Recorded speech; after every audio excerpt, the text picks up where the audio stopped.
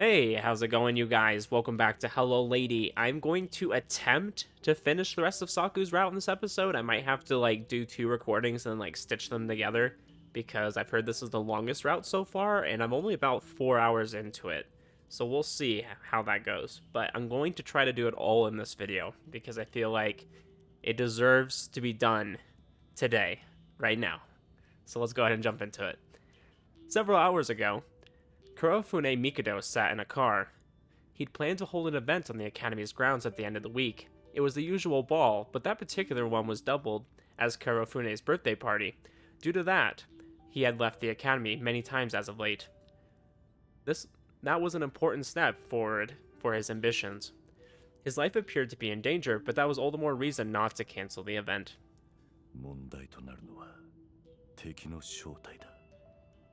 Oh, this is interesting. We're actually getting to see from Kurofune's perspective. I like that.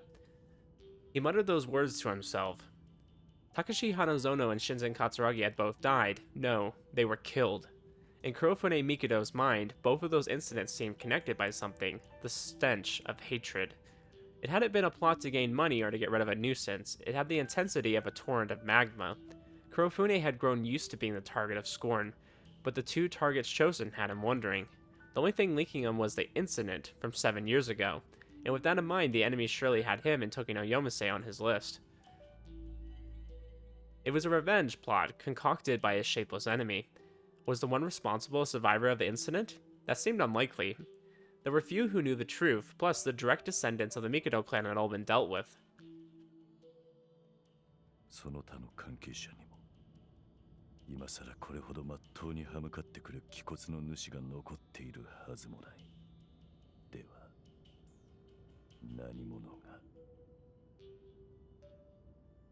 Like a stain in the window, a small face appeared in Kurofune's mind.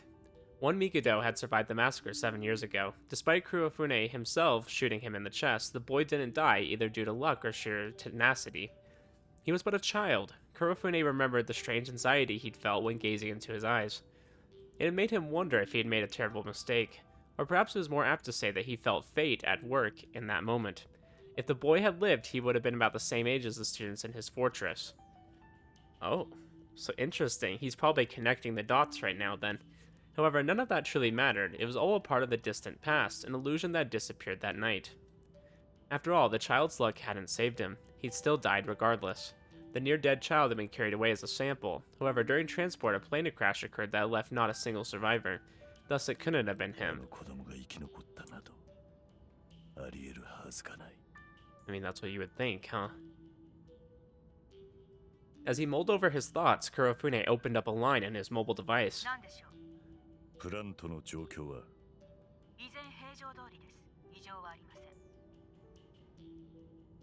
He tried considering it a needless worry.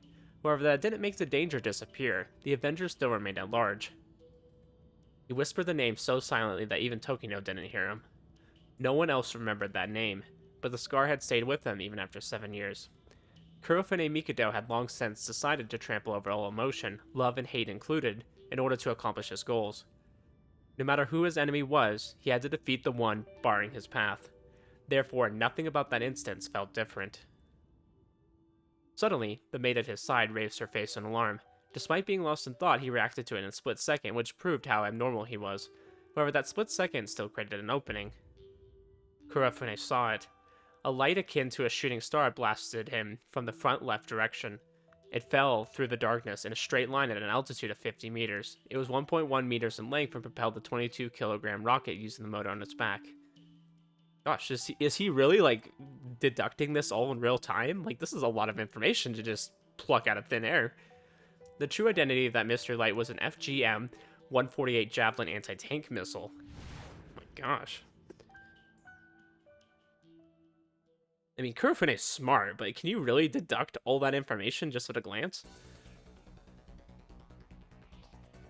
Sorako had vanished. Saku's breath caught in her throat upon hearing that she was no longer in her room in the research building. How had that happened? Even if she snuck out, Sorako couldn't have evaded the Academy security for very long. As far as Saku knew, Sorako's halo didn't have such a function. The Academy couldn't possibly have lost track of her.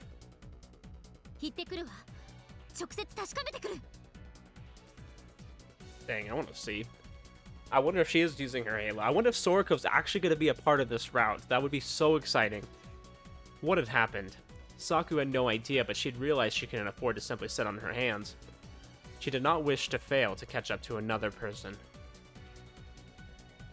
She dashed out of the door without thinking twice. She hadn't even heard Narita or Eru's responses. Saku ran through the darkened area without so much as looking to her sides. Honestly, the thing I'm liking about this route so far is that we're getting different perspectives. It's not just Narita's. Like, I feel like we've had a few other perspectives, but like not to this depth. Like, we're actually getting a lot of nice information from seeing it from their view, which I really like.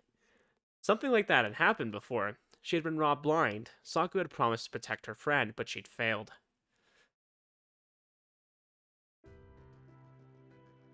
Most events involving HMIs were covered up by the authorities. During Saku's friend's incident, the victims had vanished without even leaving her remains. Thus, officially, it was listed as a missing persons case instead of a murder. Not even her parents knew the whole truth. Before Saku had enrolled in the academy, she went to say her final goodbye, and her mother, looking distant, said,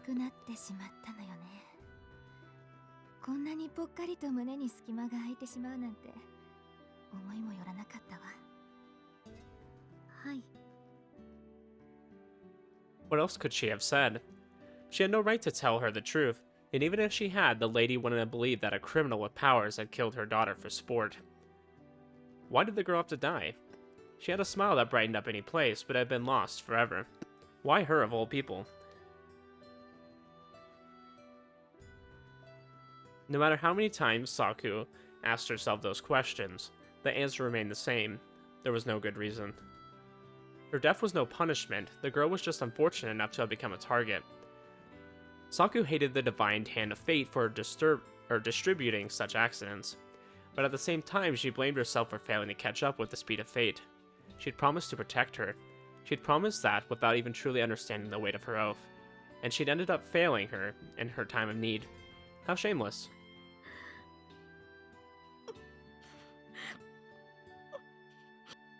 She'd wept. Saku had despaired over the fact that she'd been left behind. The person at her side took her hand and firmly grasped it, despite being profoundly sad herself. The warmth of the hand filled her heart.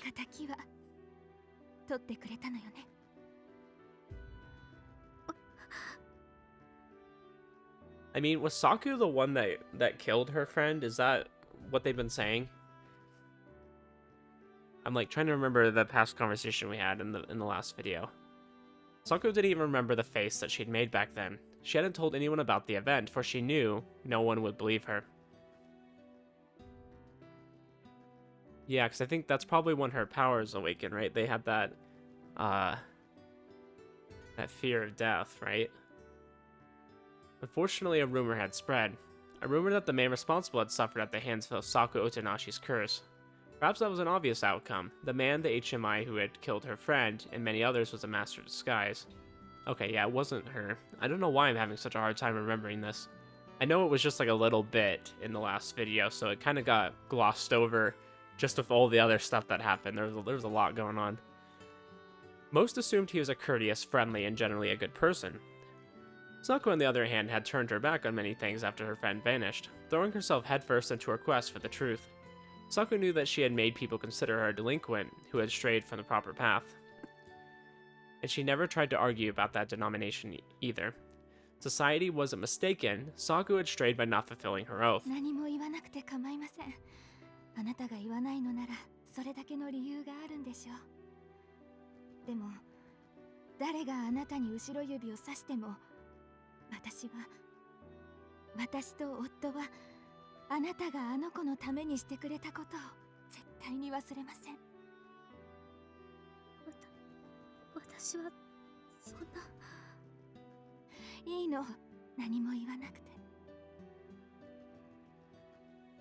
Saku had tried to keep herself from crying in that moment. The action would have been unforgivable.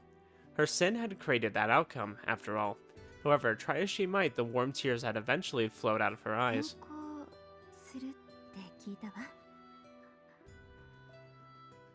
Once Saku had stopped crying, they continued the exchange. Yeah, I feel like you could describe Tenkawa as a fancy boarding school. 辛いし、それに他にもちょっとした理由があって。 That school had apparently gathered monsters like her. She felt the term monsters most apt. Her powers weren't natural, they held no place in the world of man. In the end, she was no different than the criminal. If they didn't exist, her friend would have surely survived. I don't know how well of a job, she did doing that. I feel like her health has been not so great, as we saw in the last route. Saku wanted to thank her, but she simply pursed her lips and kept quiet instead. Saku Otonashi had left her homeland while keeping all gratitude and goodbyes locked up in her heart. Instead, Saku made an earnest wish. She had wished to be faster than the world itself. She realized that there was no point looking back to the past, and so she decided to move forward without ever stopping. That single fact had never changed. She dashed forward, hoping to catch up to any fate coming her way. I chased after Saku, not falling behind. Sorako had vanished. That seemed unthinkable given the security systems in the academy. I erased any unnecessary thoughts, focusing only on solving the problem at hand. Saku tried contacting her repeatedly as she ran to the building, but Sorako didn't answer once. Using the icons of the info layer, we discovered that Tokino Yomase was rushing towards us. Sensei, what happened? Sorakoはどうしたんです? Otonashi Saku, Narita Halo. その件は調査中です。今は立て込んでいますので、後で話しましょう。 As Tokino appeared obviously irritated, she dropped her usual calm and collected facade. However, we were also in a hurry.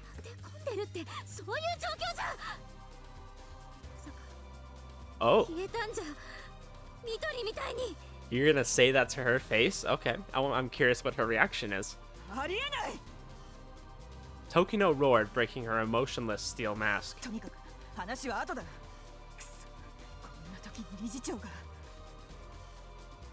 Interesting. I forget sometimes that Tokino has like such a connection with Sorako, as we've learned before, so that's why she cares so much. Did something happen to Kurofune? No, not quite yet. The fact that I had heard her accidental whisper made her cover her mouth as if she made a huge mistake. She truly lost the ability to keep herself together. How comical. Actually, yeah, wait, what?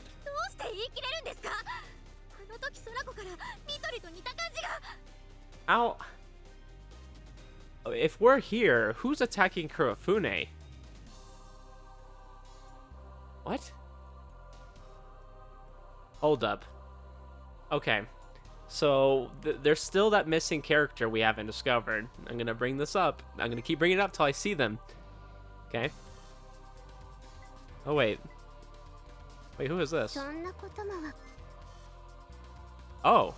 Ruri got filled in. Wait. Are we gonna see Ruri? Is Ruri still alive? Hold up. I'm totally getting off topic here. What? Ruri is the missing character that wasn't there.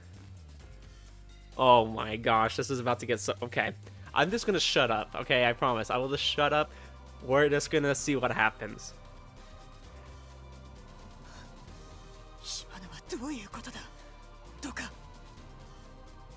Tokino approached Saku and grabbed her by the chest, acting uncharacteristically harsh. Hey, only I'm allowed to grab her chest, okay? Back off. Her rough voice left no room for argument. Even Saku felt overwhelmed. Narita.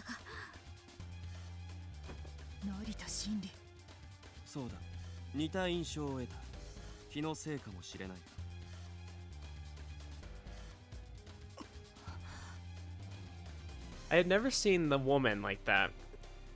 She covered her mouth as if to hold back nausea in her face, including her lips paled. It's nice to have Tokino, like, kind of on our side. She's not, like, suspicious of us. We're just trying to help her out, you know? She turned around and jumped into her room, rejecting any further interactions with us. I hurried after her, but she'd locked the door. We had no way in. I mean, we do. We could bust down the door, but... Saku banged on the door but received no response. Something major had clearly happened. Gosh, I knew I was so right to end the video where I did, because like this is like intense stuff. I want to be able to like cover all of this. Suddenly I received an email. The Academy's default functions allowed for emails, but that one had been sent to my personal line. Shinu Narita chose his friends carefully, so few knew my email address. Only Hishiya had it, in fact. Who had sent it then? The sender was unknown. The email address alone provided no clues. It seemed to be temporary. I looked at the text, which instantly changed my expression. 成田も手伝って先生がそれよりも私の話を聞きたまえ。後にして今はそれどころじゃ。空子の居所が分かった。 The mystery message had revealed that fact to me. Oh, something big is about to go down. So good. According to the email, Soraka was outside the Academy's walls. I speed walked towards the dorm. Saku followed me in a trot. 送信者もわからないようなメールを信用できるの？信用する。だ We が have to. Normally I would have laughed at something like that, but oddly enough, I didn't doubt it at all. わかったわ。じゃあ行こう。いいのかね。私も信用するわ。メールをじゃなくメールを信じるっていう成田を。根拠はきっとあると思うから。愛のなせる信頼だね。 Saku reddened and prepared to give an adorable excuse, but suddenly, someone crudely interrupted her. Is it Tigey? いや、愛とかうぜえです。超ありえないからこの場で死んでください。Just die. Ero stood right behind Saku and Tamao was right next to her. 今夜に限ってどうしてこれほど多いのだね。 Our meeting was no mere accident or stroke of luck. The two of them had searched for us using the Academy's location search function. 空子を迎えに行くんだろうが。あいつは俺らの仲間なんだよ。てめ。バカですね。 What do you mean? 事情もわからないとは最悪です。 Dang, you don't even just suck, you super suck. Apparently they'd figured out our plan and wished to join us. What options did we have? Heck yes. 玉尾、エル、一緒に来て。あなたたちの力を貸して。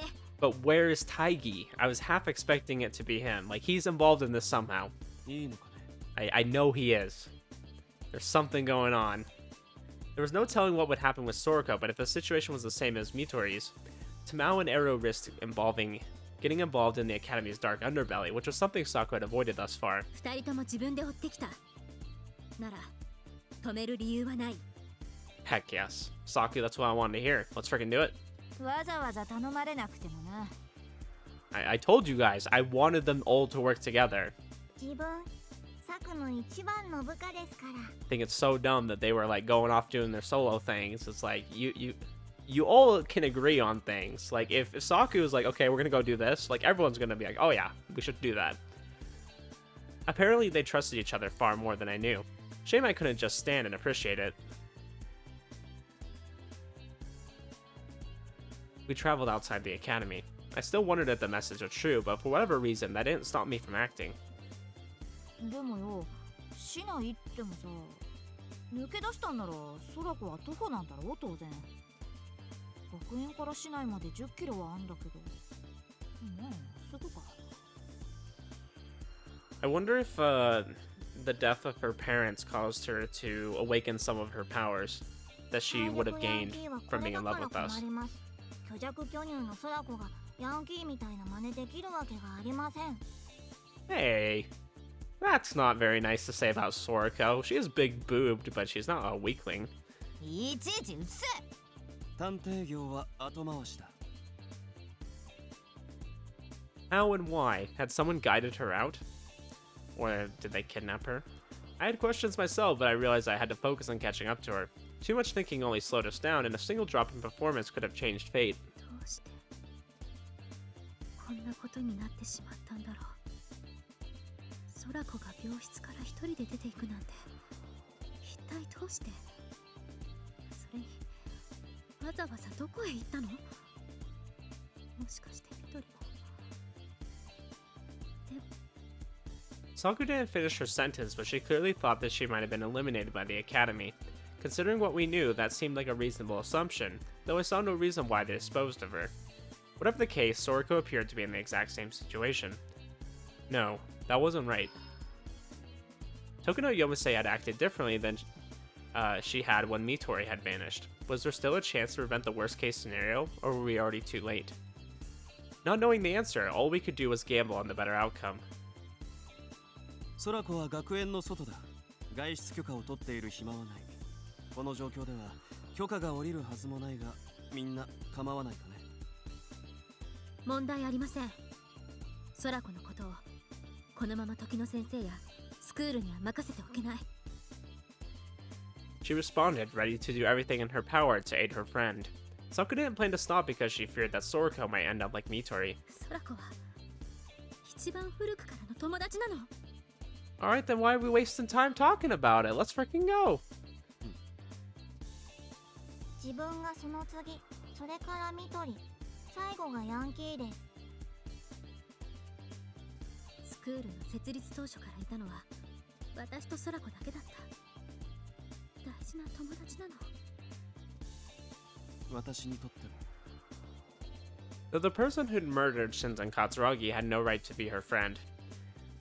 Probably true. Still, I wish to save the girl I'd hurt. Even if it was pure hypocrisy, I planned to see that through to the end. For that, too, was what Shinri Narita truly wanted.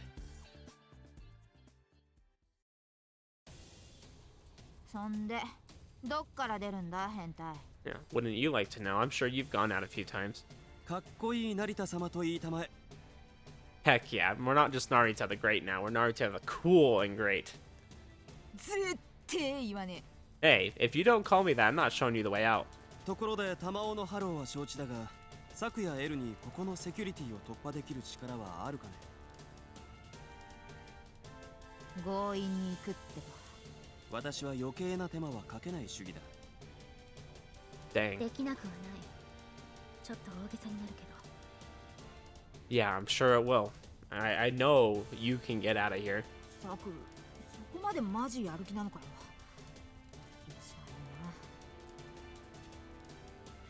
エルもまあいけっか。まあそうですね。ただ自分結構死ぬ気でやらないとそこまで持たないです。では安全策といこうか。派手なのも悪くないが、今の状況でこの学園と正面から対決するのは望ましくないというよりも面倒だ。玉尾、エルを抱えてついてこられるかね。ついてってお前にか。どうする気なの？いささか地味だが強引にセキュリティを突破する。全然ちっとも地味じゃねえ。 So wait, I thought we're going just out of the academy. Like, are they in like high alert or something right now? How come we couldn't just get out the way he usually does? バレなければ地味だと思う。こっそり無理やり抜け出すのだから。自分がヤンキーとペアだとサクはどうしますか？あの素晴らしい訪問は当然のように私が抱えていく。Narita, you always come up with something new and surprise me. Memory miracles. Okay, that's a new one. 死ね。お前は自分を連れて行けばいいのです。ダメだ。私に平坦はゾーンではない。応答だ。Wow, rejected for your boob size. サク、この野郎のドタマをバットで今すぐ勝ち割ろうと思いますが構わないですか？ No, please don't. That sounds very painful. 待て。ドタマ割るの？ Until she can crack you open. 待ちません。 I'm not going to wait. そこのやつ誰だ？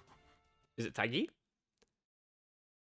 Tamao fell behind for a moment when she felt someone's presence. It's Tigey! Oh, there's no maid! Okay, good. Tigey Mikado appeared from behind the tree, and for once, no maid accompanied him. Sorakoのところへ行くんだろ? Heck yeah, Tigey, you're invited. I used to say I didn't like you very much. You're my best friend now. You're coming along. さっきまでの我々の話を立ち聞きしていた。ああ、聞こえる前に会話が止んだ。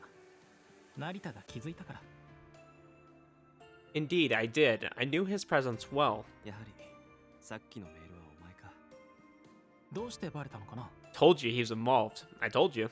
さて、根拠はない。わかりました。こいつら友達 Ew. です。 Arrow, what the frick? We had no clue if he was friend or foe. Tigey Mikado was the son of the chairman, so it was hard to figure out whose side he was on. The girls prepared to jump him if need be, but they waited and watched how our discussion went. 止めるつもりはない。時の先生もすぐに追いかけるつもりだが、父のことで今スクールはちょっとしたパニックだ。黒船に何があった？外に出ていて事故にあった。まだ連絡が取れない。The surprising news made the girls gasp. An accident, at such an inconvenient timing, that seemed intentional. Then again, Kurofune had many enemies, so it wasn't hard to imagine that one of them targeted him. Kurofune Mikado was my chief target, yet someone else had.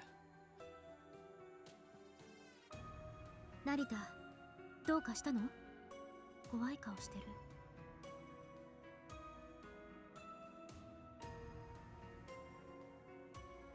Sorry, I'm getting a call.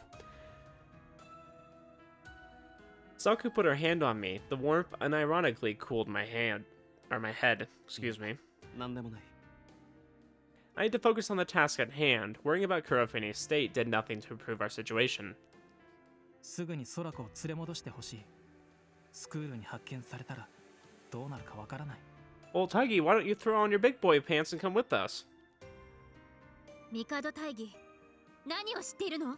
Alright, Saku, you call him out on his crap. I want to know what he knows too. Saku demanded answers in a furious tone. She didn't ignore his implications. There's no telling what will happen. Did he mean that she risked ending up like Mitori? Tigey casually ignored the ire of the Academy's queen with the demeanor of a jester. ここで時間を潰している暇はないんだろ。確かにな。まずは空子を連れ戻すことが最優先だ。わかったわ。 Alright then, let's freaking stop wasting time. Let's go. The somewhat aggressive air returned to being merely tense. 僕もそれを願うよ。このことは学園には報告はしないということかね。第2ゲート横に車を待たせている。運転手にはうまく言い含めてあるから心配はいらない。しないので、君たちを何も聞かずに送ってくれる。Tigey is surprisingly reliable when he wants to be. ボンボン。Tigey Mikado, did he want us to trust him? 私は大義を信じよう。君はどうかね？いいわ。どのみち時間が欲しい。市内までの足も確保できるなら、それに越したことはない。サク、頼りは君だけだ。Saku didn't comprehend the full meaning of those words, but she didn't want to waste any more time, so she simply turned around and walked away. 変態に加えてボンボンが味方かよ。なんつうか今夜は調子狂っちまうよな。Well, you know, get used to crazy, Tamao. 味方じゃなく味方未満です。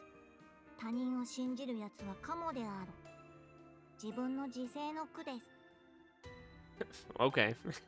とにかくてめえが一番最悪だ。 Oh, dang. Ero and Tamao continued their light chatter. Can we get going? 行こう。成田。 Gosh, like, how long do we have to have a conversation? それには及ばないよ。We're going back to back again. My eyes met his as we took our leave. They reminded me of the peaceful days when we gazed up at the sky together. A part of me had even nonsensical thoughts about those days had returned. Shaking off such feelings, I turned around and rushed to the second gate in Okushima.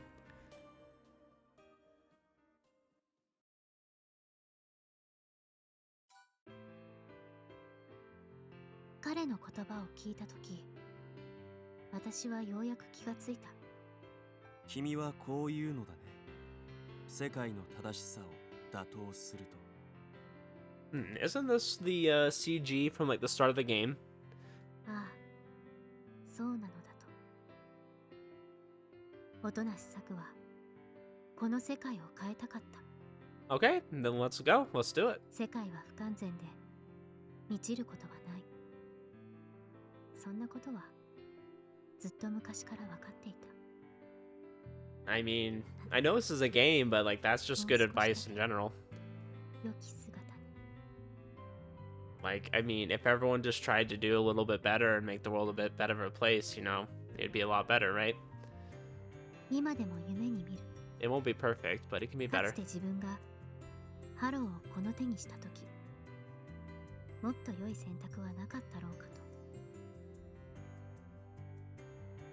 出るはずのない答えをいつも思う。世界の正しさがきっとどこまでも残酷なのだとしても、ほんの少しでもわずかでもより良くしようという試みが無駄ではないと信じたい。だから私はノーブルになりたいのだと。自分の望みの形をやっと正しく理解できた。 It's interesting. I feel like in some ways this was her becoming her own person, but at the same time she's also kind of conforming to the Academy's ideals.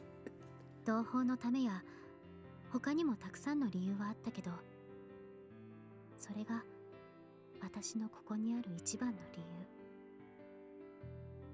今日はまだないから明日も永遠にないとは誰にも言わせない。たとえどこにもないものだとしても、いつか必ず輝けるものをこの手に見出そう。今度こそ私は追いついてみせる。世界の速さにもどんな運命にも。そして行くのだ。私たちは正しくなくとも美しく咲く日を夢に見なが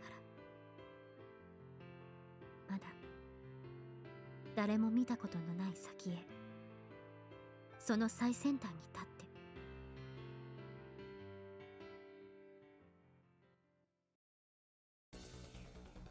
We took the car to Okushima, or more specifically the large department store before the station, which served as a local landmark. Night had long since fallen, so there was barely any people around, which was quite favorable in our situation. まずはSorakoを発見しなければ始まらない。使える手はあるかね。一応聞いておくけれど、成田にはないの？私のハローは探索には向かないのだよ。何せ派手好きなものでね。あまりに成田らしすぎて自分超お笑いです。 And then there's Arrow. 私は手持ちだと難しいわ。 Gosh, that still blows my mind. It's hard with the ones I have, implying that she has multiple, because she does. It's crazy. 俺がやってやる。空子だろ。わかるよ。 It's like, why the frick do you get 5 different Halos? That's some bull crap. セット。 Oh, okay. How beauteous mankind is. Brave new world. Type tempest 4. Run.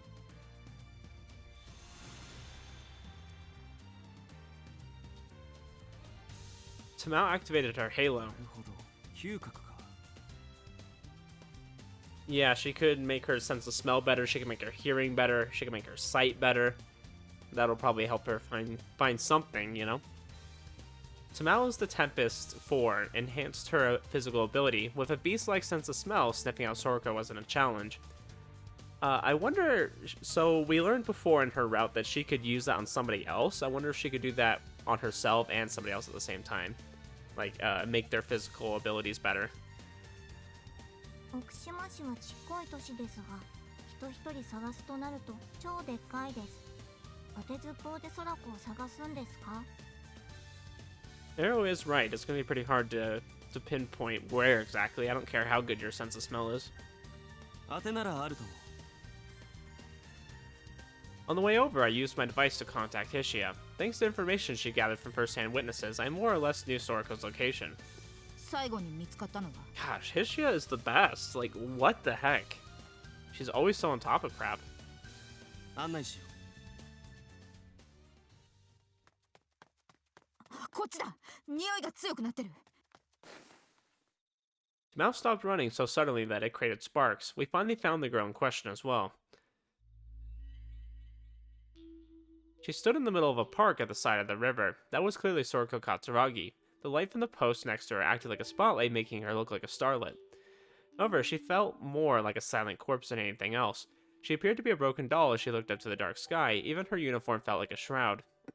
Most notably, Tamao Akihito remained in place, while Shinori Narita couldn't bring himself to run up any closer. It wasn't reason or intuition, but primal instinct. It rooted me to the spot. But in a second, everyone understood that taking another step would result in their deaths. No, there was one exception. 待て、サク。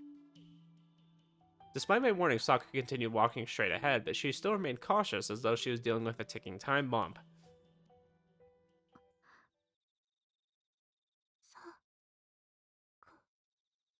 Her response came nearly 10 seconds late. She turned her head like a screw. Saku started sweating as if she stood on hot coals, while Sorako moved as awkwardly as a rusty mannequin. A terrifying chill ran down my spine. Oh, okay, so she has the Onslaught Syndrome then. She, the devil within her thing. I don't remember what it's called. Fear overwhelmed me. Dang, it's not even Sorako it's not even Saku this time. Saku's shivering shout didn't reach her. It felt like I'd heard a broken clock spin out of control. Its warped box closed as nature demanded. The air was filled with a cold buzzing and an ear-piercing pain. The world itself seemed to shatter. No, not seemed. The area we were in had separated from the outside. We were entered a different realm with no exits. What the heck? まさかこれが空子のハローだと。 I don't remember her Halo doing that. 違う、あの子の力はこんなこと起きるわけがない。スライダーかか。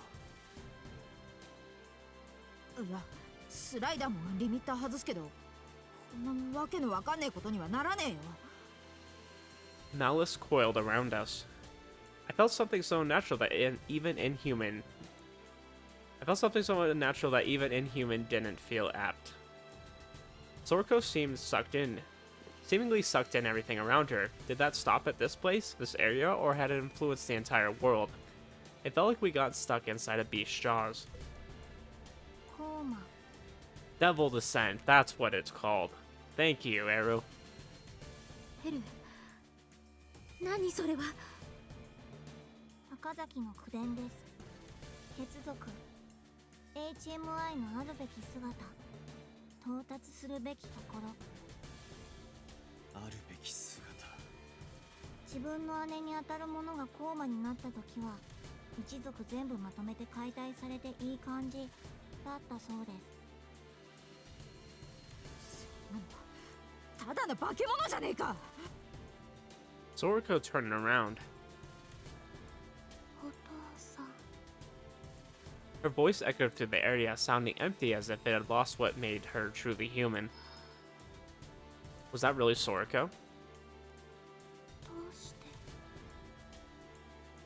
こんなになっちゃったんだろう。 I wonder what would happen if we used Eru's Halo on her, because who would be the person she loves the most? Would it be her parents? And if she already feels like this because she lost her parents, what if we intensified that love? I mean, I guess that would make it look like Eru was her. She'd get blinded by it, right? But like, can we do that again? Now that it's not Saku who can freaking ignore Halos, which is some BS, by the way. I took a step forward, but something below my foot suddenly screamed out. I felt unbearable pain, like my limbs had been torn off. I couldn't approach her like that. My lungs abandoned me. Those wounds weren't old. My old ones had experienced necrosis. Wounds that had and hadn't healed seemed to open up all at once. Oh yeah, that's because of her Halo, huh? Amidst the pain, I thought of the perfect comparison. Say that an individual was infected with a virus that would wipe out all of humanity. If they weren't killed within 24 hours, it would spread. What was the proper course of action? Could one really choose? Would you save the many by killing one, or would you avoid taking a life even if it meant letting billions die? The correct answer to that question did not exist. If numbers were the only factor, then of course many would choose to act for the good of humanity. But what if the infected individual was your beloved? Even then, there would be those who could and couldn't kill them. All answers were right, but also equally wrong. All beliefs negated all other beliefs. Thus, there was no one true answer.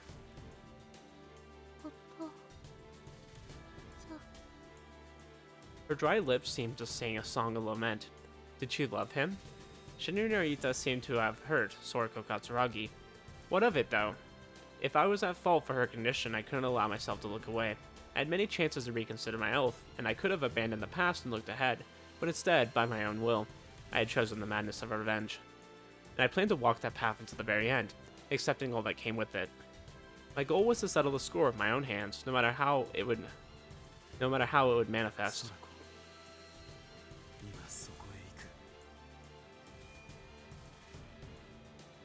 And so I faced the true demise before me head on.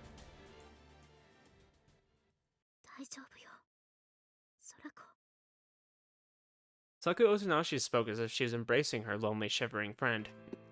あなたに何が起こってるのかわからないでも大丈夫私が必ずあなたを守るから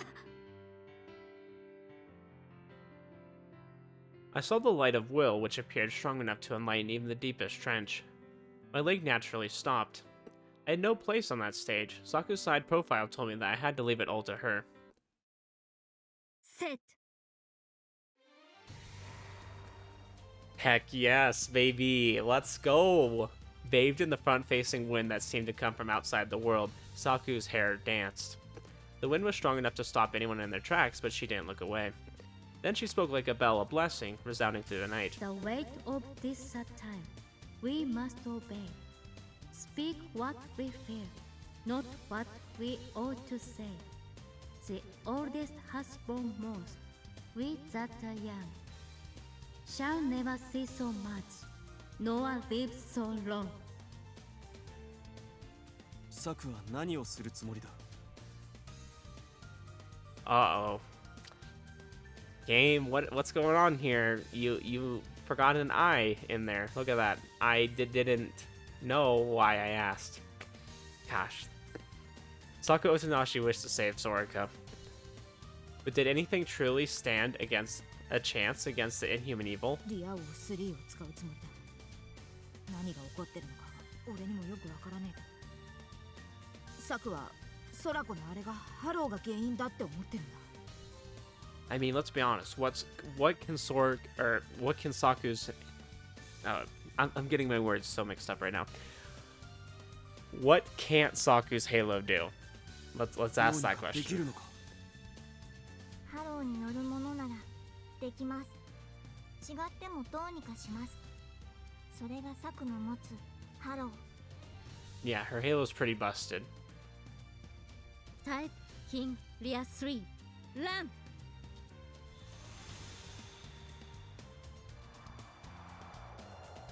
If miracles truly happened, then that was one of them. Small lights appeared around Saku. They grew in number until they exceeded the hundreds in the blink of an eye.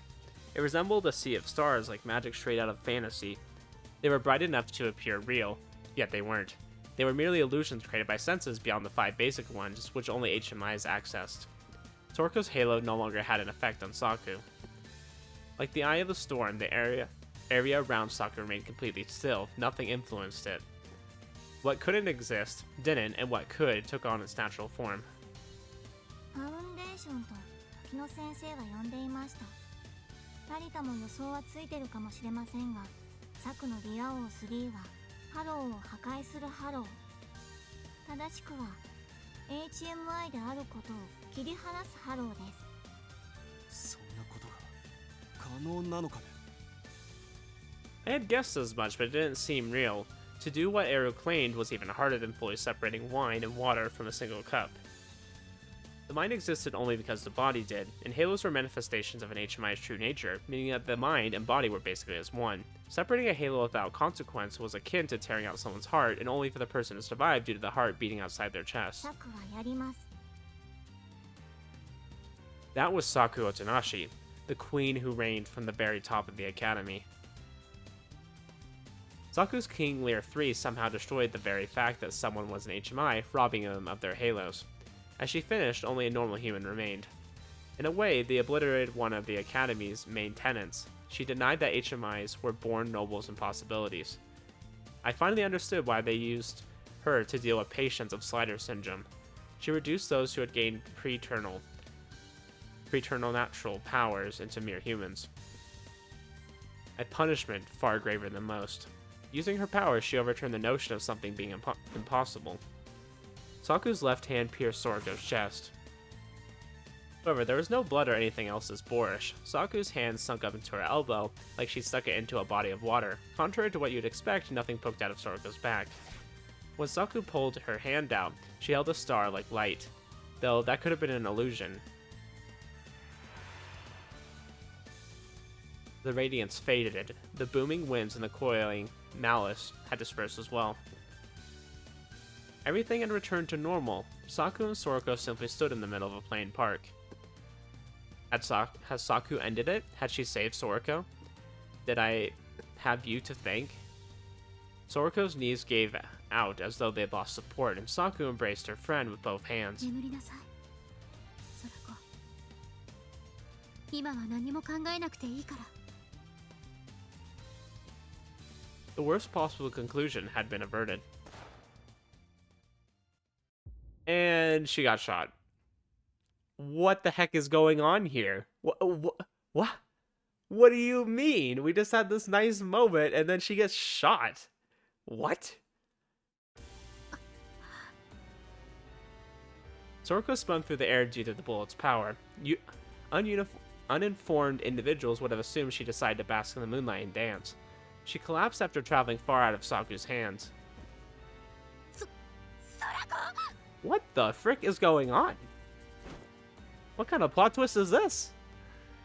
I jumped out before Saku screamed. I kept Sorako from hitting the ground by placing her on my left shoulder. Ero had followed after me and ran into Saku, who stood there in shock to force her to the ground.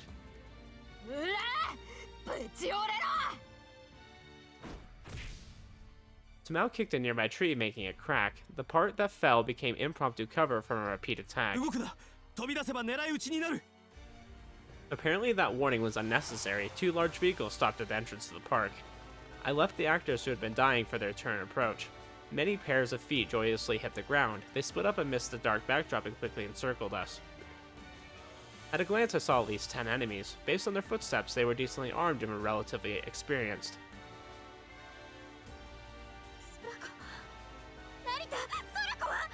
安心したまえ。息はある。だが出血が激しい。 But hold up. What is going on? I don't understand. What do you mean? So we got people. Is this the AHM? Is this the Academy? Who's doing this? I tried to treat Sorako's wound as we hid behind cover. Luckily, the bullet had missed all of her vitals, so she hadn't died instantly, though it was only a matter of time before things grew worse. Mao jumped next to us with Arrow under her arm. Instead of checking the wound, she instantly placed her mouth over Sorako's. She gave her a literal breath of life. Sorako's pale face regained some color and her bleeding slowed. Oh, she used her halo on her. ヤンキーはソラコの身体機能を拡張させたのです。もともと人体が持っている自然治癒能力を増強させて、負傷のこれ以上の悪化を防ぎました。 Heck yes, I'm excited. Like, everything we've learned about their halos and everything up to this point, we're finally getting to see it used in action. だけど傷が深い。なるべく早くにまともな手当てをしないと。つまりどちらにしても包囲されているこの状況を突破すればいいということだろう。 But do we get to see Narita use his halo? Regardless of who they were, I planned to make them pay. However, Sorako's wound was the most pressing thing, so I shelved that for later. 成田早く病院へ。この連中を引き連れたのね。 I like how he has the ability to call them gentlemen while they're like killing his friend. Using the darkness as cover, they approached us. It felt like I was in a closing maw. They obviously knew we were students from the academy. A group as well armed and trained as them did not fit a rural Japanese town. What were they? AHM or some other group perhaps? Acting without any information on them seemed foolhardy. If they attacked us in the hospital, the number of casualties would only have increased. さらに言うなら、ソラコの状況がわからないままでは、スクールへ連れて帰ることもできない。じゃあどうしたら。逃げ込む先の心当たりはある。まずはこの場を突破しよう。 I know where we're gonna go. We're gonna go to the church. How much you want to bet? Smell already knew what had to be done. She grinned and stood by my side. She and I were the vanguard. We planned to protect Soraka from the front while Saku and Arrow acted as the rear guard. 私がそれほど物分かりの悪い男に見えるかね。せいぜい足は引っ張んなよ。 Okay, Tamao, shut up. I could beat you up right now. おや、勇ましいことだ。待って、二人とも。私が。サク、お前は後にしろ。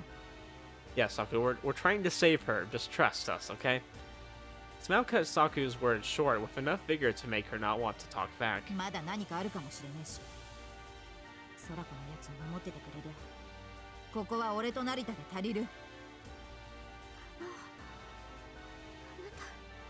いい子。いいことを言いますね。ヤンキーもたまには。おや成田、どうかしましたか？ Oh my gosh. かっこいい決め台詞を取られた三下みたいな顔をしています。Eru, you can't deny him his ego, okay? Like, Narita can be a pretty humble person at times, but he does have a little bit of an ego. Yeah, it's in his personality, okay? Well, Tamao and I were more than a match for the ones around us, but our real enemy was time.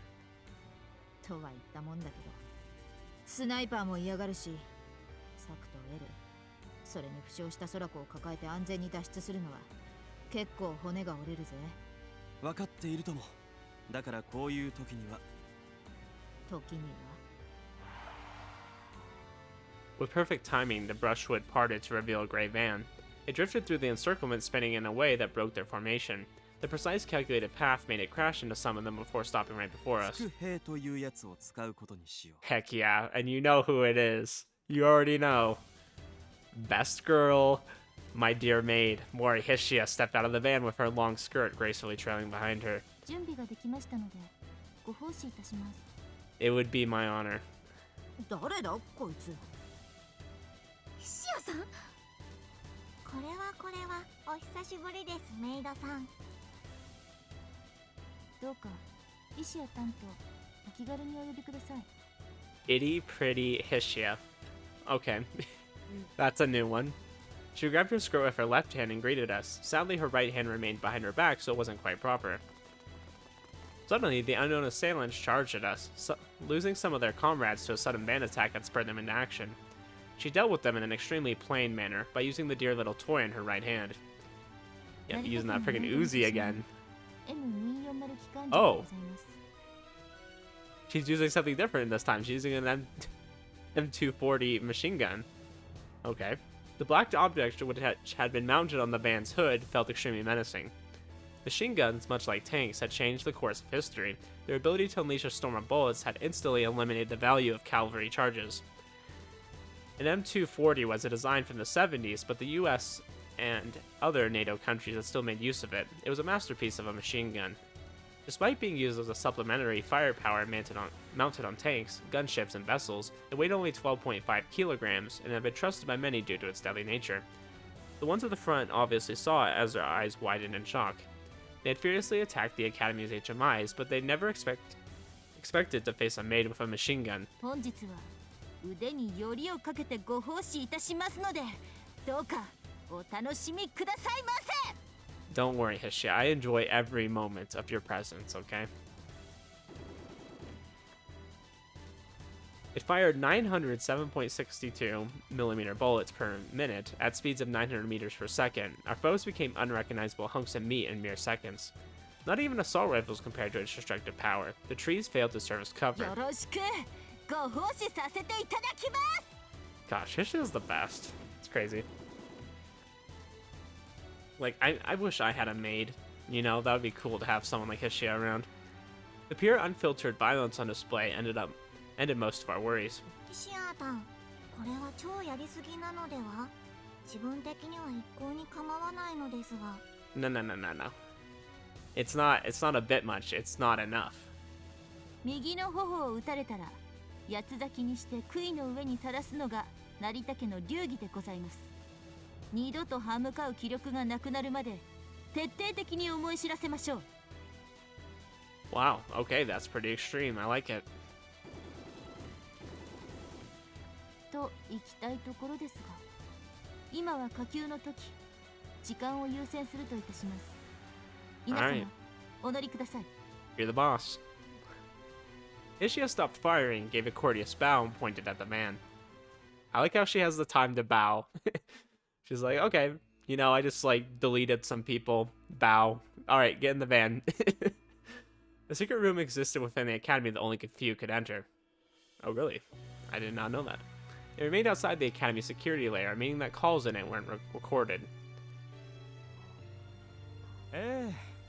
黒船は始末できた。 Oh. 思いのほか簡単でした。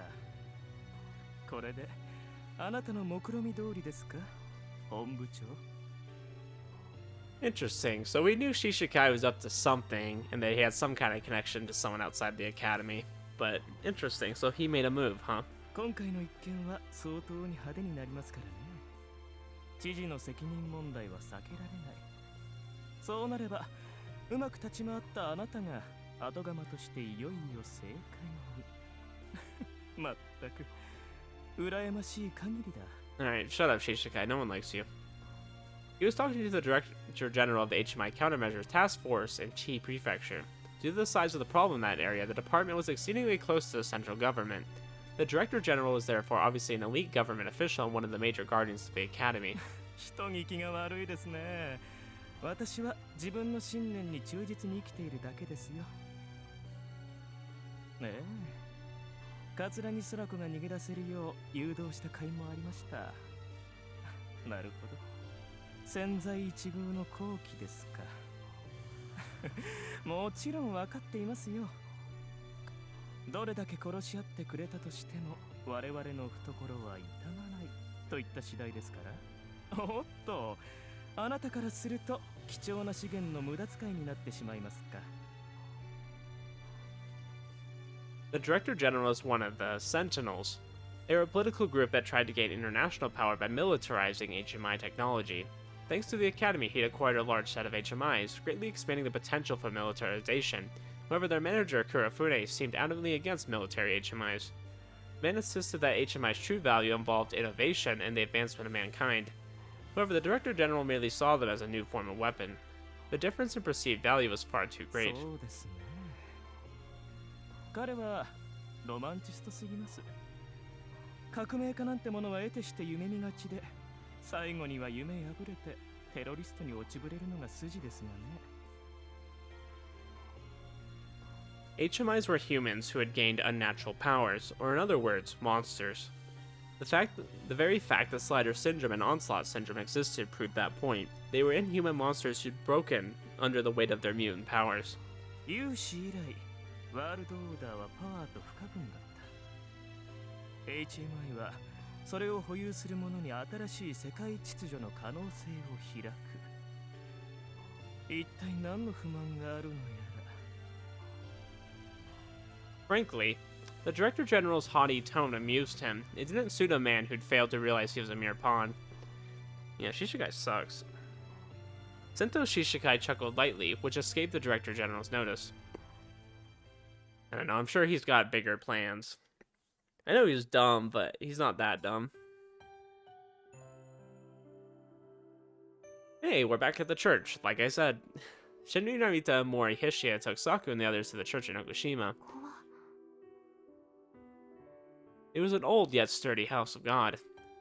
No one else seemed to inhabit the place, so they figured Narita must have bought the abandoned building or acquired it through some other means. They pulled their strength and carried Sorako to the room in the back. There were no doctors present, so Narita himself treated her. He finished unexpectedly quick. 成田、空子は？心配はいらない。傷の手当ては済んだ。玉緒のハローがなければ危うかったが。そう。よかったじゃねえか、サク。成田もたまには役に立ちます。 Hey, what do you mean? I have plenty of uses. Why is everyone gonna take a pass at me? The bullet had passed right through her, so merely sewing it shut was enough. It wasn't ever a fatal wound, but Tamao's power had made it even less serious. Saku shivered as she recalled the pain of having a wound sewn shut. Sorako should have been thankful that the shock from King Lear 3 separating her from her halo made her lose consciousness. She was stable at last, and the sight of her peaceful face made Saku sigh in relief. そのありがとう成田。礼の必要はないよ。 Honestly, Shinri Narita wanted to thank her instead. It showed on his face even if he didn't realize it. He was a man of many mysteries, but some of the secrets occasionally peeked out. His skin felt akin to armor with gaps in it. Saku could see them in that moment as well. There was something about him that resembled kindness, but Saku wasn't entirely sure. Still, at the very least, knew he was carrying a heavy burden and an intense, unshakable will. A few moments prior, his mate and ally, Mori Hishiya, shot the enemies without hesitation, killing them without so much as a second thought. The sight had shocked Saku, though a part of her understood something thanks to that. Shinru Narita was a total outsider, a stranger from a world where that was the norm. It was hard to think when exhausted, and so Saku pulled out a piece of candy and placed it in her mouth to get some sugar. 惚れた弱みなのかな。 That you have. But that's okay. That's not a bad thing. At least he wasn't always gonna kill your father or something, you know? Saku didn't feel like rejecting him no matter what he was. Instead of being scared, she was grateful that he'd saved them. Thus, she simply chose to accept reality as it was, even if he kept his secrets. She did hope a day would arrive when he confessed such things to her, however. I'm sure it will happen. Corpses, deaf, twisted, and crushed bodies. It felt as though she'd created such things with her own hand. The sudden surge of fear and joy made Saku Otonashi want to vomit. Well, you know, she was kind of, killing a bunch of people. お前の腹の中についてとか聞かなきゃならねえことは山ほどあるが、ソラコに免じて後にしといてやる。 Hey, what if, you know, Narita's just a man of God? What if he's like trying to start his own, you know, little church here? He's gonna have his own little crowd of people come in and he's gonna preach to them, right? まあヤンキー Yeah, の no, that 賛 wouldn't 成 happen. です。今の我々は友情のために学園を飛び出してしまったリベリオン。しばらくは五越同州と行きましょう。 Of course we're getting along. They squinted as they looked at me, but I appreciated that they hadn't asked questions. They must have had a lot of them on their minds. But I couldn't answer any of them since that would have made them my enemies. さすがはご主人様のご学友の皆様。実に頼もしい方ばかりで、ヒシや羨ましい限りでございます。あなたほどじゃないわ。さっきはありがとう、ヒシや。おかげでソラコが死なずに済んだ。 I would expect nothing from the world's greatest maid. ご主人様の指示に従ったまで、お礼には及びません。メイド服と機関銃とか超頼もしすぎて自分ちょっとエッチな抱き枕化したいところです。 You know, I wouldn't be surprised if there is a body pillow somewhere out there of Hishiya. And if there isn't, there needs to be. I don't really care for body pillows, but you know, I would at least look at the picture and appreciate it for a moment. 頼もしい以前に変だろ。誰か突っ込めよ、メイドと機関銃。Tamao was just like, are we not going to talk about that? Sorako rested atop a makeshift bed created from a pew. I felt bad about it, but our foes may still have been on our tail, so the church wasn't the safest place. She was out in front in case we had to make a quick escape. Her condition had finally stabilized, so there was something I had to confirm. 先ほどの話の続きをしよう、高崎エル。コーマとはどういったものなのだね。先ほど見た空子の変化がそれなのか。Indeed. と言っても自分詳しいことはほとんど知りませんよ。所詮口伝です。高崎500年も自分を最後の作品に途絶えたも同然ですから。耐えたとはエルの姉の仕業で。姉に当たるものですが、まあそうです。高崎は don't show me this again. HMI の決闘で永遠500年をかけてコーマにたどり着こうと。口伝によると本来の姿ですから立ち戻ろうとしていました。自分も姉に当たるものも突き詰めれば代々の高崎すべてが言うなればそのプロトタイプです。白いプロトタイプ高崎エル、超かっこいい。ま、昔から続いてる決闘なんてやつはどこも似たり寄ったりのブチ切れ具合だよな。化石も同然のくせに態度だけでかいしさ。I don't know what's the matter. Are you speaking from experience? I know your family's been around for a while. でもエル、あなた今まで一度もそんなこと。Now that I think about it, Saku's probably the most normal, like, person here just because of her family situation. Like, everyone else has got, like, these crazy family histories. すみません。時野先生から口止めされていました。サクにも絶対に伝えてはならないと。当然時の女子は全て承知だったわけか。 She knows of a lot of things that probably we don't know about. I knew why she wished to keep it a secret. The thing we'd seen today and the idea that it was our true form was terrifying. I was impressed that the crowns had managed to bear it, though. They still clearly felt fear. That was true for me, as well. And it was fundamentally different from a fear of death or developing slider syndrome. It was the fear of becoming something truly inhuman. The halos HMIs possessed were rather delicate and depended on their mental state, so knowledge of such a possibility risked destabilizing them. 先に準備を整えておこう。ヒシヤ、手伝ってくれ。承知しました。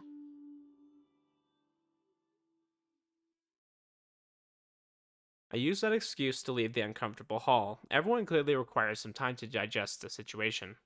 I walked to the basement to take care of important matters while I still had the chance. It was full of tools I prepared for my revenge, which awaited their chance to shine. I went through the old steel shelves, taking all the weapons and gear I needed. ところで、黒船が事故に遭った件だが。ご指示の通り確認してみたのですが、帝黒船が郊外で襲撃されたのは事実のようです。Okay, interesting. So we're actually getting some confirmation here. 黒船が AHM 程度にか。装備、質とも以前ご主人様とヒシアがあった三下どもとは桁が違うようでございます。それで黒船の生死は？ Hishiya shook her head to express her lack of knowledge. He might have died. I couldn't have reached such an anticlimactic end after I traveled so far. Narita's 7-year journey could only end once I'd taken revenge with my own 2 hands. 他に何か手がかりは？手がかりかどうかは分かりませんが。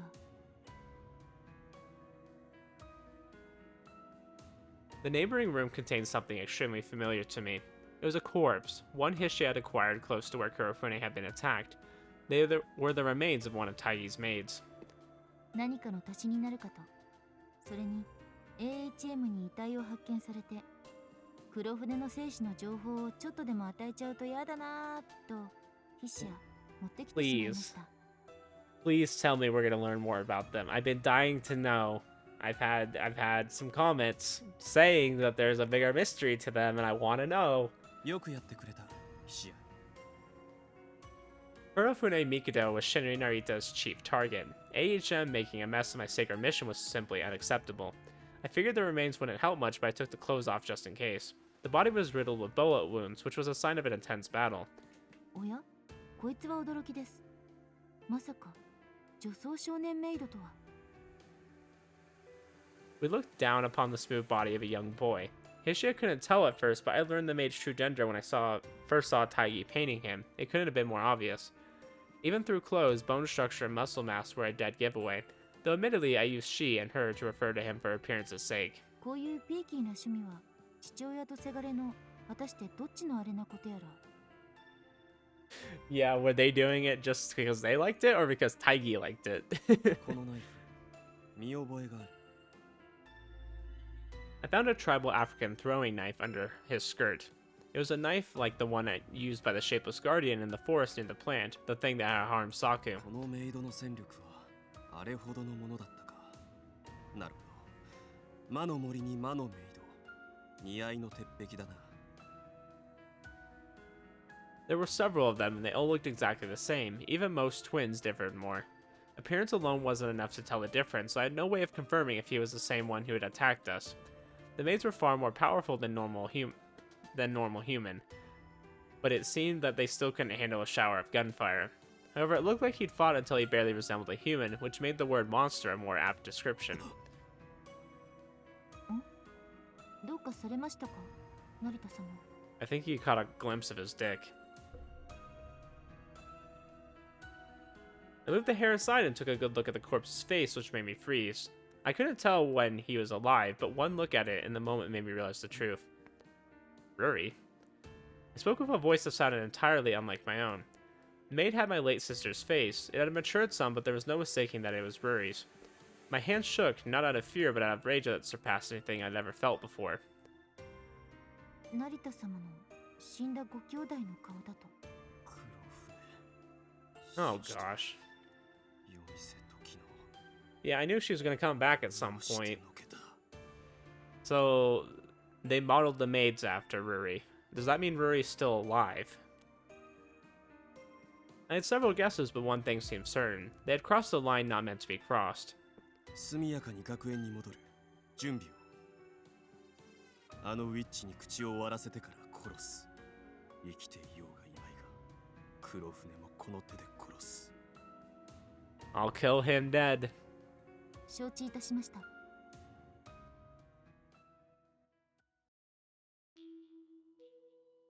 I reined in my anger and put on the usual Narita facade. With a calm expression on my face, I returned to the hall. In my hand, I had a case of equipment I needed.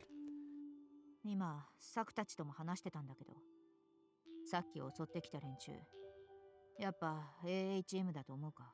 十中八九間違いないだろう。あるいは黒船の事故とやらも奴らが関係しているのかもしれない。でも AHM の動向には当局も厳しく目を光らせてるのに何の兆候もなかったなんて。 Saku had a point. The equipment and skill of the group that attacked us was clearly the result of intense planning. ところでサク、私とヒシヤが君と時の女子を救った夜の出来事を覚えているかね？忘れられるわけがないでしょ。あなたと初めて会った夜なんだから。 Yeah, it was the night we grabbed your boobs, too. それは何とも光栄だね。今そういう話をするとき？その私たち分かり合ってるぜみたいなやりとり、自分 Yeah, we're vibing over here. 話の腰折るなよ。もちろん、のろけるのは日を改めてにしよう。改めてしなくていいです。No. 君たちはどうして外出していたのかね？その行動は定期的なものだったのだろうか？こいつ無視しやがった。サクにも無視されたことがないのに。もうやめとけへんな。あの日の会合は県本部とのスライダー対策の打ち合わせで前回の出動要請の事後処理を兼ねていたわ。それってどういう話につながるんだ？ Oh, Narita, you're connecting the dots then, huh? Once Tamao actually looked intrigued by the matter. 定例ではないから関係者でなければ正確な日付を予想することはできないといったところだな。ずいぶん持って回った言い方するじゃねえか。クラウン一の作詞の自分が思うに、成田はこう言いたいわけですか。Arrow pointed that out in a hurry. それでは筋が通らない。お、スパイはいるだろう。しかし、内通者の立場は元来危険なもの。まして相手は黒船や夜店時の。下手な行動をとっていれば即座に露見するはず。にしては、あの夜の襲撃は半端だ。でも襲撃が成功していれば時の先生は殺されて私は捕まってた。本当にその成果を得ようとしたのなら襲撃の規模が小さすぎる。素人同然の兵隊でクラウンの筆頭を襲うという発想そのものがだよな。つまり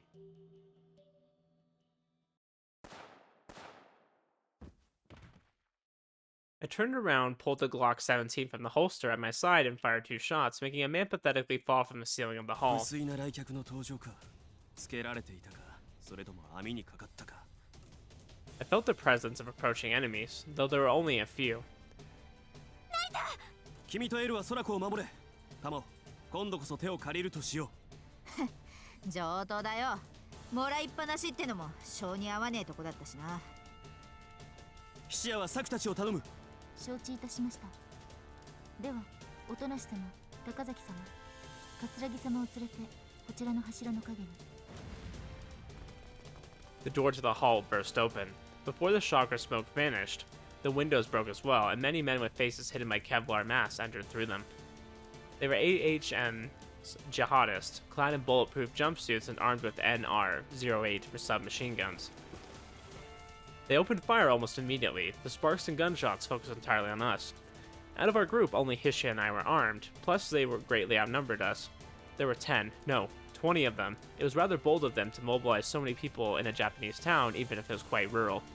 AHM utilized mankind's greatest strength to attack HMIs. Shared standards and quantity over quality, mankind's most prominent characteristic was their inability to accept the abnormal. They didn't have any special qualities or differences between them. Unity allowed for them the mass production of the mediocre. And so, armed groups made them powerful enough to take the lives of many creatures. NR-08 muzzle flashes lit up throughout the hall. NR-08s were copies of HNK's legendary MP5 series produced by Norinco. They weren't as powerful as the original, but the MP5's design was perfect for indoor battles. So many police and special forces uses the knockoff. The dense hail of bullets proved lethal in tight spaces. Speed alone wasn't enough to evade it all. Luckily, there were other factors in play. I dashed forward, becoming one with the wind that melted into the darkness. I had home field advantage. The many obstacles in the area were a positive for me. I moved as I pleased from shadow to shadow, sometimes kicking off the pillars. I even used Chipkali when necessary. My three-dimensional movements were hard to follow, even with night vision goggles. If I was the wind in the dark, then my companion was a lightning bolt in the night. Tamao Akahito was as skilled as I had assumed. No, she might have even surpassed my expectations.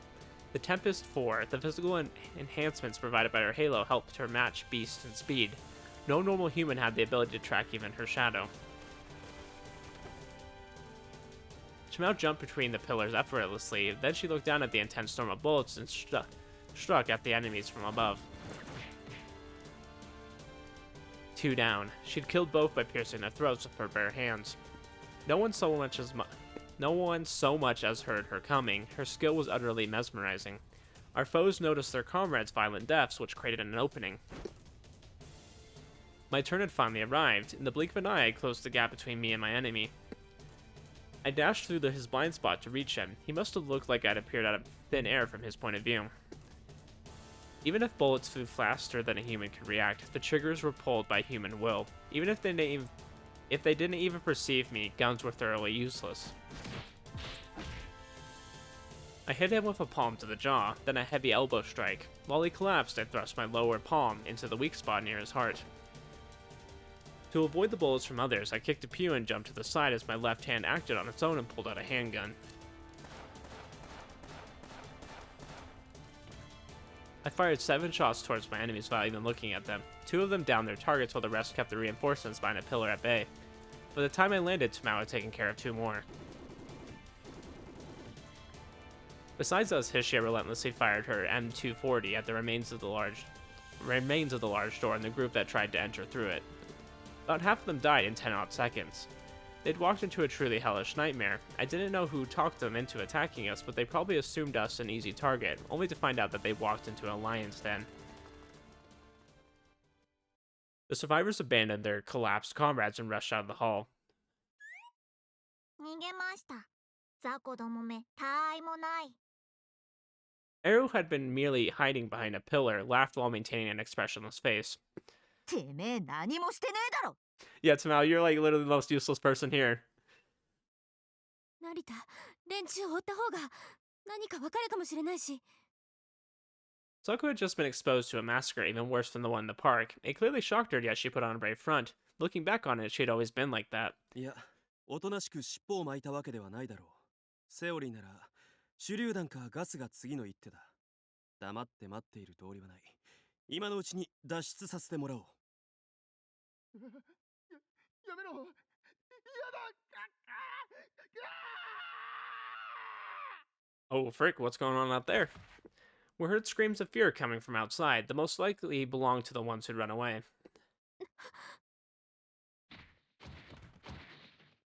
The screams continued. They were slowly picked off like insects, with their limbs being torn off one by one. Soon enough, all was silent. Our AHM foes had all died. The unexpected turn of events made even Saku lose her words. She didn't sense them as I had, but the church's garden, which was invisible from our location, had a new group of people in it. Sure, the AHM were most likely caught off guard during their attempt to flee, but they'd still been crushed by all those men, which made them dangerous. I stood in front to shield the others and signaled them to be still. None of the people in the garden had charged into the hallway, which meant they didn't intend to fight right away. Everyone remained so silent that even the light sounds of bugs echoed around us. The tense atmosphere felt painful, but then something dispersed it. そっちへ行きますけど、撃たないでくださいよ。俺たちは敵じゃないんだから。No, you are definitely an enemy. A young man spoke shortly after. A group of people walked in through the rectangular entrance lit by moonlight. They all entered through the destroyed entrance, wearing a familiar uniform. They were clearly the academy students. 今夜は千客万来だ。一体何の騒ぎだね。I felt like I was at a carnival. There were about 10 of them, and they were led by a single man. I recalled passing by some of the maidens in the academy's hallways. They were in different years and had varied breast sizes, but they were all premier grade. Thus I assumed everyone present was a high-grade HMI. The fact that they revealed themselves at this point of all times made me doubt that they were merely the cavalry. それはこっちのセリフだよ。成田真理。Why do I have a feeling this is going to be bad? 誰だったろう Yeah, screw him. We don't even know his name. Can't even remember. Placed my fist against my temple and tried to remember. だと、貴様。We studied in the same environment. We'd probably passed by each other several times, but I always made a point not to remember men's names. 2年、オロドルインのリーダーだ。Oh, it's Kagishi. I don't know why I thought it was Shishika. It sounded like him. He spoke as if cursing me a very syllable. 君の後ろにいる乙女は水倉女子だったか。なるほど。確かに以前会った記憶がある。I love how he just says that while smirking. I had the ability to instantly match a maiden's face to a name to a face. She had picked a fight with me shortly after I transferred. The girl was part of quite the sad group. The world was full of people who couldn't tolerate the existence of those who didn't conform to their beliefs. Were they after me? No, they clearly had a more distinct goal in mind. 君たちはどういったグループなのかね。オロドルインだったか。スクールにそんなサークルの類があるとは過分にして聞いた覚えがないが。I wonder if they're trying to help Kurofune or something. うちの学園、実は同好会の類は結構盛況なんですけどね。経験はノーブル的に必要だということで。あの連中はそういうのでもないんだろう。Tamao squinted as she looked them over from head to toe. She didn't seem hostile, just irritated. Tamao Akihito wasn't fond of the idea of mere students stepping into such a dangerous situation. まあね、赤人。俺たちは秘密サークルみたいなものさ。一体何を言ってるの？ The insignia Saku Otonashi handed Soraka over to Hishiya and took a step forward. Overwhelmed by her direct gaze, Oru... I don't remember how they pronounced it. Orodruin gasped. Saku Otonashi was the queen who reigned from the peak of the academy. Her King Lear III struck fear into the hearts of every HMI. However, Kagi, seemed brave enough to stand before her without losing his composure. 引っ込んでてください、おとなし筆頭。俺たちはスクールの指示で動いています。桂木空子を回収しろ。クラウンに任せるなと。Heck no! もろバレてるじゃねえか。あのボンボン、やはり裏切りましたか。自分、作詞として最初から怪しいと睨んでいました。Impossible. No, Tigey Mikado had not betrayed us. I believed that with all my heart. I believed it because I knew Tigey in the past. He would not have put Sorako in danger. This wasn't a betrayal, and it couldn't have been Kurofune's order either. AHM had assaulted him, so his current state was uncertain. Yeah, it's freaking that Shishikai guy. He didn't respond, but his sneer made the answer obvious. It wasn't Tokino Yomase then. But regardless of who backed Orudun, it was clear that something big had happened in the academy. ソラコは私たちが連れて戻ります。それはダメですよ、ヒット。スクールの指示に歯向かうんですか、ヒットを自ら。Yeah, I don't know if I'm afraid of someone who's literally stuttering in their sentences. Like, I mean, that's why you shouldn't fear me, because I stutter too. Like, I obviously have a hard time, like, trying to say normal English sentences. So, it takes one to know one, and I can tell this guy ain't crap. It hit a sore spot. Saku made a troubled face as she mulled over her thoughts. Though she had the will and resolve to face the academy, that matter was entirely different. When it came to Sorako, Saku didn't have the justice to resist the academy's order. She was too reasonable to let her emotions alone control her. Despite that, she didn't let what was right control her. では、私が直接指示を出したものだ。いい加減にわきまえてください。Oh my gosh, shut 無 up. 理にでも連れてこいと指示されていますが、俺たちはあなたたちと戦いたいわけじゃない。今のは。Man, do you realize who you're talking to? She could literally just delete you right now. Like, you're like some small shrimp in the big ocean here. Like, don't pick this fight. He regretted saying that, but it was too late. Saku approached him with an aura that allowed no lies, and he backed away. 俺たちオロドルインはスクール本来の目的を追求するための選抜メンバー。そういうことですよ。スクールはあなたたちじゃなくて。Alright, bet. Let's fight. 意味がわからないわ。Saku against all of you. Let's see who wins. 知らないでしょうと言ってるんですよ、おとなしサク。スクールの本当の意義を。Alright, enlighten us. You talk some big game. Though scared, he stood strong. His pride as the chosen one helped him overcome his fear. オール、そう呼ばれています。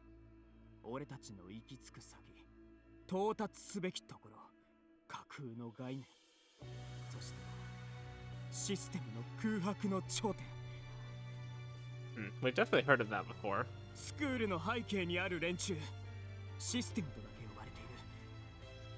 スクールや理事長があれだけの権力や政治力を持ってるのも全部そいつらのおかげだ。There was a hint of elation in his words. He sounded certain that he knew some hidden truth. Saku was wise, so she didn't laugh out those words that sounded like conspiracy theories. Honestly, she might have expected something along those lines. The academy had power, wealth, connections, and an influence that required the backing of at least a country.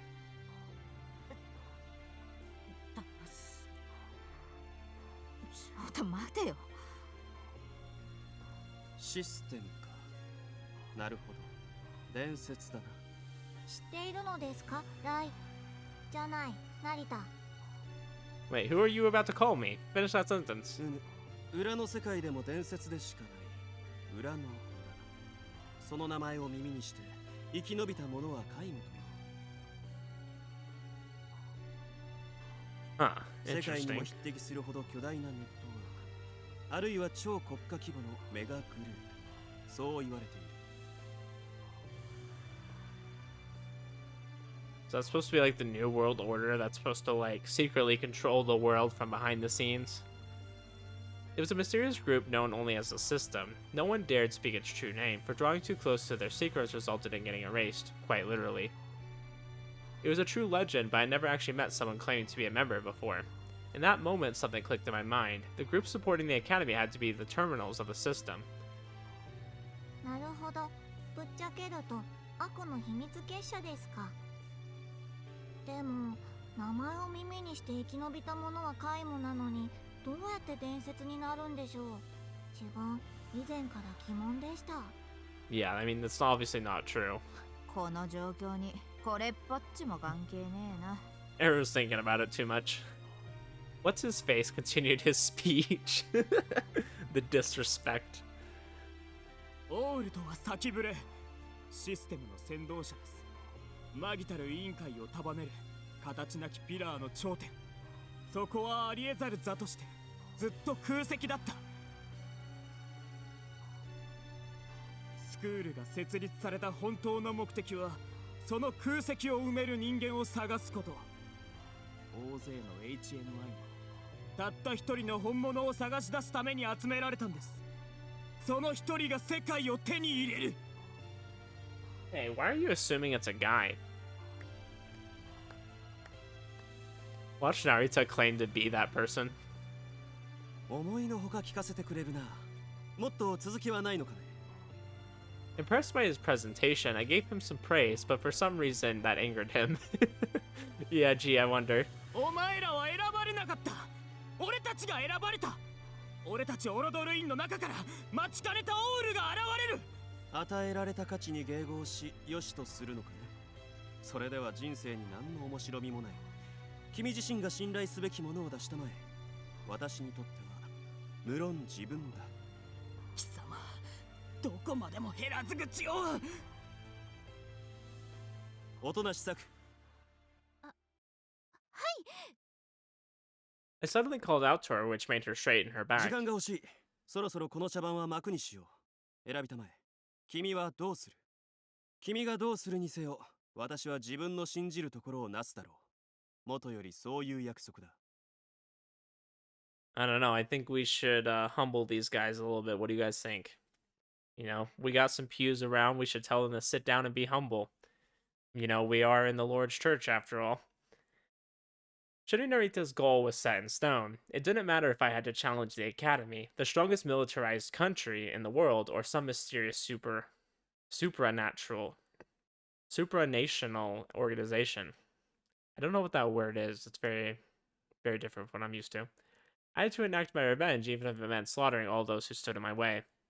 I had no means to walk alongside Saku. Our paths had merely briefly crossed, and so I asked her that question not to argue, but to receive confirmation of that fact.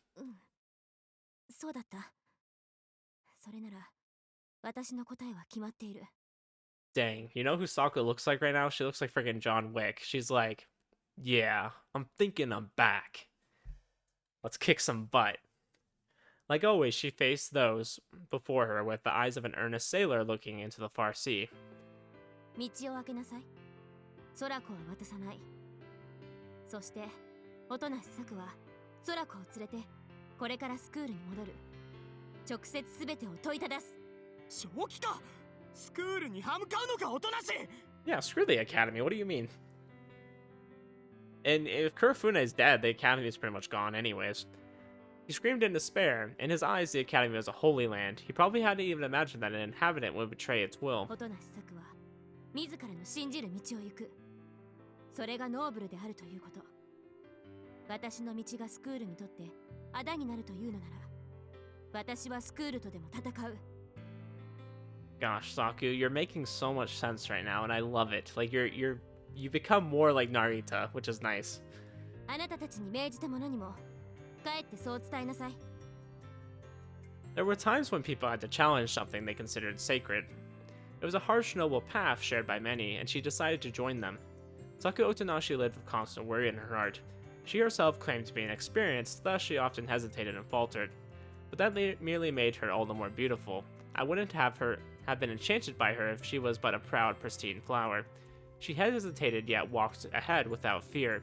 She flew while accepting all contradictions. Her damaged wings bled as she rose higher and higher.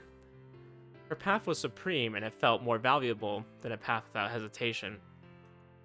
I feel like Saku's about to have a, frick, never mind. I had a joke, and I forgot. 高崎エルは言うまでもなく策の味方です。スクールのではないですので、あしからず。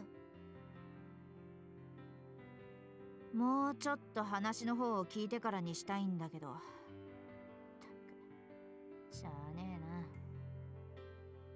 えな。Yeah, let's just beat them up and get on with it. いわゆる校外暴力でございますね。 Heck yeah, Hishiya's ready. ヒシアータン、それはただの大暴れと言います。反省しろ、筋肉胸ヤンキー。You muscle for tits delinquent. 筋肉じゃねえよ。俺の胸はもっと柔らかいから。 Oh, thanks. I mean, Narita would know. A person's true value was tested in dire situations. The maidens were both brilliant and a joy to have at my side. They'd all selected what they believed in over the place they once belonged. お前ら、上位も揃って。 He shouted that phrase with anger and bitterness in his voice. His people seemed perplexed and hesitant, so he made himself more 俺 clear. たちはオロドルインだ。選ばれたものだ。古きクラウンを俺たち自らの手で破壊しろ。もうちまちまうっとうしいんだよ。 You know, Tamao, I agree with you. Unable to bear it any longer, Tamao acted first. She ran to the side at high speeds, escaping their field of vision before taking down a couple of them. つべこべ言ってる暇があるんならとっとと来い。落ち着け。一人ずつ狙え。全員でかかれ。 That was a wise decision, which suited a member of the so-called chosen flock. In battles between HMIs, a single hit spelled defeat. No matter how powerful an HMI, they had normal human bodies. Some HMIs were stronger than others, but none were unbeatable, and so focusing multiple halos on one target at a time was the right course of action. When outnumbered, even a crown could be defeated by a stray attack. Of course, Hishiya, Tamao, and I didn't plan to allow that. However, before I rushed forward, someone walked between me and Odoran. Alright, Saku, I know you can take them all out by yourself. Go ahead and do it. I want to see it. I almost told her to wait, but her back seemed to beam with strong resolve. Frickin', she could beat all of you frickin' blindfolded. What do you mean, my guy? Odoran's HMI has charged Saku, who appeared completely defenseless. Yeah, the key word there is appeared. As students of the academy, they knew her strength better than anyone else. Saku Otonashi's King Layer 3 automatically retaliated against Halo attacks and destroyed their source, thus HMI stood no chance against her. Though that was a bit of an exaggeration. No Halo could influence her, but that was it. Physical manipulation Halos influenced and controlled actual physical phenomena. They had the ability to, for example, control heat by speeding up atoms, but that didn't make the heat a Halo. In the end, it was still just a phenomenon. And if that wasn't a Halo, it could harm Saku Otonashi. Tamao returned and called out to stop Saku, but she was too late. Thus, briefly yet clearly, the judging Valkyrie said that word. Saku chomped in the pieces of candy she always had with her. She pulled out 3 of them from her case at her waist and bit down on all of them at the exact same time. The empty stick between her fingers vanished like a scattering white flower. It resembled the feelings of an HMI using a halo, which made me realize that those were actually...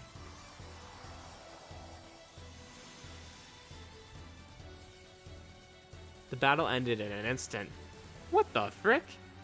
So she has the orbs that like shoot out things. You know what that reminds me of? It reminds me of season 2 of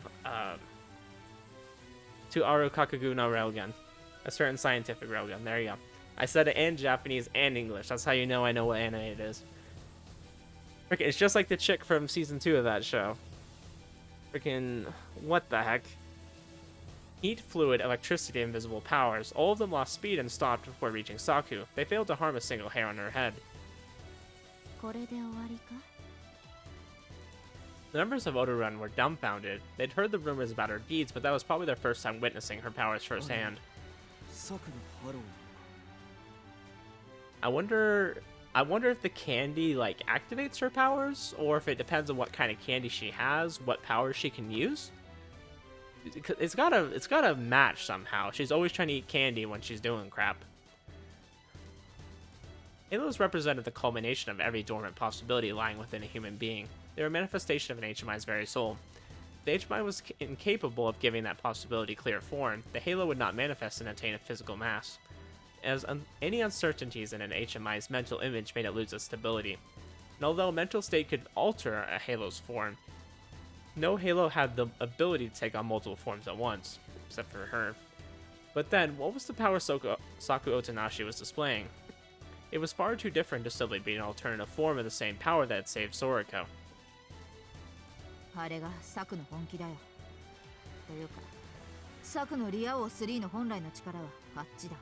Yeah, it's true power that's busted. サクは過去にスライダーや HMI から剥奪したハローを全て保有しています。普段外してあるのは人格への負担が大きいからでしかありません。Interesting. So it is just like in Charlotte. She like takes their power and then she can use it. その処理能力はスクールでも最大です。普通の HMI が5、エトワール級で40とすると、音無サクは約2000。 2000 文字通り桁違いの処理能力で、サクは元来は自分のものではないハローを同時に最大5つエミュレートできます。それは単に他種のハローを行使できるという意味ではありません。複数の力を統合し、未だ存在しないハローを作り出す Dang, that's so ファウンデ broken. ーションの力。 So she's pretty much like playing a mix and match game right now. She's like, oh yeah, this Halo and this Halo, like they can make something cool. Wonder if she can make like a Halo that could like create some kind of substance and make like a bomb or something. She could just like make bombs using like 2 different Halos. それこそが頂点。音無し作のディア王3。 She fully deserved to be considered the strongest HMI. The ability to wield 5 Halos at once was terrifying enough on its own, but her power transcended that. 今のあれが複合ハローだ。自分の周りのベクトルを食ってる。時の先生によると核兵器でも傷一つ負わないだろうってさ。 Oh, okay, is that supposed to be a shield then? I thought like she was like summoning like orbs of like electricity or something and shocking them. But it looks like that's like her creating a shield. Interesting. So even a nuke wouldn't scratch her. I was curious about that. Saku merely stood in place while any attempts to harm her were rendered root. Struck by fear, the members of Odoren backed away. However, Saku's booming voice paralyzed them. 逃げるのか？他愛もないぞ。反旗を翻したなら名誉にかけて死力を尽くせ。己の力が破れた程度で膝をつくな。力ある者には義務が伴う。お前たちはその義務と誇りを失った。クラウンの名において音無し作が裁く。 Dang, that's a pretty bold claim to make in a church, I'll say that. Saku walked forward in the most casual manner, as if taking a stroll in the field. It wasn't a battle, but a one-sided execution. They never had a chance of victory. The group of high-grade HMIs failed to slow Saku Otonashi down at all. Yeah, because she's busted. 嘘だ。嘘だ。 Soda won't save you now.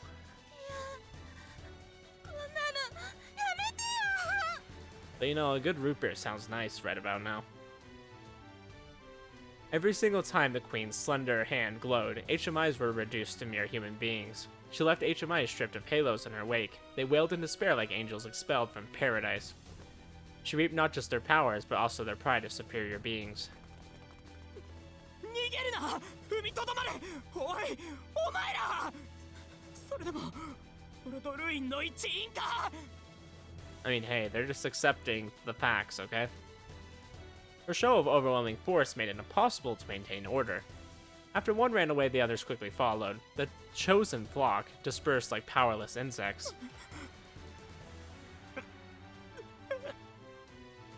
Yeah, because you guys suck. Only one remained, the leader of the defeated army. Having lost his allies, sword and shield, started crying in despair. Like the big baby he is. その誇りを認めよう。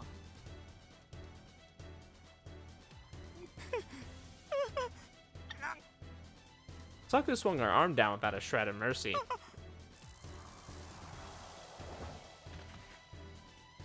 One of the people who'd run away saved What's-His-Face. He'd returned and jumped at him from behind, pushing him to the ground.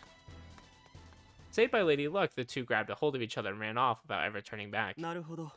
彼の少年はともかく、存外友人には恵まれているらしい。Saku chose not to chase after them. The battle, if you could call it that, ended. Those who had been caught by Saku had become skybound creatures with their wings clipped. That was probably the worst punishment imaginable for them, as they defined their sense of selves on their powers. She chased Odorin away all by herself, but no joy graced her face. In fact, she appeared sad. In truth, Saku was afraid. Her halo and the endless possibilities that came with it terrified her. She had a near omnipotent halo, but rarely ever used it. And though Ero was correct about the strain of her personality, that certainly wasn't the only reason. 待って成田、乱暴はやめて。その子たちはもう君の言葉は尊重したいが、下級の場合だ。They wailed because they'd lost their qualification, but we didn't have time to act considerate, and so I questioned one of them directly. さて、諸君らを後ろで操っていたのは誰だ？私は今多少機嫌が悪い。共に学び屋で過ごした同輩相手に手荒な真似はしたくないが、返答次第では安全は保証しかねる。The threats were excessive. The HMI's husk showed no will to resist and spilled their guts. 獅子会マスターオロドル院の顧問研究員でマスターがそんな Oh, that shouldn't be so shocking. That guy sucks. あの占りが黒幕ね。でもさ、そんな重要な役職なら時の先生じゃねえの普通。I mean, their plan would have probably worked if Tokino was behind it. Maybe. Tamao pointed out something relevant. How sharp of her. ジャパニーズ的派閥争いというやつではございませんか。派閥はジャパニーズに限りませんが、でかい組織というのはワンボードのわけがありませんので。詮索はいい。おおよその筋書きは読めた。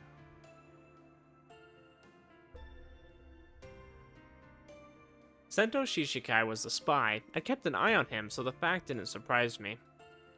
I didn't know what his endgame was, but I was certain he was responsible for the information leaks to outside groups like AHM. Was he an AHM spy, or was Hishiya correct about him being a pawn in some in-faction conflict within the system?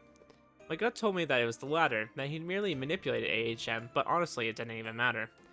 He was nothing but an extra in Shinri Narita's revenge tragedy. If he tried to get involved with me again, I simply had to eliminate him and move forward. Yeah, I would eliminate him either way, honestly. 連中が襲ってくる前に何か言いかけてなかったか？ Right, I never finished talking. つまり、全てが逆ではないかということだよ。AHM は以前から何か大きな行動計画を準備していた。そのために集められた人員の一部が半ば暴走して、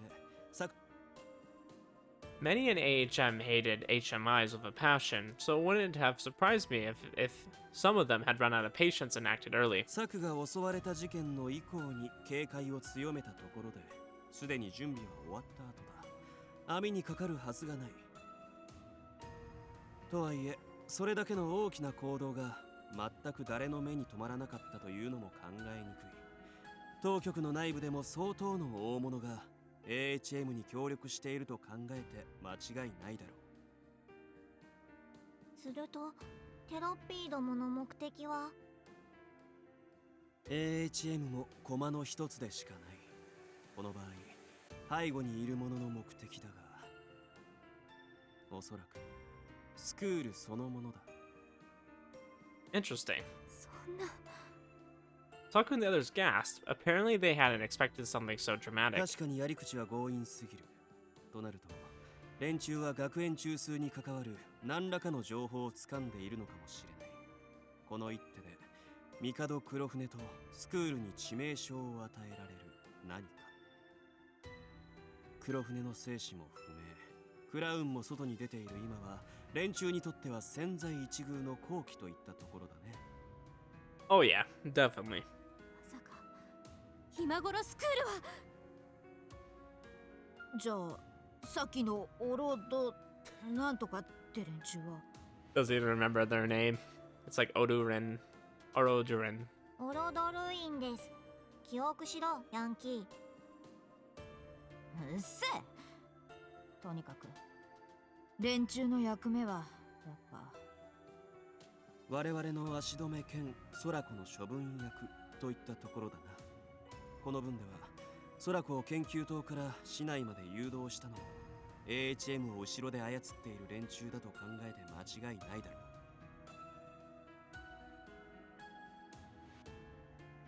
I wasn't absolutely certain about my hypothesis, but a large opening had been created. The Academy was in utter disarray, with their strongest guardians nowhere in sight. 今すぐにスクールへ戻らなきゃ。ヒシヤ、スクールまで足が必要だ。まったく思いつきで行動するご主人様の身勝手には石や呆れて声も出ません。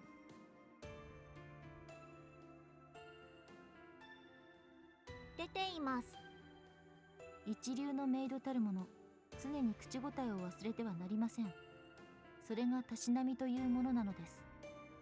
Professional maid always has to have a comeback. さすがは本物のメイドさん、勉強になります。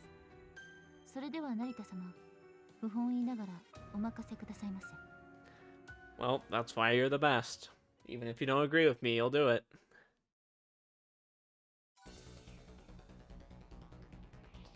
Hishiya drove the van at breakneck speeds. I was seated next to her while the crowns were behind us. 窮屈かと思いますが、しばしのご辛抱を願います。ダメだわ。何度やってもスクールと連絡がつかない。携帯も端末も普通になってる。やはり何事かあったんでしょうか。おい前、ポリコーの検問だ。 Dang, I wonder if the academy is like a war zone right now. Was it because of the shootout in the middle of town, or was it just another part of Shishikai's script? 菱谷、任せよ。石や異彩承知でございます、ご主人様。Hishiya showed no intention of slowing down. In fact, we accelerated, ignoring all the traffic lights and speed limits. The officers at the checkpoint tensed. 成田、どうする気？今は時間が惜しい。それってまさか。Saku hesitated only for a moment, then she gathered her resolve. ぶちかまして！ Even the bravest officers were dispersed by our battering ram. Bursting through the barricade, the van continued southwest towards the academy. ポリコードも追ってくる気配ね。どこかからか指示が出ているんでしょうね。追った方が足止めになるのにやらないということは。They're waiting for us. スクールにポリコーを近づけたくない理由があんだろう、そりゃ。今は急ぐことだ。いけません。手遅れのようです。Yep, I called this one. The academy is a war zone. In the distance, I saw the sky above the academy turn red due to fire and flames. Golden sparks flooded in the night, falling like snow. 東側？寮の方だわ。 The sound of an explosion rocked the air. It was a sound unlike gunfire, but still something I knew well. A grenade burst. My best guess was they were mainly AHN. I never imagined that they had prepared that much firepower, so I quickly realized that we were in a sticky situation. No one leading a normal life in Japan would have ever heard of such sounds. The girl's expressions grew tense, clearly out of the worry for the other students. 寮の方へ行って。 If Tokino Yomase was still around, she would have focused on protecting the core of the academy, which is either the research building or the plant. Shinri Narita had no reason to head straight to the dorm. 成田様。行け、東だ。急いで。お任せください。 Alright. I can leave it all to you, Hishiya.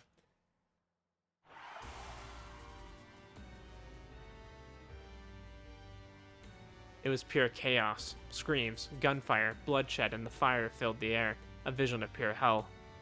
Buildings burned. The pristine, pale dorms had turned as orange as the flames engulfing them. Students rushed out through the doors. They were gunned down as they ran out. HMIs may have had superpowers, but that meant nothing when they lost themselves to panic. Some fought back, and the few of those did severe damage to the enemy forces. Enemy forces, yeah, that was what they were. The individuals in black jumpsuits were AHM jihadists. Their Kevlar masks rid them of their individuality, making them look like tin soldiers.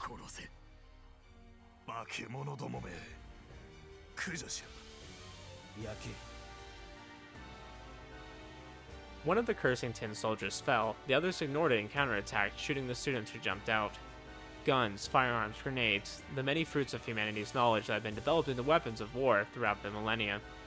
The students dropped like flies. Monsters were nothing in the face of such deadly wisdom. Mankind were elite killers. We massacred the Cro-Magnons and the Neanderthals, then we went on to kill millions more.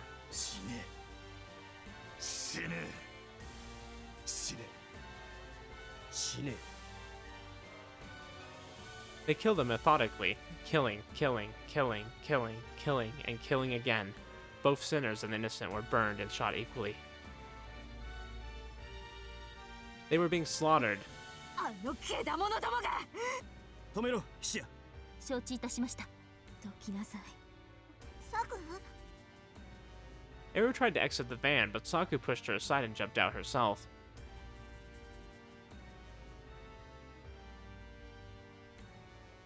Kill them all. Kill them with fear. Kill them with envy. Kill them with hatred. Kill them with sadness.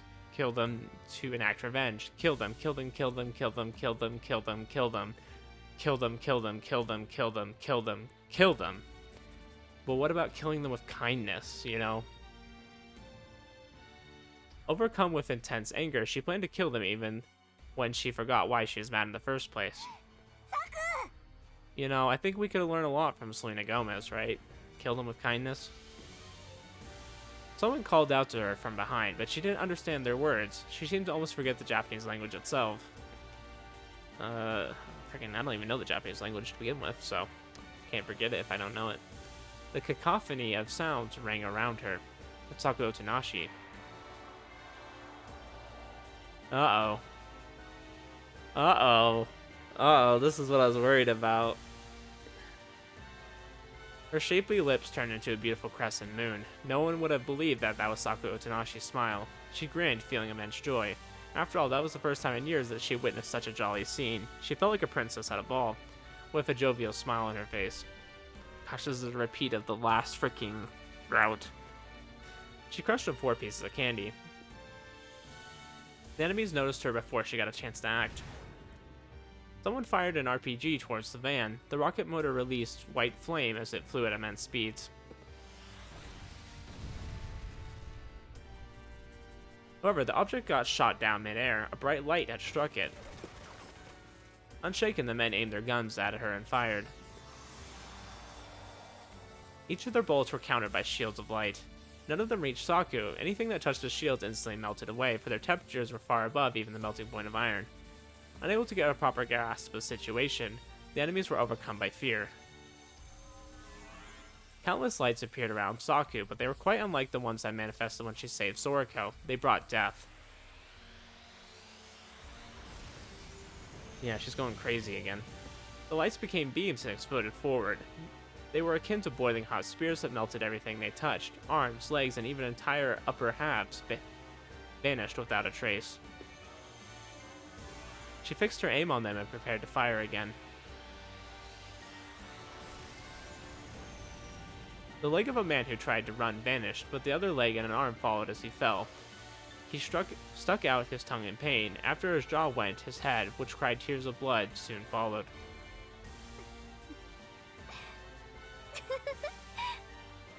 Oh, I don't like this Saku. The Saku, like, is scary. Killing them in a single hit felt far too simple and boring, thus she tore them apart piece by piece. To her, killing them felt like unwrapping a piece of candy, then slowly savoring it. Ah, the symbolism. She's having far too much fun. Whenever and wherever, the world was an enthralling playground, and no matter how long she spent in that wonderful place, she never grew tired of it.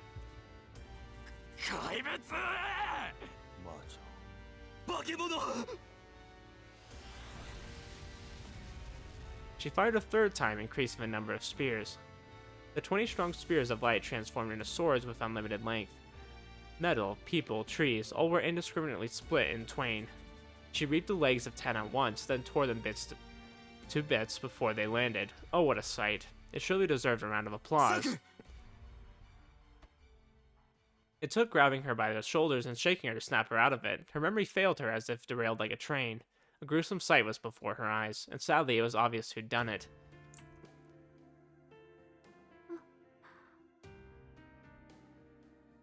So I guess it's true she really doesn't remember when she has like those fits. もういい。もう終わった。敵は残っていない。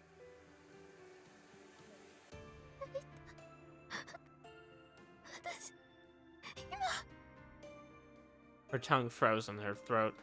Her legs shook. What had she just done? Whatever it was scared her to no end.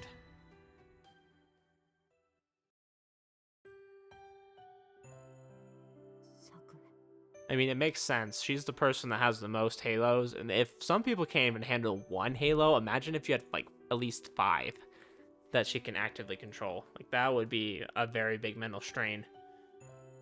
弾をエルリオを頼むわ。無事なものを集めて怪我人を救って。 Her throat was dry, so she had to force out that response. サク。私は大丈夫だから。エルも言って。はい、わかりました。 When they left, she clutched her shoulders to keep herself from collapsing.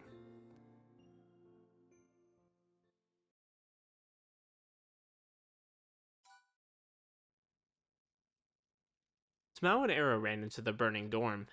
No enemies remained. They had been purged in less than a minute.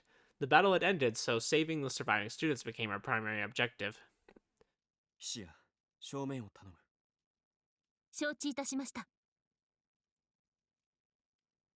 After sending Hishiya away, I noticed that Saku trembled as she stared at the gruesome sight. Hey, at least she can go back to her normal self. Like, she's not, like, completely crazy like she was before. 大丈夫かね。何が？人を撃ったのは初めてだったのだろう。成田、聞いて。ああ。覚悟はしてた。いつか撃たなくちゃいけないかもしれないって。ノーブルとしてスクールを預かっている以上。だからあんな連中、友達を殺してあんな顔で笑って、あんな奴らみんな死んでしまえばいいって。I mean, yeah, I mean, they were just kind of laughing as they were killing all these HMIs. I mean, I feel like they were also kind of prepared to die anyway, so I don't feel like it's a huge deal. 君は自分の義務を果たした。That's just kind of how war is sometimes, you know? おとなし作はスクールを守った。それは君に与えられた責任だ。引き金を引くことが。そうじゃない。そんなことじゃなくて。楽しかった。 Yeah, I noticed you were having a little bit of fun, but I feel like that's a different side of you. I don't feel like that is Saku Otonashi. 撃つのが楽しかった。殺すのが楽しかった。泣きながら逃げ回る連中を見るのが楽しかった。楽しくて楽しくて、もっとバラバラにしてやりたくて。初めて人を撃って混乱しているだけだ。I don't think that's true. Your nonsense left my mouth. I believed it less than anyone else. What did I just witnessed? No, there was no need to ask. That was definitely Saku Otonashi. However, she seemed completely unlike herself. Like she admitted, she fully enjoyed the massacre. 夢の話したの覚えている？ああ。ずっと前から時々記憶が途切れることがあった。私、ニトリのことを調べてる途中で206号事件という何年か前の事件のことが分かって調べたら、そしたら夢だ。何もかも悪い夢だ。でも私は死んだ人の顔を知ってたんだ。 She braced herself as though she was freezing as she shrieked those words. Her pained voice stabbed deep into my heart. Her commendable pride kept her from crying even in such a dire situation, but that only made me sad. The burning dorm scorched the sky above. Golden sparks danced as they had on that night 7 years ago. ごめんなさい。こんな時に変なこと言って。 Saku recovered without anyone's help, or at least so I thought. いや、成田、一つお願いあるの。構わないよ。君の願いならどんなものでも。もし私がじゃなくなってしまうなら、あなたの手で。 Well, it wouldn't be the first time. Her earnest prayer made me lose my words. She turned around with a faint smile on her face. The sadness in her forced smile reminded me of a pilgrim who had lost their place of prayer. あなたやソラコやエルやタマオやこの学園のみんなを、私の大切なものを私の手で壊させるような真似だけは絶対にさせないで。チカオ、その時はきっと私が君を。ありがとう。 The weight on her shoulders finally lifted, if only a little. She certainly seemed at peace. However, before we got a chance to rest, we heard bellowing. They were young voices that clearly belonged to the surviving students. 殺せ！敵を取って！やっちまえ！ Apparently some of the enemies had survived. There were so few left that they stood no chance against HMI, so they were caught immediately.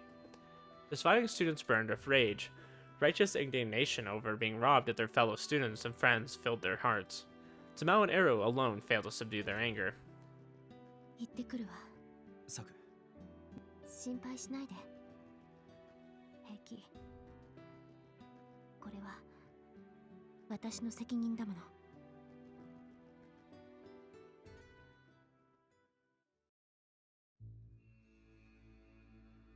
Saku Otonashi stood proud and strong before the enraged students. やめなさい。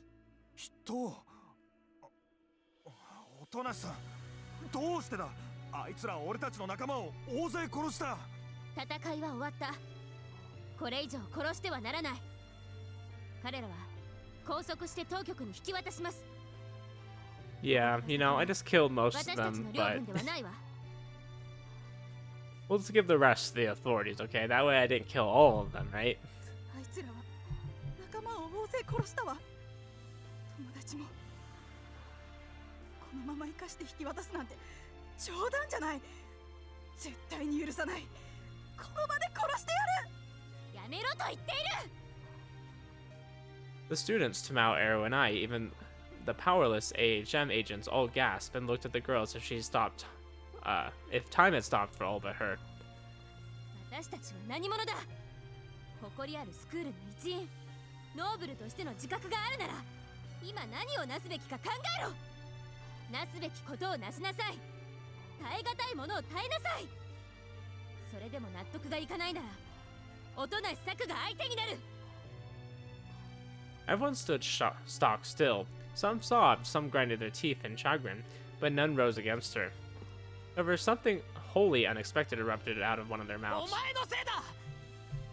What the? Oh, okay. I was like, what are you blaming Saku for? Like, what do you mean? That curse wasn't directed at Saku or the AHM. The accuser pointed their finger straight at me. Oh, hey, it's this guy again. What's his name? And the other Odorin members addressed me. Apparently, they had just returned from their defeat at the hands of Saku. お前が現れなければこうじゃなかった。お前は何なんだよ。全部ぶち壊しに来たのかよ。お前は。 Dang, this guy is salty. Like, why is he blaming us? We didn't do crap. それは。構わない。 Saku jumped out to clear the misunderstanding, but I raised my hand to stop her. He'd lobbed his senseless accusation. The sheer sadness and rage he felt due to the tragic scene made him act in an illogical manner. However, he wasn't entirely wrong. それでどうする？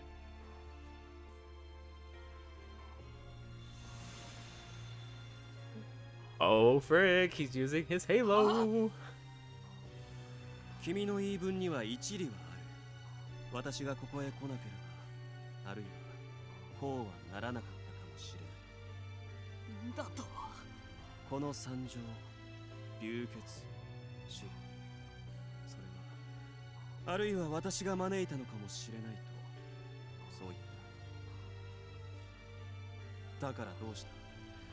この惨状を自分が招いたとしても、私は思うがままに振る舞うだけだ。ではどうする？お前のせいだと指させば安息なのか。ならばいくらでもそうしているといい。私にとっては痛くも痒くもない。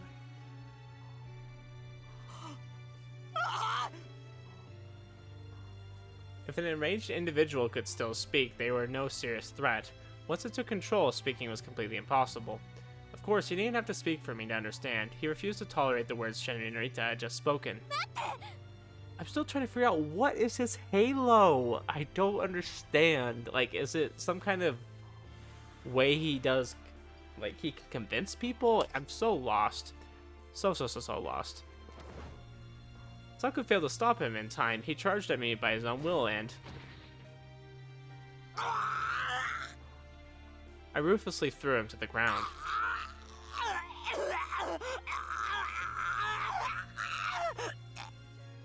That's really uncomfortable to listen to. I don't know about you guys. I don't want to hear that. I hit him in the solar plexus so hard that it probably felt it on his back. He held onto his stomach and collapsed, vomiting as he rolled around like a dying insect.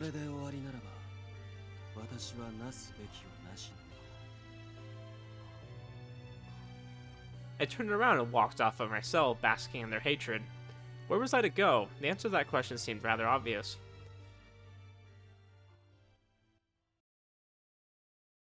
Yeah, where's Tokino at?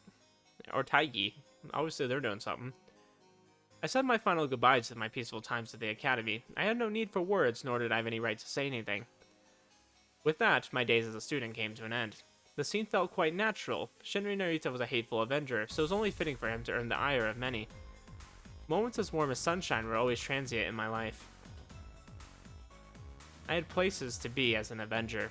Gunshots and explosions had rung out from other parts of the campus, specifically on the west end of the academy. They'd already quieted down, however. Had the battle ended?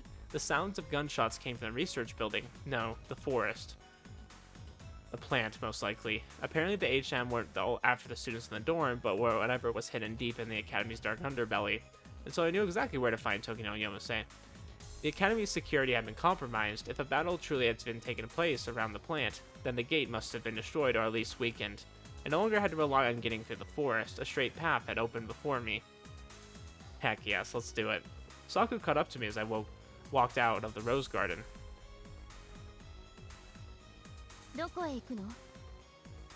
Frickin', we're going to figure out some crap here. And to kill somebody in particular. And she wasn't alone either. Ero, Tamao, and even Sorako, who had been supported by Tamao, followed her.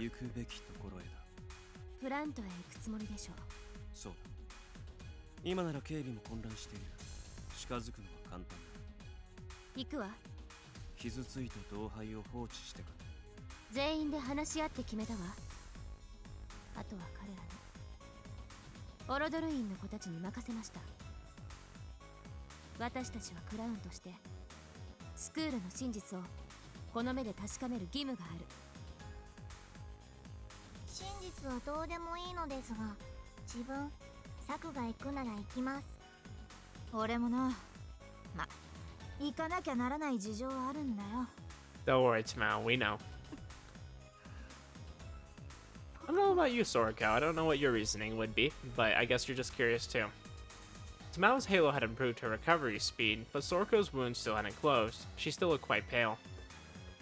Even standing appeared to be a challenge for her, and so far as I knew, she no longer had a halo.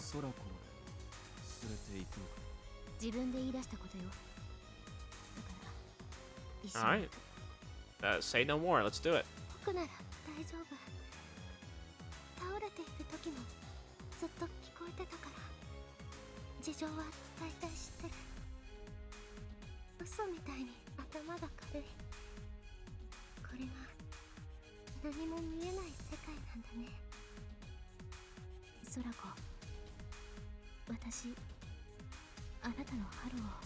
I wonder if she still has a Hibiki.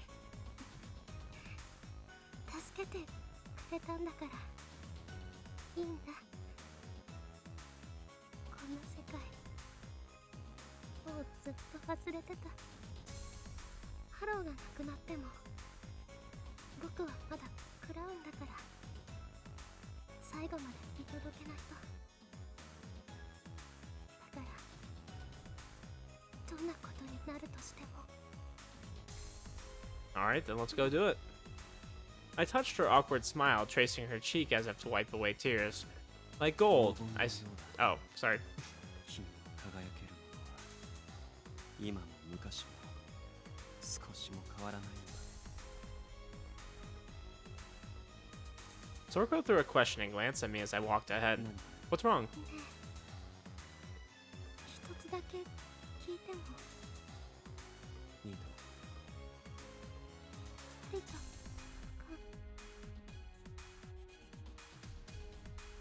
帰ってきたの。そうだ。Wait, what? ありがとう。礼には及ばない。 What do you mean, have I returned? 行くとしよう。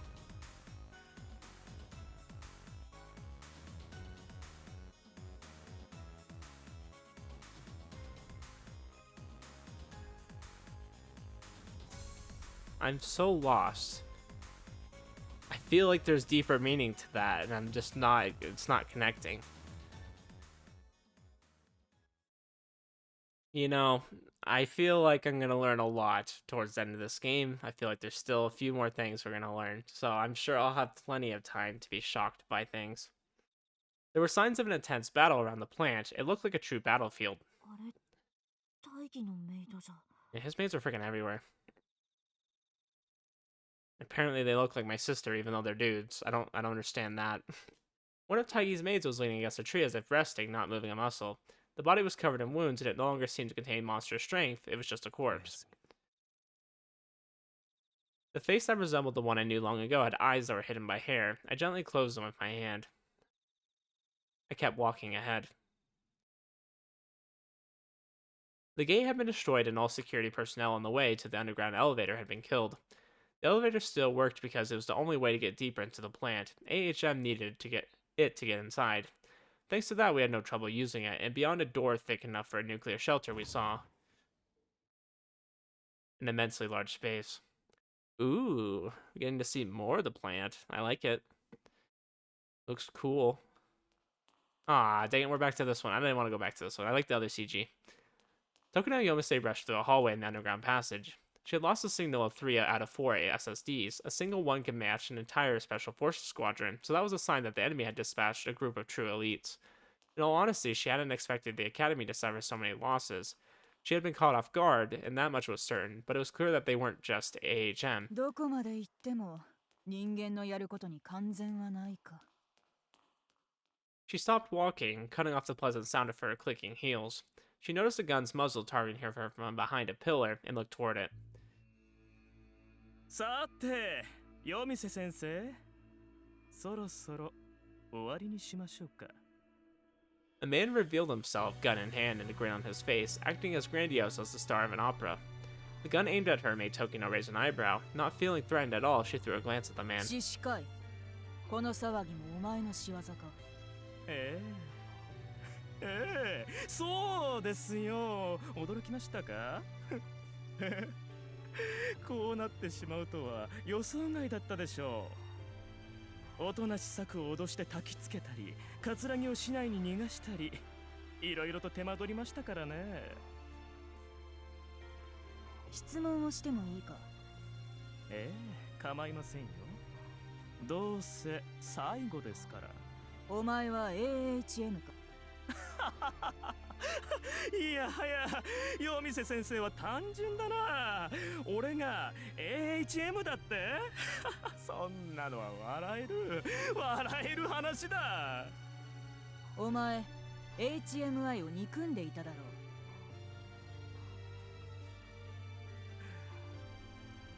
う。どうしてそれを？ He'd been trying to keep it a secret, but she saw right through him. That made his eyes widen in surprise. 目だよ。時々すごい目で学生を見ていた。隠している様子だったので何も言わなかったがね。復讐か？知り合いでも殺されたか？それとも何かを奪われたのか？数年前、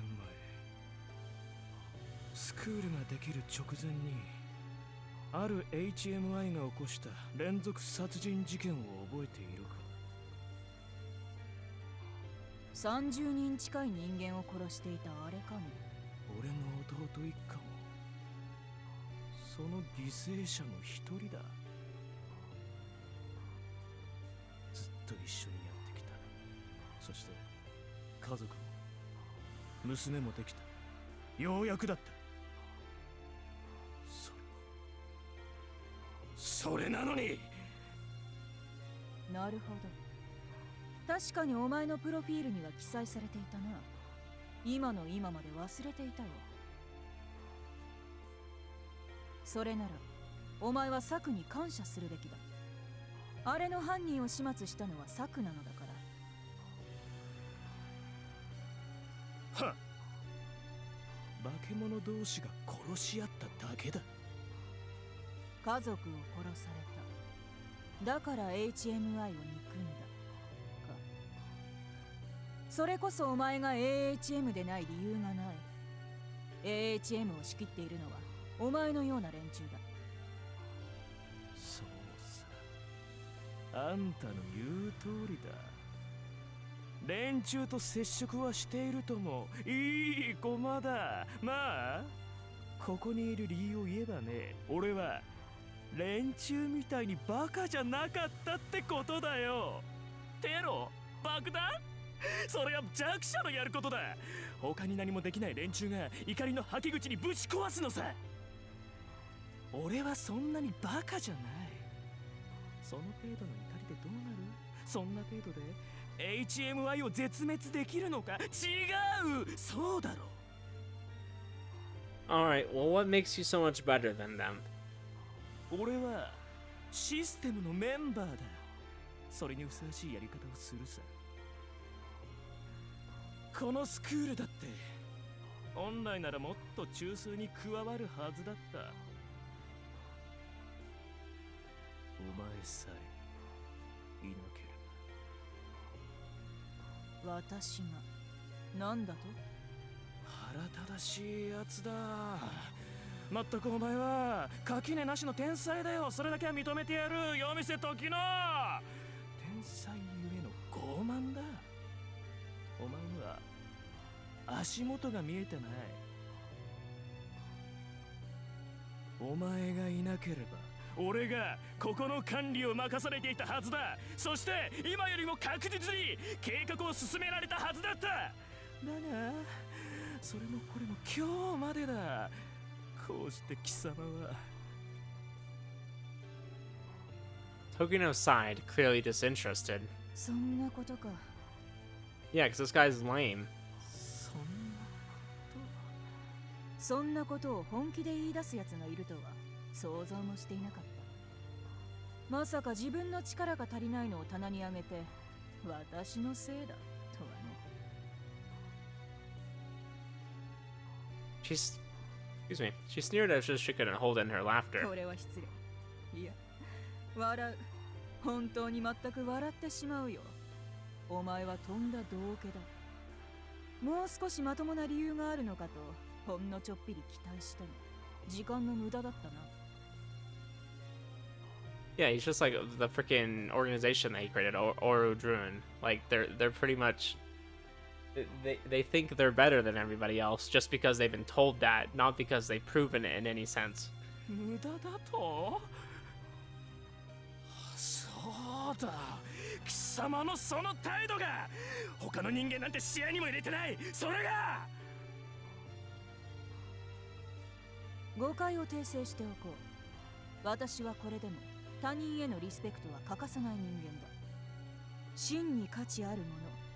我が恩師たるグランドプロフェッサーやソフィア、ウェリタス、ビータ、クアドリガの他の3人やクラウンの子たちには私はいくらでも敬意を払うと思う。思想心情の違いにかかわらず、たとえ敵でも才能ある者は尊ばれるべきだ。エジソンのようなクソもいるがね。この期に及んでよくそれだけ舌が回る。円弱いずくんぞ、広告の志を知らんが。そんなさまつな理由でシステムの反 HMI 派をつないで AHM はじめ外の勢力を支援していたとはご苦労な話だ。さて、知りたいことはあと2つだけだ。いいかね。なんだ。この2年、奥島で続いている HMI の死亡事件はお前たちの仕業か？何のことを言っている？いや、もういい。試しに尋ねてみただけだからな。なので質問は次が最後だ。スクールの HMI の殲滅か？そんなことは不可能だ。精鋭とはいえ、あの装備と人数ではクラウンの子たちには対抗できないとすると。 That's a good question. What is your goal with this raid here? さすがに目の付けどころはいいな。ああ、そうさ。どうせやるなら一撃で再起不能にしてしまわなければな。狙いはプラントだ。I mean, obviously there's information here that could, like, ruin Kurofune, right? But, like, he might already be dead, so what's the point of that? やっと驚いたな。顔色が変わったぞ。プラントを回収する。あれの所有者が世界を変える。ここの研究は頓挫。システムも方針を変更する。I'm assuming he's trying to kill the other HMIs. I mean, I guess the plant would help him with that. あとは俺がうまく使ってやる。そうさ、お前よりもずっとうまく効率よく連中を始末するためになあ。夜店時のついでにお前と黒船にも死んでもらう。ああ、黒船はもう死んでいたな。やつは新参者の分際で大きな顔をしすぎた。理事長の敵は貴様の支援者か。わかりやすいな。そろそろ終わりにしよう。こういう場合はやはりさよならがいいか。Sayonara. いや、バカめだ。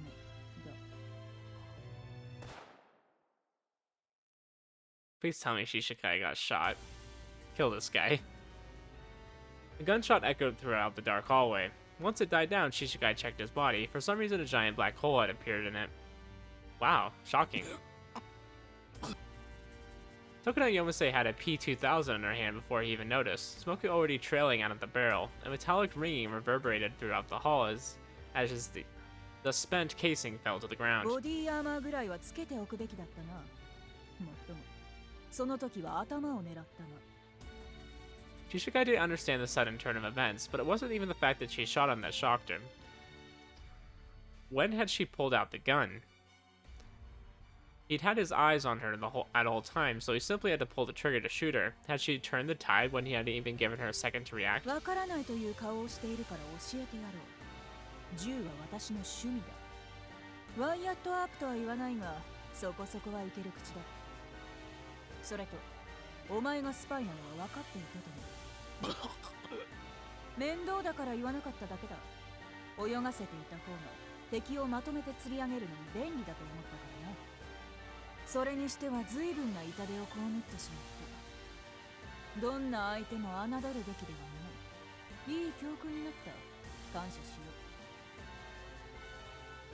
She pulled the trigger as casually as a normal person turned on the air conditioner.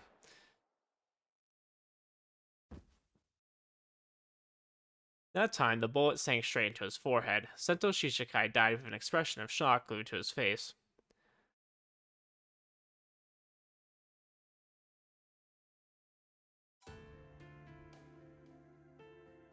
The hollow space was large enough to fit a few high-rise buildings.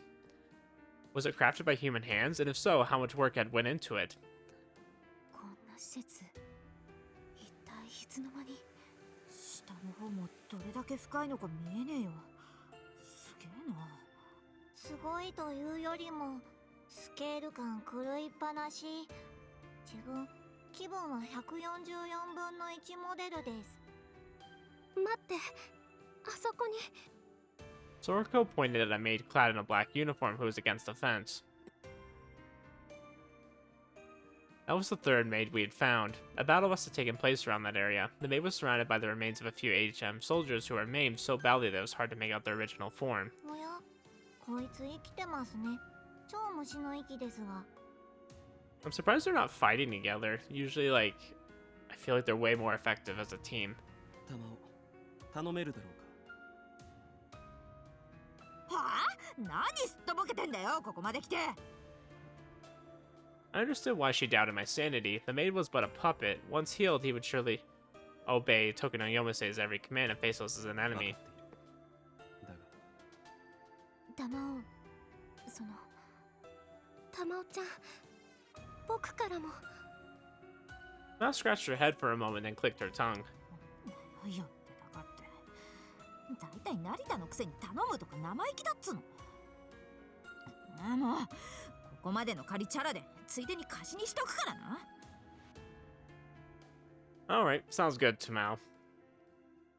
ヤンキーもまだまだ超甘ですね。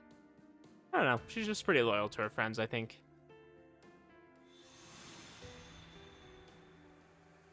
Mal quickly pressed her lips onto the maid's and exhaled, though unlike with Sorako, it didn't seem to do anything. 一応やったけど、相当負傷してるからどうなるかわかんねえぞ。このままダメでも文句言うなよ。感謝する。この借りは必ず返そう。We had no time to take the maid to the surface, so we simply placed him down at the edge of the hallway. Considering their inhuman vitality, I assumed he would recover eventually. ここにはスクールの秘密があるはず。探しましょう。セキュリティは落ちてるみたいだけど、何があるかわかんない場所だ。まだ AHM の生き残りもいるかもしんねえし、バラバラになるなよ。玉緒ちゃん、慣れてるみたい。ヤンキーとは全国番長を決めるためにトーナメントするような人種です。修羅場には超慣れてるのも当然でしょう。I don't think that's quite it, Arrow. But, you know, I appreciate your imagination. 卒なんじゃないってねえっつ。あれ？成田のやつ。Oh, what the heck? We wandered off, apparently.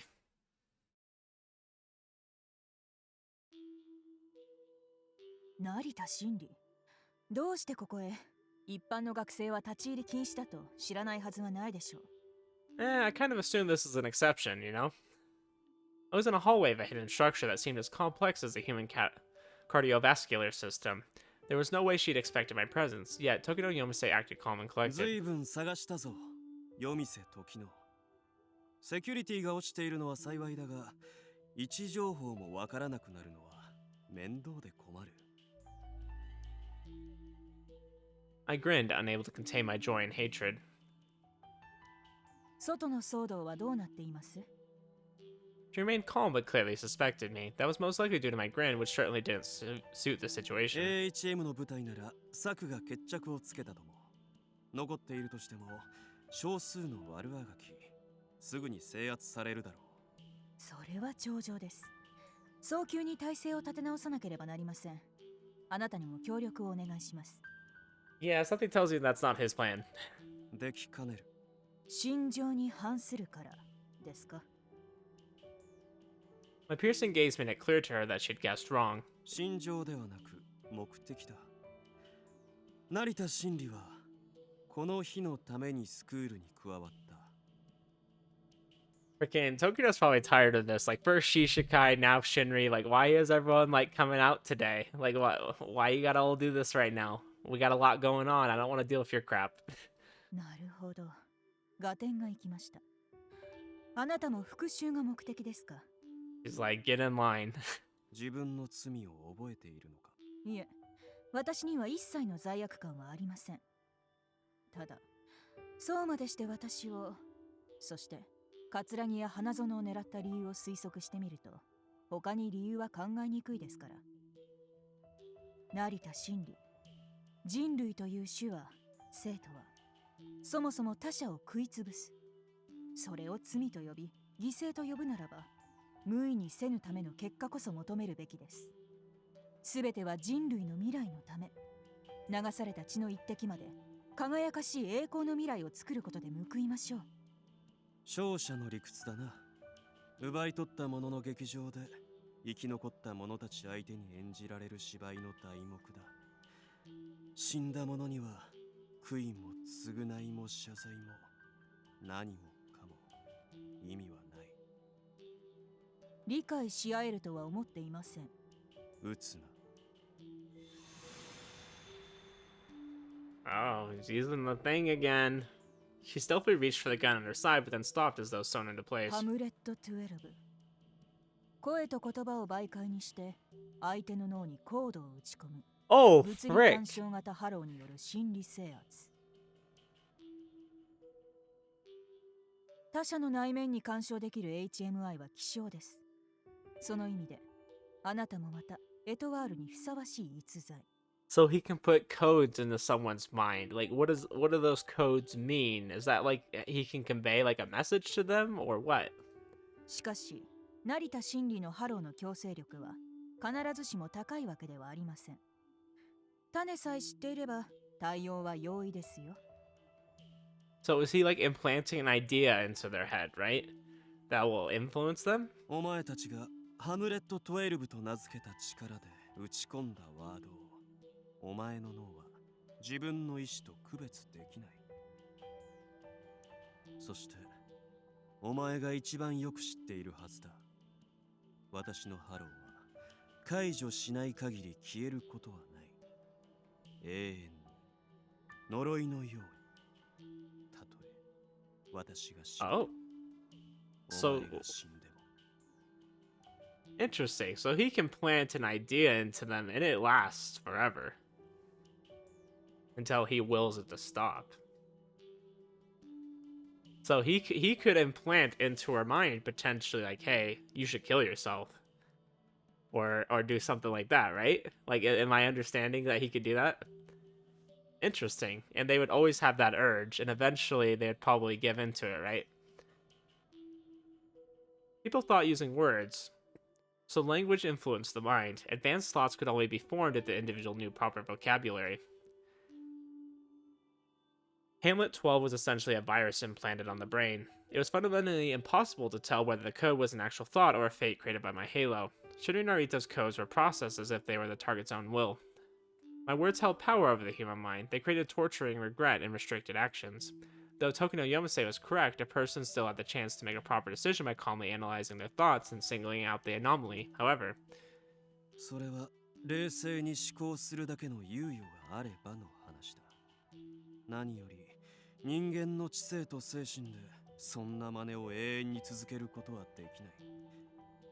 my influence strongly affected reflex-based movements. That meant that Tokino Yomase, who I just ordered to not shoot, would be slightly slower at shooting whenever she aimed her gun. Even if it really bought a second, that was enough time for me to kill her. Yeah, so as soon as she would think to like, oh, I'm going to, use my reflexes and shoot, you'd have that like thought that would say, oh, no, you shouldn't shoot. And it would make you hesitate, which would give him a second. 学生として入学してくるとは、私を殺すために回りくどい真似をしたものですね。仇には違いないが、お前はついでだよ、夜店時の。真に撃つべきは黒船だ。お前たちの組織、何と言ったかな。なんとでも名前などあってなきがごとしです。お前たちの力は強大だ。裏の世界でも禁忌と言われるだけはある。私もここに入り込むまで、ついに黒船を倒す機会を得られなかった。だが、ようやくだ。まずはお前を。Saku suddenly jumped in front of my gun. Ah, Saku, you're foiling my plans again. It's always somebody. If not you, it's somebody else. Saku instantly realized Shin and Narita had left in pursuit of his true goals, and so she walked around the underground facility in search of Narita, only to find a scene so scary that it made her want to look away. Narita had pointed a gun at none other than her dear teacher Tokino Yomase. The expression on her face displayed an emotion that she didn't know he had. It was a demonic visage. Though at the same time, it seemed like an expression of lament that spoke more than 1,000 words. She could tell that the scene before her was more important to him than life itself, and the words they'd exchanged proved Saku's intuition right. revenge. That was Shinri Narita's true goal, and the reason why he joined the academy. Like puzzle pieces, the days and happenings since Narita arrived had different meanings, and in that moment the picture seemed complete. There was some deep connection between him and her teacher. Narita's expression said everything. She understood the blindingly clear will of the man she loved. Neither words nor bullets could make him reconsider. He planned to pull the trigger even if Saku stood before him. Thus, Tokino would die before Saku's eyes. She jumped out before thinking anything more. She stood right between them. She knew full well that she had no means to stop Narita. That filled her heart with pain, yet she still didn't stand back and do nothing. 音無作。まさか、この男と行動を共にしているのですか? Saku didn't even answer that question. She simply glared at me with unwavering eyes. 今の話は本当? 成田は復讐のためにスクールへ来たの? Yeah, pretty much. Straightforward words as sharp as an unsheathed blade. There was no question but a confirmation of the facts. I felt her nearby before she jumped out, but that didn't make me waver. No matter who got in my way, I had to fulfill my oath. 君には関わりのないことだよ。私に聞く権利はないのかと、そう言ってるの。聞いてどうする？聞いてから決めるわ。私がどうするかを決めるのは私よ。何も知らないまま流されるなんて願い下げ。納得がいかなければ、あなたを倒してでも止めてみせる。She made her will clear. I knew she wouldn't back away. That made her eyes, which were fixed directly on me, as beautiful as a raging fire. そうだな。君には聞く権利があるだろう。おとなし作。And so, with my eyes still fixed on Tokino Yomase, I revealed information that I had only shared with Hishiya thus far. 7年前のことだ。玄馬黒船。このスクールの理事長である男と仲間の手で、とある古い一族が滅ぼされた。黒船はもともとその一族に仕えていた男だった。裏切ったのだよ。自分の親友だった当主。守るべき腹からを。長年にわたる断りを全てを保護にしたのだ。その裏切り者たちこそ玄馬黒船、花園武史、桂木新山、そしてそこにいる夜店時の。 That line made her speak up. 時の先生も、それよりも桂木新山って、まさか。Oh yeah, she doesn't know that, その子 huh? の両親が死んだのは。この手でふさわしい末路を与えた。 I told her the cold, hard truth. 桂木家はかつて帝家のいわば金庫番を務める家だった。だが新山は金に目がくらみ、本家を裏切った。 The many fragments of Shinri Narita started to combine. The busy days, their many encounters, the various misfortunes that struck the two of us. Saku finally knew the whole truth. Due to that, she was surely critical of my actions and had every right to make it known, but she didn't say a word. Instead, she merely bit her lower lip so hard it bled and silently urged me to continue. 7年前のあの夜、裏切り者たちは帝の本家にいた者を皆殺しにした。一人残らず、当主とその妻も、屋敷にいた二人の子供も、そして残されたすべてを奪った。そこをさらうようにして、帝の名も財も何もかも。しかし、あなたが生きていたと? I clutched the wound on my right hand, the scar from when Kurofune shot me. いや、私は死人だよ。夜店時の。成田真理はただの亡霊だ。死者の像を払うために帰ってきたのだ。帝の者たちに罪なく殺された妹に鎮魂の祈りを捧げるために。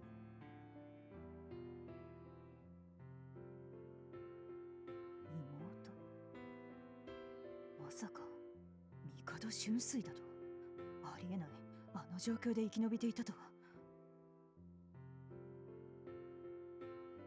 Instead of replying, I merely cracked a ghastly grin. さすがは帝の血族と言っておきましょう。 She remained as calm as the surface of a frozen lake. Nothing seemed to faze her, which felt quite regrettable.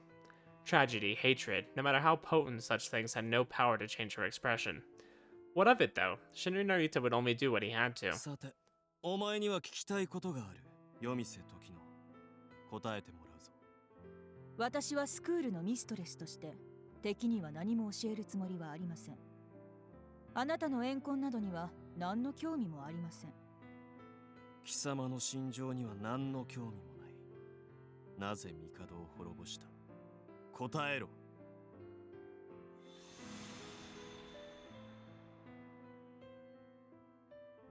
I burned a code into her will, making sure to say it with enough power so she couldn't ignore it.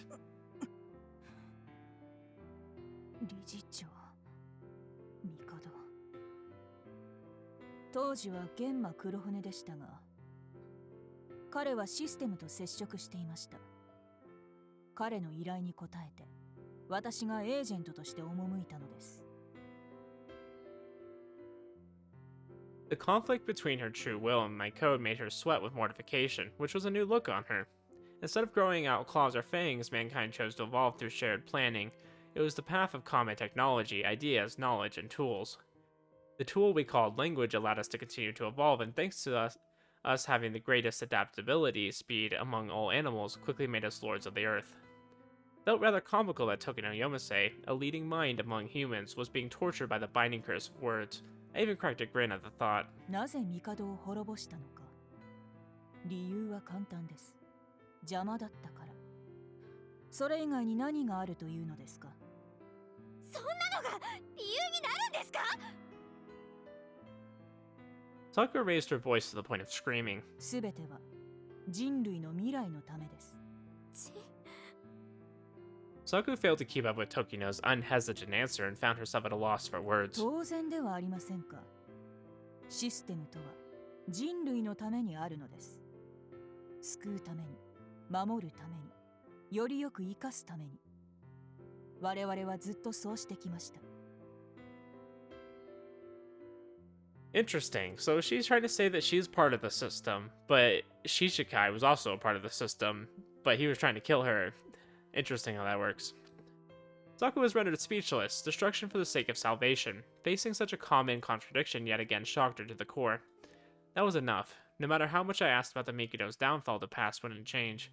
I knew it was a meaningless line of questioning, but I needed the extra closure. 質問は終わりですか？成田真理。もう一つある。メイドの顔を見た。Yes, I would like to know about that one too. 何をした？いえ。Like, is she still alive, or did they, like, just, like, clone her or something? It just seems weird. SSD クローニングと成長調整による人造 HMI オス型への変化は不完全だからです。そもそも HMI のクローニングは SSD 以外には成功例がありません。兄として誇りなさい。帝ルリは原型として完璧でした。十分だ。幕を引いてやる。That was why the Mikudos were in the way. The woman before me didn't even stir emotions linked to revenge. She not only took Ruri's life, but also desecrated her sacred remains, which I felt was beyond mere hatred and rage. I aimed my oath-sworn arm at Tokino Yomise's temple. Her whisper came at the very last moment. やめろというのかね。 She seemed to understand that her protests were useless. Her response still surprised me, however. 復讐なんて無駄だから。虚しいからやめろ。あなたは全部承知でそうすることを決めてる。復讐者に復讐をやめろなんて、生きるのをやめろというのと同じだわ。Yeah, pretty much. あなたにはそうする理由も権利もあると思う。そうか。だから問題は、私にとってそれが正しいかどうかだけよ。I don't know, honestly, Saku, I just don't think it involves you at all. It doesn't really matter whether you think it's right or wrong. I mean, he's gonna do it whether you want him to or not. Saku stood before Tokino and Yomase. They faced each other with an expression of helpless indignation and heart-shattering pain, respectively. 先生、さっき玉尾たちとここのデータベースから学生たちの管理データを見つけました。大勢の学生が私たちの知らないところで。Oh yeah, I do suppose that she'd probably want to know. I mean, there's a lot of questions about what happened to some people. ニトリもそうだったんでしょうか。オンスロート化とは一体何ですか？柿石義雄たちは自分たちをホロドルインオールの候補だと言いました。システムはそもそもそのためにこのスクールを作ったのだと私はまだ何も知りません。真実を教えてください。Tokino Yomase was the academy's mistress, the head lecturer. To Saku, she was a woman who supported her, but also an unforgivable enemy who claimed Mitori's life. The heavy, cruel truth before her made Saku bite her lips so hard that blood dripped out. Even so, she showed no hints of running away or averting her gaze. She may have wanted to do that, but she knew she couldn't. Her earnest personality was an important aspect of Soku. Why do I keep trying to say Soku? I'm like trying to say it too quickly. Saku Otonashi, and it made her appear so dazzling that I felt blinded. 真実とは見出すものです。他者の教えで手にするものではありません。そんなこと、私が聞きたいのは。桂木空子はオンスロートか。こうまかしたのですか。The sincerity in Tokino's even tone made Saku momentarily regain her senses. はい。ハローを切り離して。食い止めました。正常に戻せたのですか。はい。そうですか。感謝します。Tokino faced her enemy, shooting Narita with a firm gaze. It seems that she no longer had anything to grieve about. 音無し作。成田真理と行動を共にしている以上、今のあなたはスクールの敵です。しかし、空子を救ってくれた礼に一つだけ答えましょう。先生。本来スクールはオールという概念を発見する目的で設立されました。今日でもそれが到達すべき場所であることに変わりはありません。Wonder who they consider that owl. オールとは未だ現れざる架空の概念、システムの姿なき頂点。クラウンとはその候補。そこに到達することこそ誇りあるあなたたちのあるべき姿です。我々はある薬を使って素養を持つ人間を人為的にアセンションさせる実験も行ってきました。Okay. I figured that one out a long time ago. 高い確率での副作用による死。オンスロート化の兆候があった場合、被害を未然にするための間引きなど、スクールはあまたの屍の上に築かれた血濡れの城です。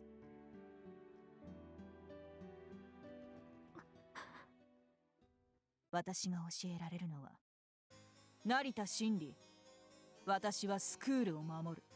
決着をつけよう。She tried to shout, but then stopped.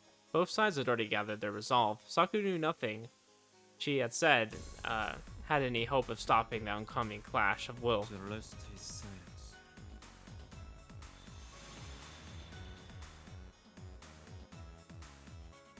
The mental pressure on Tokino faded, but her expression wasn't one of joyful emancipation, but confusion. なぜハローを解除した？成田真理が果たすのは復讐だ。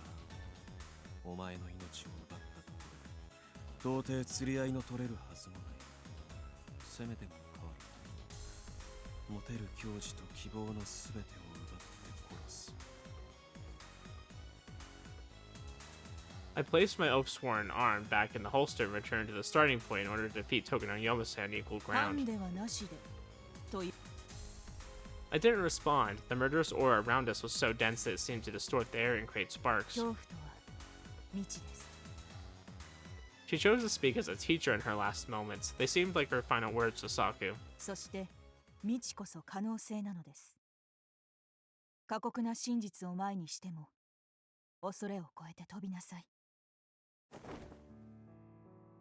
The moment she stopped talking, we reached for our guns without any warning. Tokino Yomase pulled out her darling P2000 at lightning fast speed. She clearly saw that my Luger P08 was still in my holster. Only a single gunshot echoed through the halls. Tokino Yomase watched her P2000 fly away with an expression of shock after I shot her index finger. My oath-sworn arm had snuffed out her only chance at victory.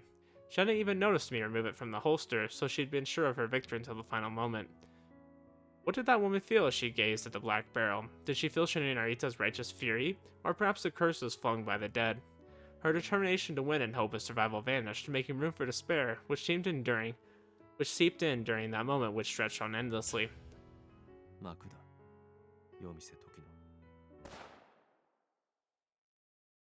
Dang. So everyone's finally dying in this route, huh? A second gunshot resounded through the hallway, the third act of Shinya Narita's revenge strategy to come to a fitting conclusion. And thus Kurofune is still alive. We never really got confirmation that he was dead.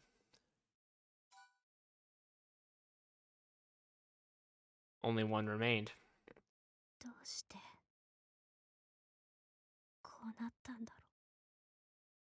Saku stood next to the remains of her dear teacher, but she didn't cry. Her sorrowful words replaced her tears.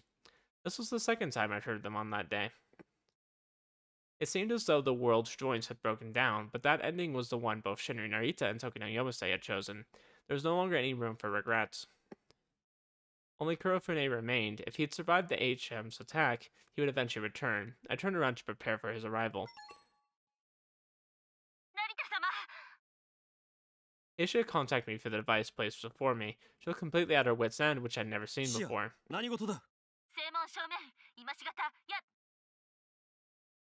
Gunfire, explosions, and Hishiya's screams rang out through the noisy device.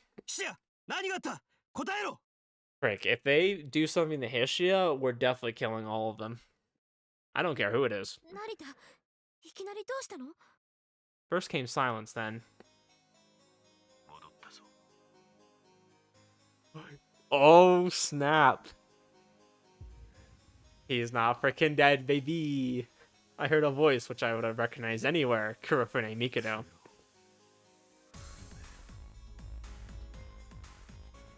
Dark joy filled my heart, overwhelming the shock Kurofune had survived.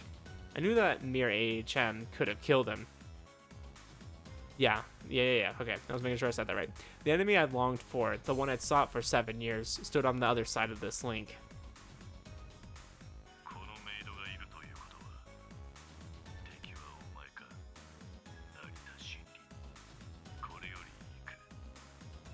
Let's go, baby!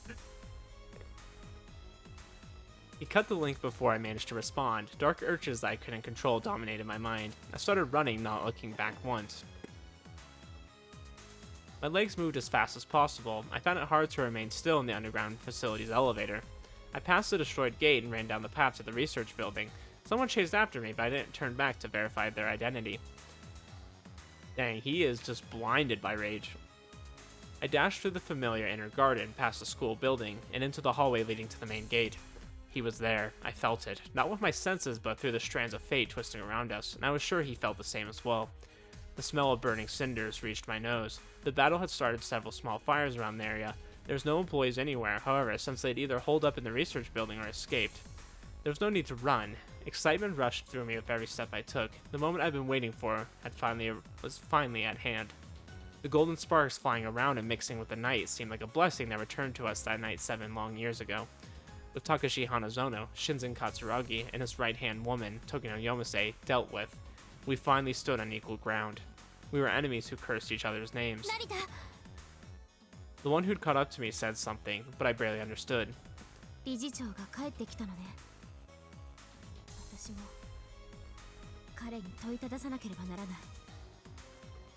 She simply stood next to me. She didn't follow me or lead the way, but remained by my side.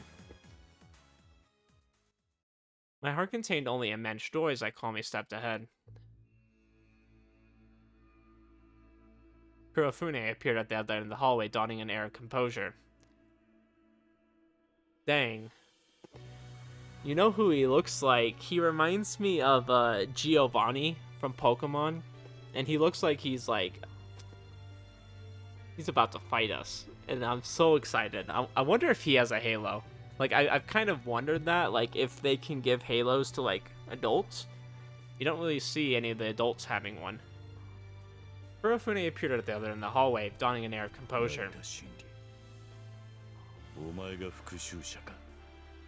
帝、いや、玄馬黒船。この日を待ちかねたぞ。Gosh, this is like the final boss. 帝の生き残りか。残らず滅んだはずだ。You thought? 私は亡霊だ。7年を超えて憎悪のために帰還した。そうか。春水。この手で始末しておくべきだっ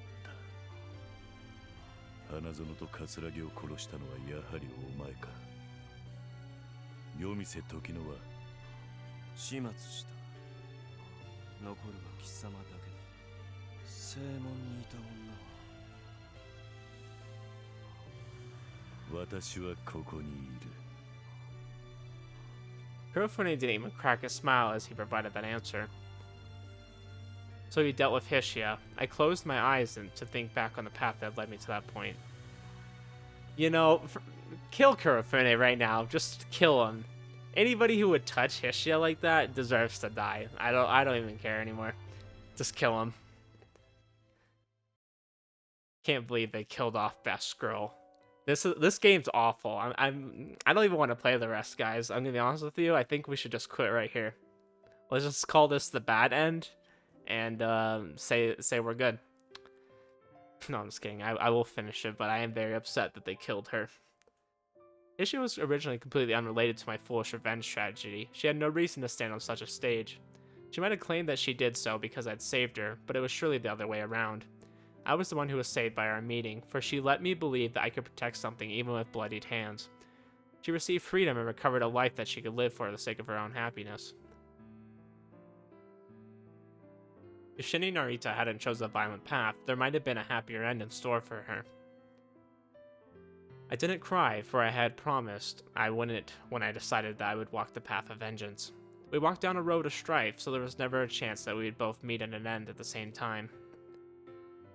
その時が来ても泣いたりされませんように。イシアも成田様が死んだら。This is just ruining the good mood I've been having, like, with this ending, right? Like, it's been going good, and it's been interesting, and they gotta ruin it, man. Like, why did they gotta do this? After my brief reminiscence, I removed all remnants of emotion and essentially stopped being human. Shinny Narita was a machine made for revenge alone, and my job was to deliver a single bullet. Only the grand finale remained. Once that finished, my 7 years of hatred would be put to rest. The only thing that had changed was that there was suddenly one more soul that would find repose when the man before me perished.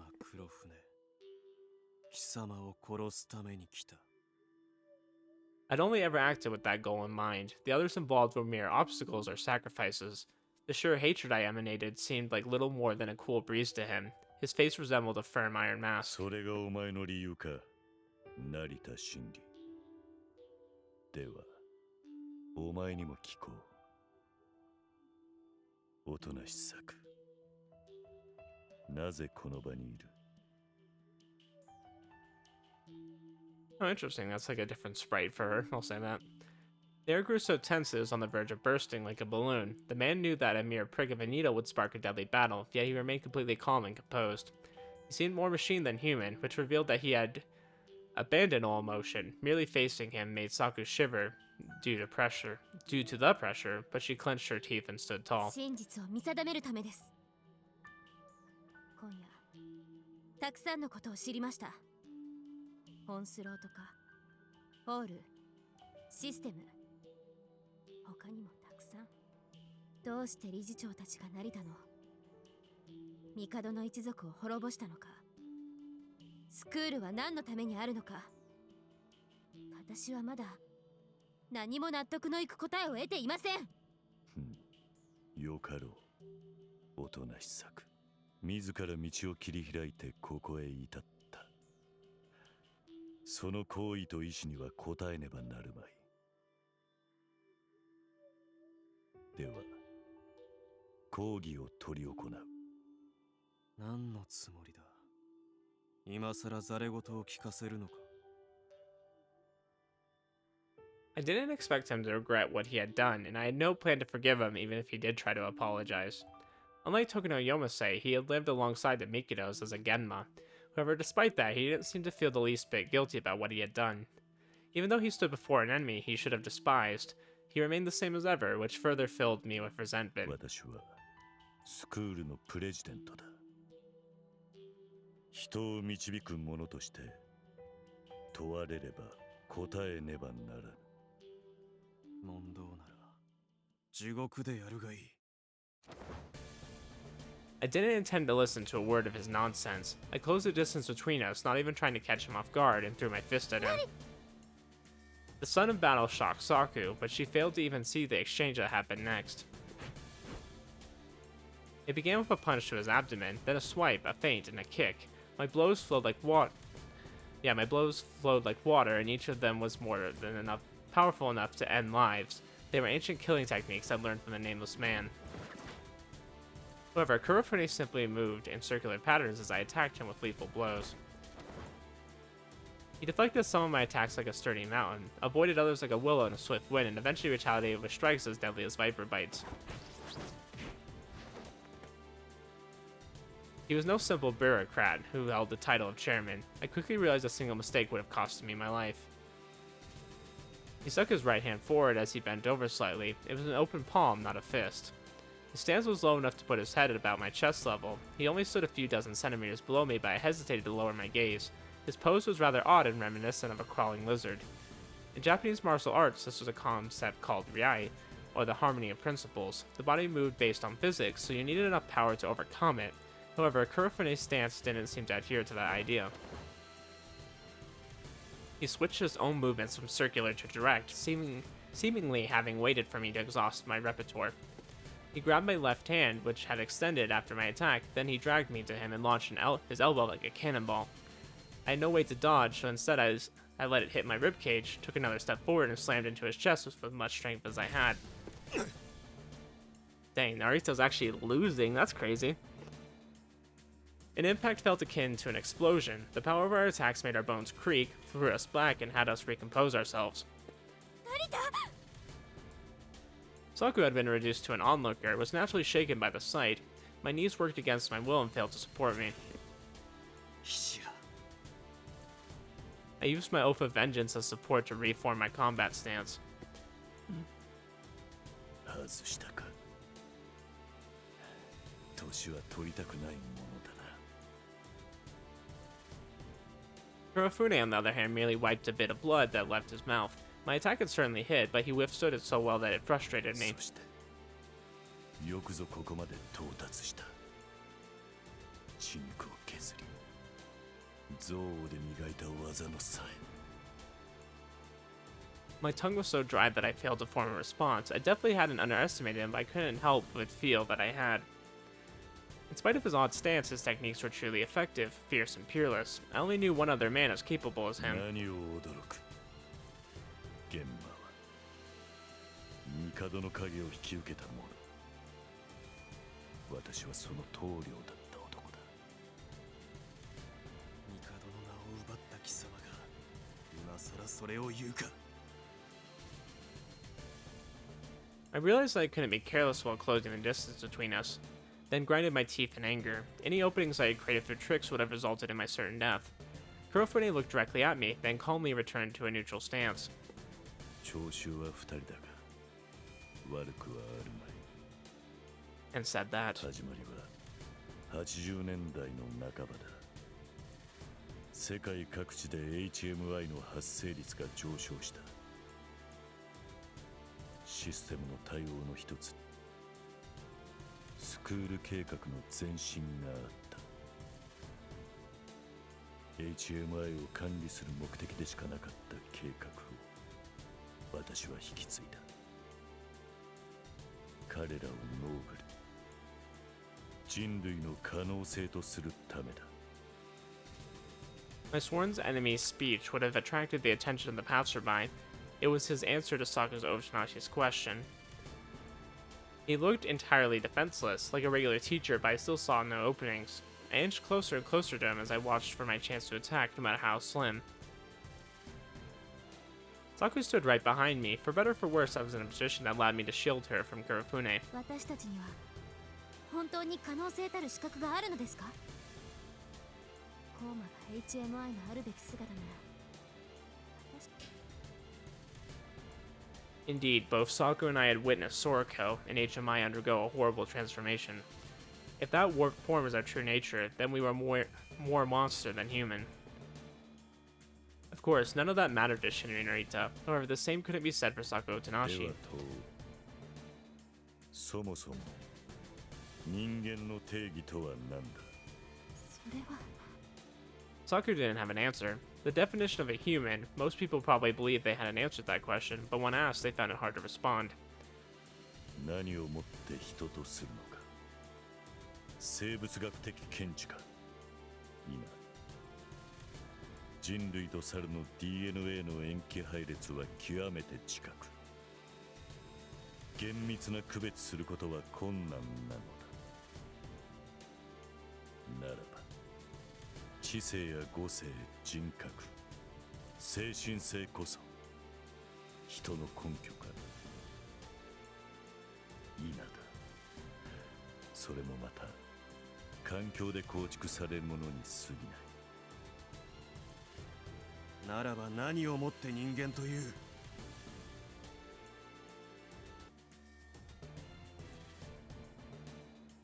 I went and asked him that question. He sucked me into his lecture. 根拠など存在しないというのだ、成田氏。あらゆるものは変化する。殻を破れないヒナは死んでいく。江戸時代と現代で日本人の体がどれほど変化したか知っているか。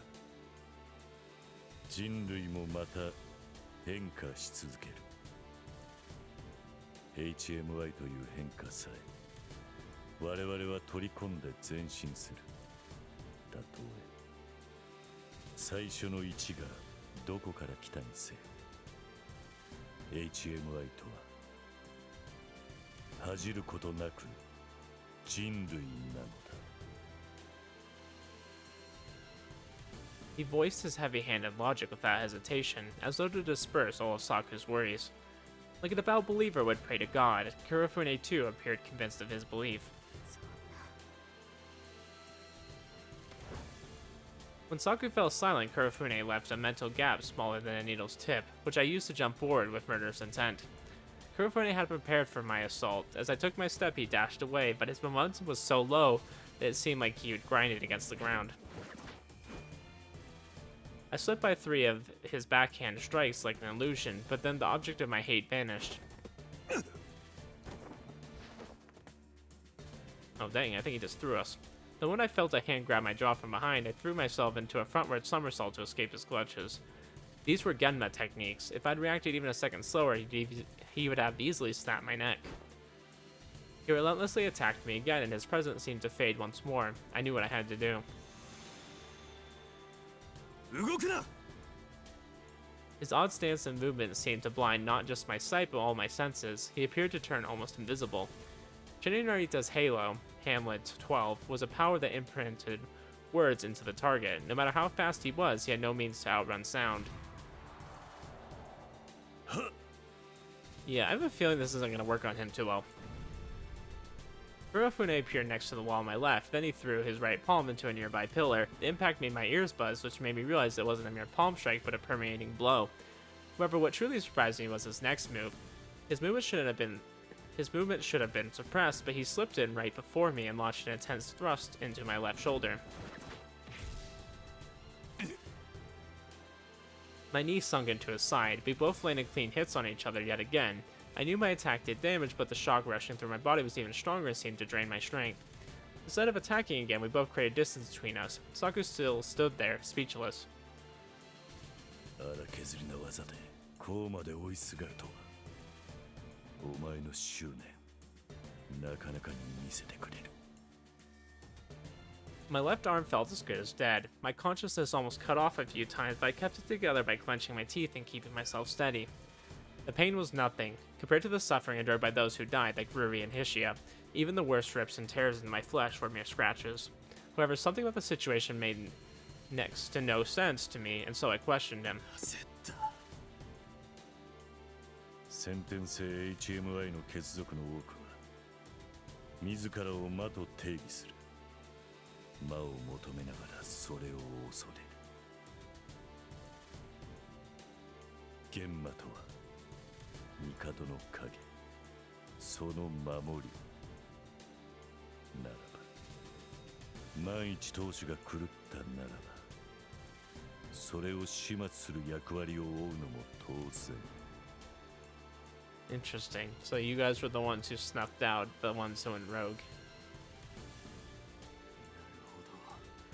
つまり玄魔の技とは対人ではなく狂った帝 HMI を殺し尽くすための技か。So he's like a perfect counter for you, is what I'm hearing. まして私はスクールの長だ。お前の手の内は把握している。言語と声とは所詮空気の振動だ。より強い波で弾き返せば届くことはない。That made sense, but he had somehow managed that in the middle of a deadly battle. How much had he trained to pull off such an extraordinary feat? 森であったメイドより貴様の方がよほど化け物だぞ、黒船。思いのほかハローに頼っていたか。力及ばなくとも自分には切り札があると考えていたか。そのありさまでは次の一手が最後となるだろう。 Dang, Kurofune is confident he's gonna beat you, huh? He was right. Even though the next clash was another direct exchange, I had no hope of victory. If that trend continued, I would definitely be the first to fall. No, that was unacceptable. I crawled through mud and left a river of blood in my wake just to end his life. It didn't matter what happened to me. I died on that night I swore to avenge the fallen. My blood-curdling curse was cut short. どうしてニトリたちを殺したんですか？ Saku asked another question. スクールが少数の HMI を間引いているのは事実だ。HMI は成長過程においていくつかのリスクを抱えている。その一つがオンスロート症だ。ハローによる体の侵食。遺伝子レベルで人類ではなくなってしまうという事実のもたらす恐怖は不安定な HMI にたやすく伝染する。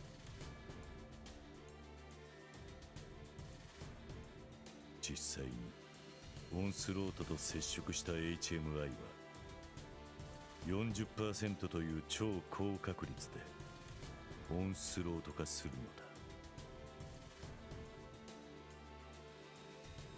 10%。 That meant 私たちは that we, who had encountered Sorako in our Onslaught Syndrome state, had done something incredibly dangerous. おとなしさく、お前たちの強さを大多数の人々は持ち合わせていない。人間とは脆弱なものだ。一定の確率でオンスロートが発生するのはやむを得ない。ならば兆候のあるものは秘密裏に速やかに処分する。それがスクールの方針だ。Seems like you should just do more to either prevent it or to figure out a way to cure it rather than just killing off people. Seems like a terrible fix in the meantime. のあるものを HMI にしていると時の先生から聞きました。そこまでの危険があるのならどうして？可能性とはもとより危険なものだ。Yeah, I suppose there's a possibility they could do great things or be a dangerous person. Who knows? 変化とは世界の破壊。現在という強大な壁を打ち破る力は当然毒にもなる。技術がたやすく兵器にもなるよ。He solemnly opened his mouth like an ancient stone door and すべては人類の未来のため。今後50年で人類は落日を迎える。spoke those words. What do you mean, in 50 years? What's going to happen in 50 years? His sudden conclusion was hard to process at first. Saku held on to her shivering shoulders and watched the two men. Narita and Kurofune both faced the person they wanted gone from the world. Saku had barely kept up with their exchange, but she knew that a single slight mistake led to either one's death. The idea that Narita had faced near certain death overwhelmed her, but she forced herself to keep the anguish at bay. Saku Otonashi was the insignia of the crowns. As such, that was also her battlefield. However, she found it difficult to stand between them, and it wasn't simply because she knew that Narita wouldn't allow others to take part. She still hadn't found her own answer, but she didn't want to rush into battle with a half-baked will. Thus, like always, Saku Otonashi searched for the path, hesitating all the way. And seconds ago, she heard the founder of the academy say that the sun would set on humankind within a mere 50 years.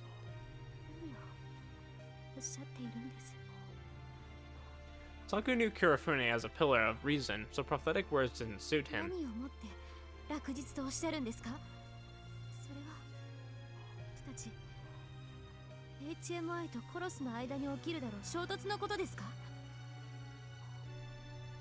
Kurofune remained as firm as an iron wall. HMI の絶対数はまだまだわずかだ。圧力や差別が生じたとしても、世界のあり方そのものを揺るがすには至らない。それなら、まさか第三次世界大戦が起きるとでも？現在の多様化した世界で、イデオロギーが二分する分かりやすい大戦は事実上起こり得ない。もちろん、私が言うのは天変地異による突発的な破滅などではない。世界のシステム化による新たな貴族性と絶え間ないリヴァイアさんによる閉ざされた社会、それが半世紀という近未来、高い確率で現実となる人類の落日の姿だ。I don't know. So he's saying a closed society. Is he talking about one that's like not changing, I guess? One that like is more perfected? Like, isn't that kind of what he wants? Saku failed to even picture what he was talking about. Yeah, me too, Saku. I'm not a very smart man. お前なら私の言わんとすることが理解できるだろう。 Strange as it was for the first time since the battle had started, Narita lended an ear to his enemy. 奴は空想ではなく、今そこにあるものについて論じているのだよ、おとなしさく。 He stabilized his breathing and spoke with a voice that betrayed little of his pain. 国家に代わる次世代支配者の代表格はインペリアルコーポレーションだ。グローバルな活動領域と特化したシェアを独占支配する形をとる21世紀型の企業形態。 No, is he trying to say the opposite of what I said, actually, now that he's explaining it? Maybe he's saying the world's going to be, like, imperfect. It's just going to be full of, like, these systems of corporations owning everything, right? They're going to take over. ゲノマティカネクタール、EDN、タック、コメゾンなど、現在世界で支配的な企業のほとんどがすでにこの形態をとっている。彼らは今後50年でさらにその傾向を強めるだろう。それは単に支配者がすげ替わるということではない。システムに組み込まれるということだ。彼らの領土は政治ではない。経済であり、人々の生活のあらゆる側面だ。This is a very different thing than you would expect from something about people with like superpowers. You would think like they would have the controlling factor in this. The other man continued after him. 現代ではどんな複雑な工程も単純化した労働の組み合わせで実行可能だ。一部の職人の技量に頼る分野も今後50年のテクノロジーの進歩でほとんどが不要になる。つまり次の世代とは中間層が壊滅しシステムの創造者であり管理者膨大な富を手にする 1% 未満のグローバルエリートと 99% 以上の部品に断絶された世界だ。 So I'm trying to understand, is he against this? He doesn't want to become in the 0.1%, right? He wants to stop this. So he essentially wants to go against the system. Am I understanding that correctly? 今やあらゆるツールが個人の行動と情報を記録するようになった。集約されたデータがより密度と精度の高い管理と支配を可能にする。For example, government agencies and corporations already tapped into most calls and phone messages. The Academy 2 is a strong example of advanced information management. 99% の人々が貧しさを強要され、創造性を剥奪される時代が来る。個人の自由意志では相違であるシステムを打ち破れない。シェアの独占で選択肢を奪われ、思考を誘導されるからだ。Like the split between leading and a bit player on stage, the venerable protagonist would shine at the expense of all the minor parts.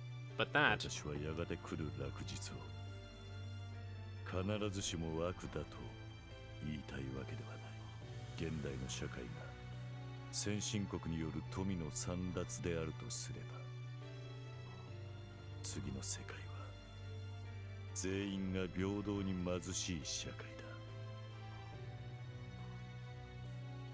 I don't know if I want a society where everyone's equally as poor. 人間が利益を求め続ける生物であり、多くの人々にとって安価な快楽こそ正義である以上、これは正しい結末、当然の成り行きだ。I guess the reason I say that is because some people are happy having a lot of things and some people are happy with having very little. So it's like, do I really want to give everyone like equal things? Because then that'll just mean a lot of people aren't happy. I don't know what the right answer is there. I mean, I could get real philosophical about it, but I'm just trying to understand what he's saying. Saku finally understood his thought process. Even in modern society, there were protagonists and minor characters, and those who shone bright had stepped over the bodies of countless others. So the chairman was correct. The new world would be an extension of the current one, its twilight. Everyone would be stuck with an egg, managed and observed more thoroughly than ever. In a way, humans would be like a hatchling that returned to the egg it had broken back when it dreamed of the sky. そこにあるのは閉塞であり、停滞だ。そんな未来に満足できるのか、閉じていく可能性を許せるのか。人類はもっと輝ける明日を探せるはず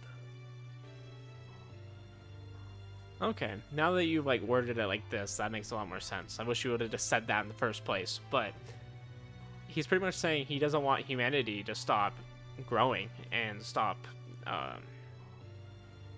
progressing as a race, right? He wants people to continue to live out their possibilities and have a brighter future, which in a twisted way is actually kind of nice, and I agree with that. But, you know, I'm not sure if I agree with the way he's going about it, but, you know, with a world as complex as ours, maybe this is the way to go about it. Maybe this is the way to accomplish that, which, I don't know. If you're someone who subscribes to evil can't, like, fix evil, then you probably won't agree with him. It's like, if the means to get there are wrong to make it right, then it'll just always be wrong, right? the end doesn't justify the means. And I feel like you would very much disagree with him if you're someone like Suzaku from Code Geass. Like if you sympathize with Suzaku, you're not going to agree with them. You're not going to say, well, the means justify the end. Even though I feel like Suzaku was kind of hypocritical at times. That's just me.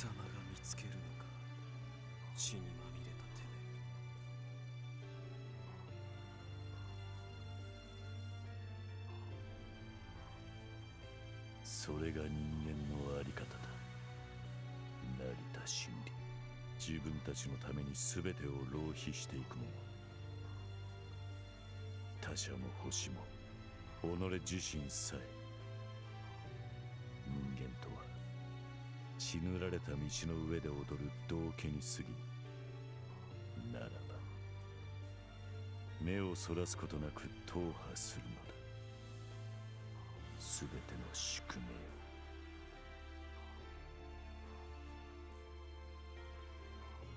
を。Kurofune looked at Saku. The next moment, she shouted at him.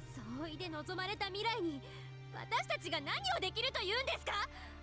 この力で正しい結末を変えられると。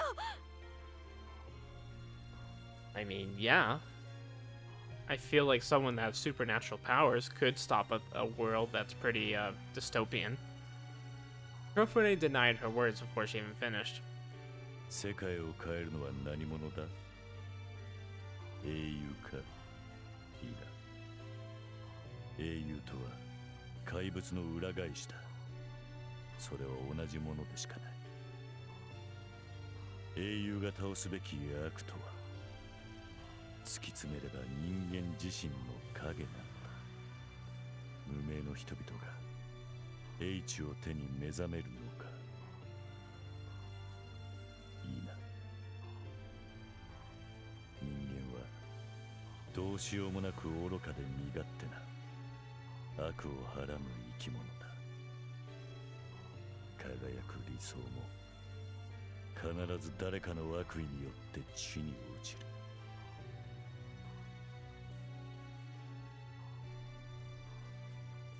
Humans could not abandon evil. It was as though it was our natural form. It was comparable to how Onslaught Syndrome inevitably manifested in a certain number of HMIs. 世界を変えるのは怪物を滅ぼす偉大な英雄ではない。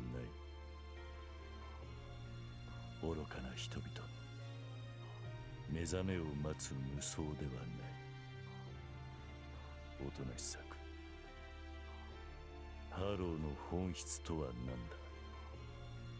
His voice resembled that of an old, wise sage, and Saku felt as though she had heard it coming from right next to her. ハローとは HMI が発生させる第三の物理。それはハローのもたらす現象でしかない。 Once again, he swiftly and sternly dismissed her words. 例えば、思考で物体を破壊できる者がいるとしよう。 例えば感情を数値として認識できる者がいるとしよう。例えば存在しない概念に触れられる者がいるとしよう。持てる機能があり方を決定づける。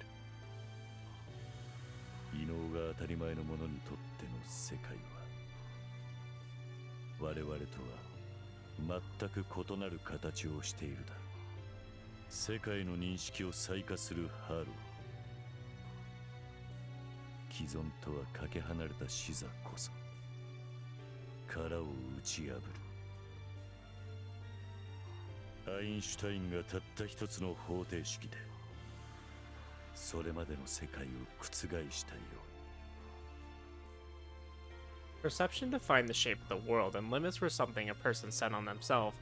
Thus, Kurofune wished for HMIs to use their untrodden perceptions to break the boundaries of the modern world. 可能性だけが人々に夢を与え、世界を変える。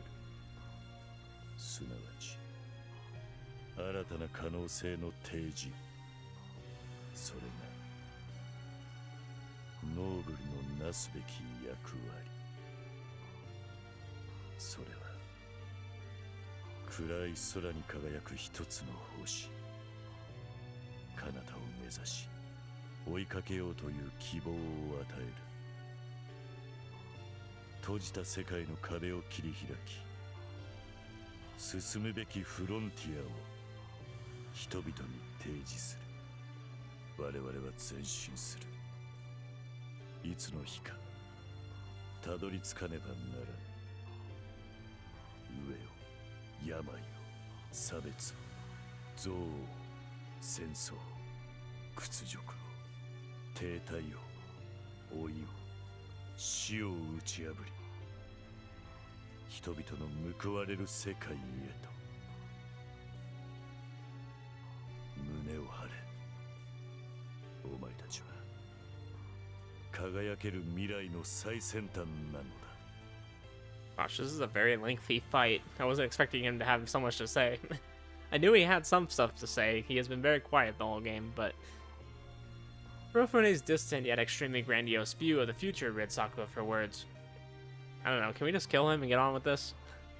The way he spoke of the maddening, distant unraveling of the world made him seem like a prophet. He probably does think of himself as one. 世間では天才や異常者と呼ばれて排斥される。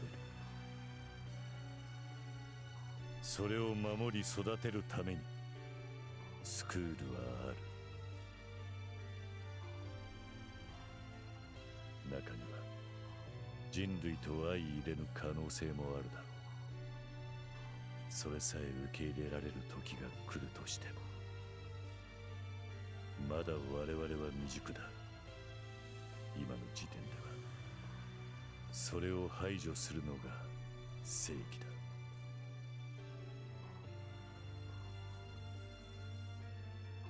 Saku Otonashi found herself at a loss for words. She had seen the register listing the disposed, merely thinking of the many bit players who never got a chance to stand on the stage to even exist made her nauseous.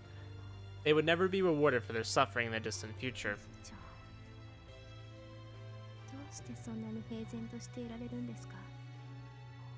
たくさんの血を流して、殺して、奪って。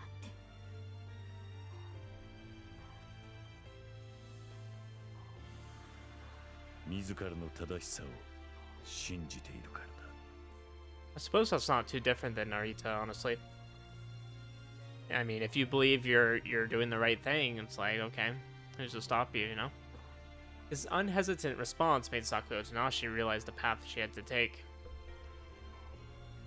Saku had the means to save Mitori and the others since she had saved Sorako. However, that came with a dangerously high 40% chance that she had herself developed Onslaught Syndrome. She couldn't claim that his methods, which involved dealing with the danger before it became a problem, were incorrect. In fact, many people would surely have sided with him. Still, she objected to it. 消えてゆく早くにも意志はあったはずです。 Okay. 自分が正しいと信じておられるなら、どうして彼らに選ばせなかったんですか？ Yes, Saku, yes, you understand. Kurofune and the Academy had used some sort of drug to turn them HMIs without their knowledge. Saku herself might have been one of those test subjects, but did they all want to become HMIs? No, there were surely those who would have refused. 結果は変わらない。本人が望まなくても危険は取り除く。未来のために犠牲は支払われる。神ならぬ身に全てを救うことはできない。ならばより少ない犠牲で万人に報いるのが価値ある世界だ。自分でもそう思います。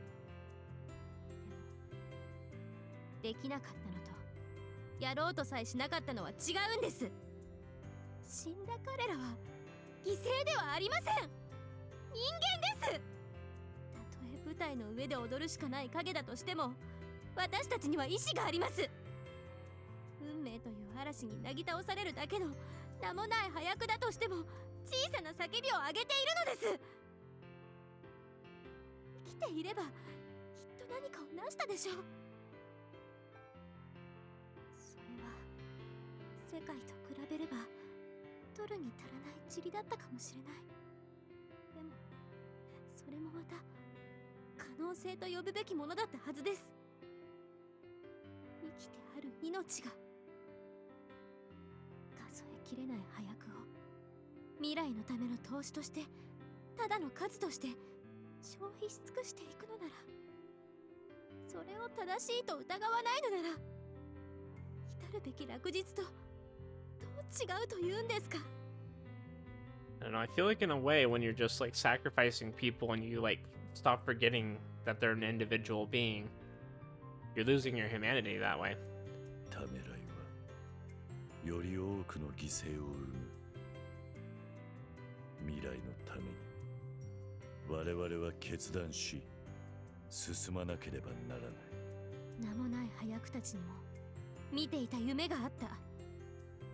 正しいことを疑わない未来がもたらす可能性がどれほどまばゆくても、私はきっとその美しさを愛せない。私は迷いながら進みます。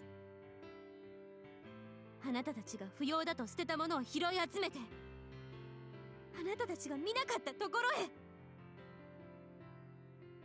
そう、この黄昏も落日も超えて。 Saku had found her answer, thus she would never hesitate again. She looked straight at her enemy, puffed out her chest with pride, and voiced an unforgettable oath that seemed like a declaration to the entire world. 私は輝く明日へ行きます。 Heck yeah, Saku, that's what I wanted to hear. Saku tried to stand in front, but I stuck out my hand to stop her. この戦いは自分のものだから手を出すな。そうではないよ。 If that was the case, I had no chance of stopping her. The situation wasn't the same as with Tokino Yomase. Saku hesitated like always and finally found the path she wished to follow. 君が戦うべきだと決めたのは黒船ではないはずだ。 Thus, Shinri Narita planned to stop her. 私は愚かな人の業を死を這いながら生きていく。おとなし作。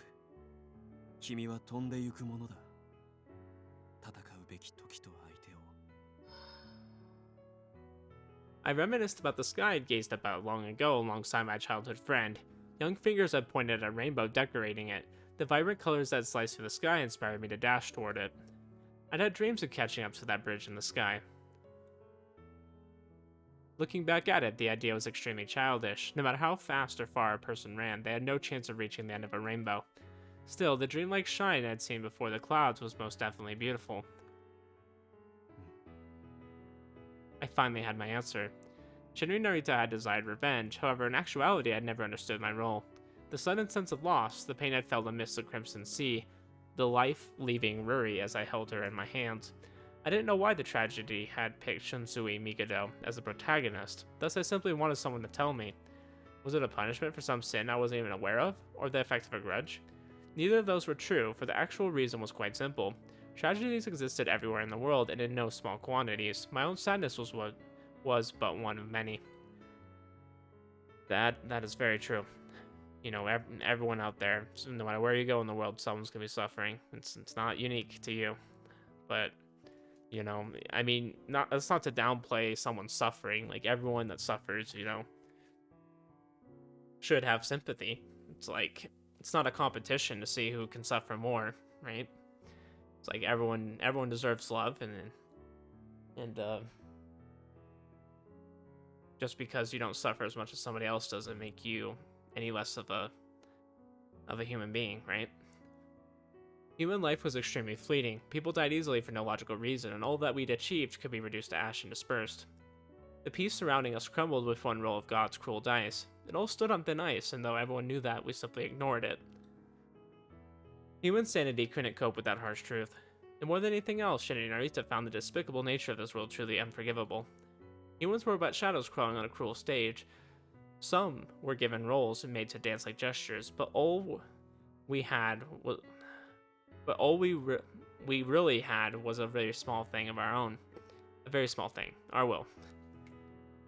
Shinri Narita's revenge tragedy was both a prayer for those he'd lost, as well as a small act of rebellion against the cruel god who had governed coincidence. I planned to shout on a stage even if I was merely playing the role granted to me, even if it meant creating many more tragedies. It had about as little point as a childish wish to grab a hold of the rainbow in the sky, an utterly foolish, inconsequential act. However, a girl who wished to strive for a better tomorrow in spite of all that stood before me. Thus, I finally understood why I was so attracted to her. She hesitated and regretted, yet still kept her head high and looked ahead, refusing to be ashamed of her scars. It was truly noble, and I found it more precious and beautiful than anything else in this world. Thanks to her, Shin and Narita had no regrets and felt no sorrow. I hadn't entrusted the rest to her. After all, a man who lived a filthy life focused on his own arrogance had no right to do that. However, I wholeheartedly believed that Saku Otonashi could gather the countless small fragments of feelings, hopes, and dreams and carry them beyond the rainbow. I believed it, even if it didn't seem entirely realistic. That was more than enough for me. I was perfectly content. I felt happy that I had someone to entrust my feelings to, a truly human emotion. I'd gotten lucky enough to meet a rare type of person many died without ever encountering. Even if my life expired that night, I no longer feared the conclusion and the clash between Kurofune and I.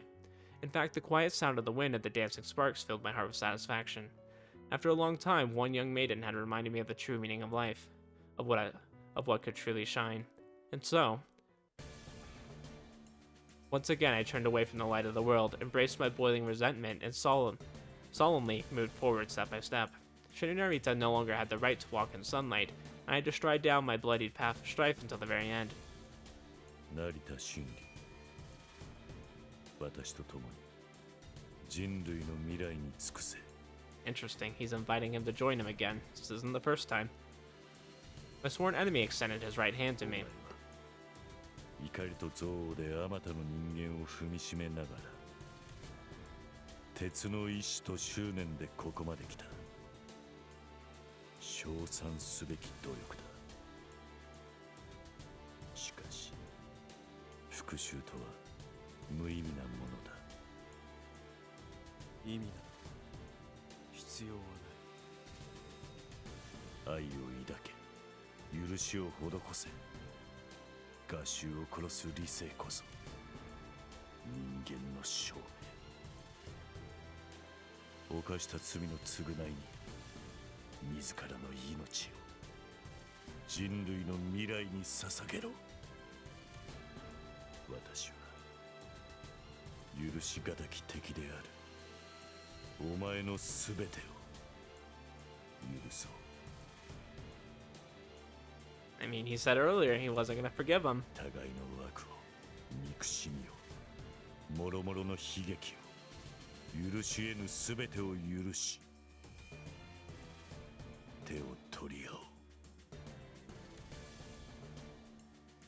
I did little more than laugh, forgive, join hands for a bright future of all things. Oh, how right he was, that was human reason at its finest. He spoke of the vanity of vengeance and the value of love. His words were right down to the last. They were so right that they made me want to vomit. なぜ帝を滅ぼした？必要だったからだ。私はただの一つも無駄な行いはしない。すべては今日この場にあるための過程なのだ。Kind of weird how like similar Narita and Kurofune actually are at times. Like their reasoning for doing things, like they're sticking to their convictions, it's just the same. It's just they see things from a different way. どれほどの困難が、長い道のりが、流血が、悲劇が、苦痛があろうとも、我々は停滞することなく歩み続ける。いつの日か必ず成し遂げる。輝ける未来を。At the end of my 7 long years of misery, I faced the man who killed my innocent sister, spat on her memory, and took everything from me. That wasn't enough, he'd also committed heresy against my will, filling me with rage that felt akin to nausea. Shinri Narita hated the very idea of letting Kurofune and Mikado speak another word. Thus, with only a few steps between us, I asked the final question. 虹が見えている。 Do you see the rainbow? Taste the rainbow. 虹とは光の屈折による現象だ。雨が上がれば消える幻だ。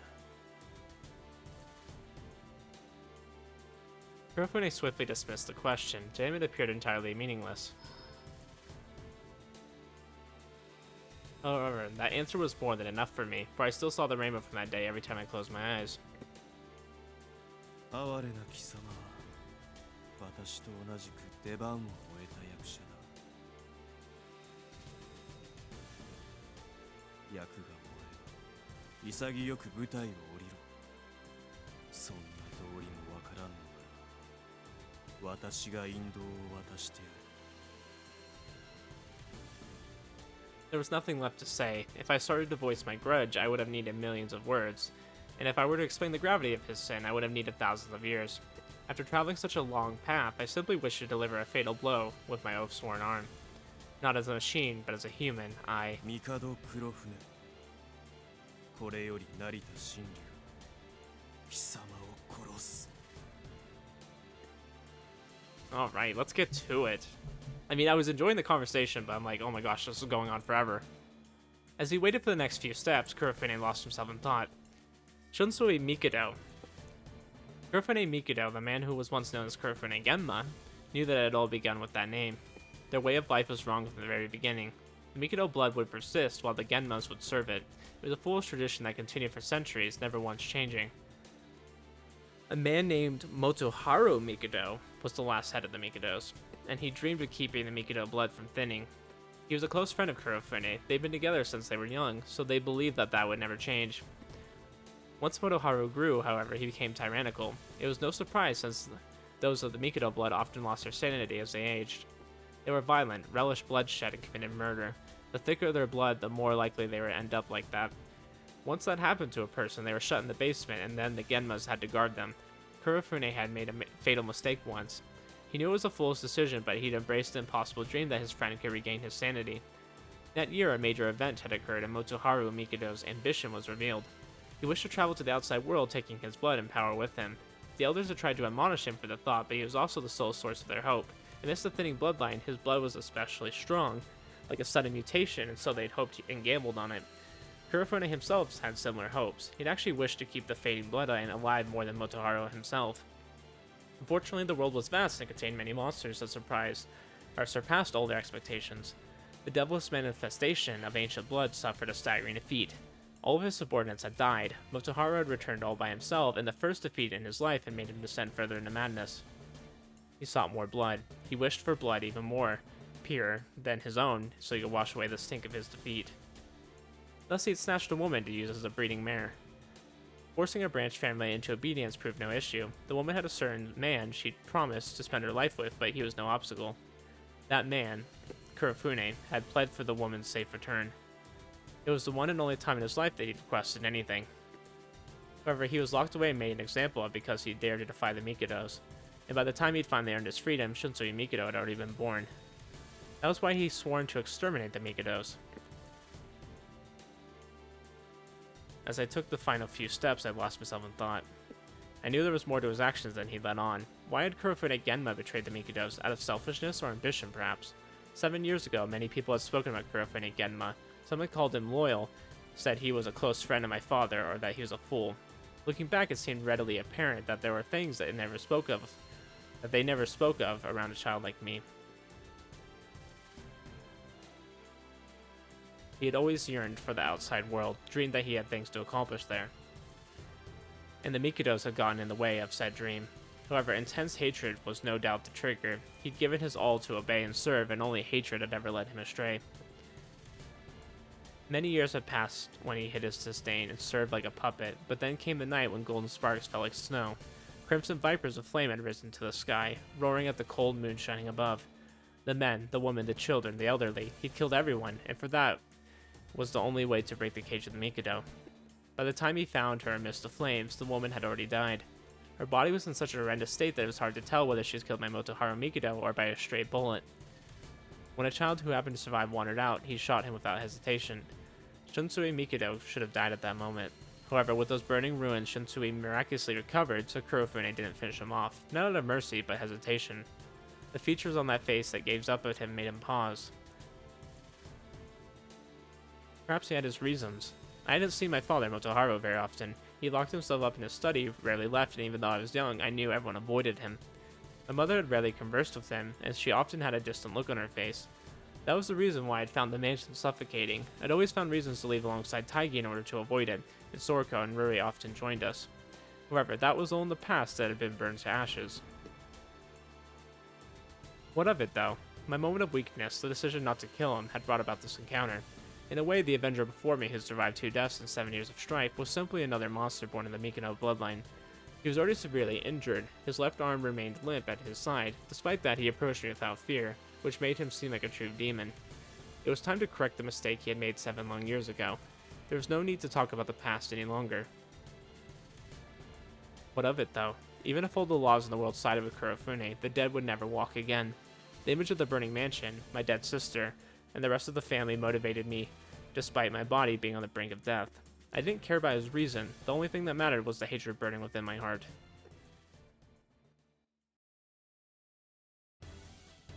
I advanced. Kurofune awaited. Only a single thought lingered in my mind. My desire to defeat the enemy before me. I'd finally gotten within striking distance. I had the means to reach him by simply extending my hand. Still, I kept walking until I was close enough to ensure that our attacks would prove fatal. Then I crossed the final threshold by taking 2 steps forward. Kurofune still remained in place. He awaited as though yearning for action. We stood absurdly close to each other, at times to a point where it felt like I was playing Russian roulette. From that distance, neither of us had the opportunity to dodge or block. The outcome depended on who read the other's attack faster. Kurofune's eyes, his murderous glare, focused on my right arm. It was the only one that still functioned. He seemed to imply that it was basically empty-handed as long as he watched it closely. The long-awaited final scene began with a light chime. My first move shot faster than his. However, he simply rebuked my right arm and launched a palm strike towards my heart, fully intending to kill me. The very next moment, I used the opening from his palm strike to throw a punch from the left arm he'd ignored. If he truly intended to kill my right, then I planned to murder him with my already dead left. Its muscle and bone ruptured at the slightest movement, but I ignored that and forced the dead arm forward. I'd already abandoned my life, so I freely gambled on that attack. Kurofune grinned, if only for a moment shorter than a second. He caught my fist with his right palm, and there was no mere accident either. It was the result of him anticipating my actions. He predicted my decision to attack with my dead left and caught it with a palm strike that sent a wave of pain rushing through my body. I knew that attack contained all the strength he had. In a split second, my flesh flayed and my bones shattered. The only thing faster than the excruciating pain, which made me feel like my arm was being torn off, was my will. I can't lose to this man. I can't give in. And so I moved my completely dead left arm. Dang, it's crazy to see Narita like so desperate. And thrust it directly into his body. It was far from refined and had no proper technique behind it. A rough yet powerful blow that helped me to push aside his palm and get closer. It had caught him off guard because only a truly obsessed, maddened soul could have delivered such a blow, and thanks to it I reached his face at long last. Kurofune froze. The attack from my left arm had no strength behind it. Of course it didn't, though his own right arm was in a poor state as well. My recent abuse of it ended up completely destroying my left. As such, it couldn't possibly contain the power to damage a human. Kurofune had braced for the impact, but the expected result made his mind go blank for a moment. He'd left an opening. I took advantage of that and hit him with my right. That was a true punch that carried enough power to reach him. The unfiltered strength of my hatred and rage made him waver. The man who sunk akin to an immovable wall fell to his knees for the very first time during our encounter. However, something clung to my right arm like a centipede. Kurofune's left arm, to be more precise. He broke it without delay. My left arm was dead, and my right arm had followed it soon after. What of it, though? Of a few options, I ran my forehead into him. The hardest part of the human body made contact with Kurofune. Essentially, I headbutted him, crushing his face and making him throw his head back. Had he noticed that my dead left hand still clung to his collar? Was it held fast to him like the curse of the damned? I took another step forward and fell to the left. Then I weaved my left hand through the space between his legs and used my broken right to pull him closer as I slipped under him. I raised him sky high and made him rotate as fast as possible. Dang, he's going hard. He's breaking every bone in his body. He failed to brace for the impact. His right arm got mangled while his left still held my broken arm. I moved him at a sharp angle as though raising him over me and forced his head. into the floor. Dang, my guy. That's brutal. I sunk deep into the abyss. I finally reached the end of an extremely long journey. I'd done what I had to and thus had no more regrets.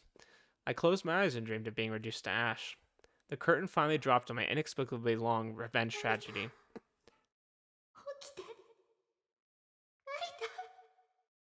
And yet I heard someone's voice. I looked through my fading memories. Narita most likely referred to me. The voice continued to call out to me. A gentle voice disturbed the peace I'd finally obtained. I felt like a newborn babe crying due to having to say goodbye to his original cradle, and I still reached for the distant light. Dang, that's bright.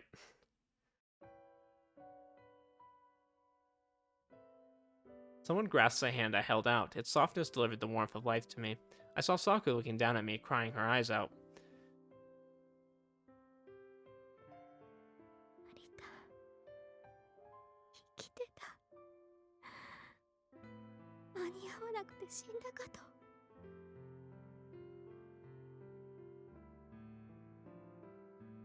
I was in a hallway within the academy, surrounded by the reliefs on the pillars. The antiquated designs were meant to evoke images of bygone times. Everything had a point of beginning. Humans were no exception. However, as they matured and moved further and further past the starting point, they eventually came to forget their origins. That was how it ought to have been. My consciousness, which started thinking meaningless thoughts, finally returned.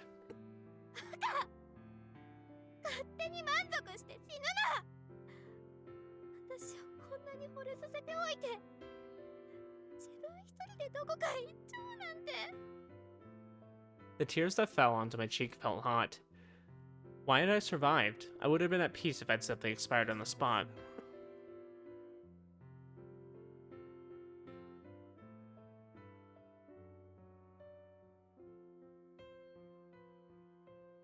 Gosh, seeing him dead like that actually kind of makes me a little bit sad.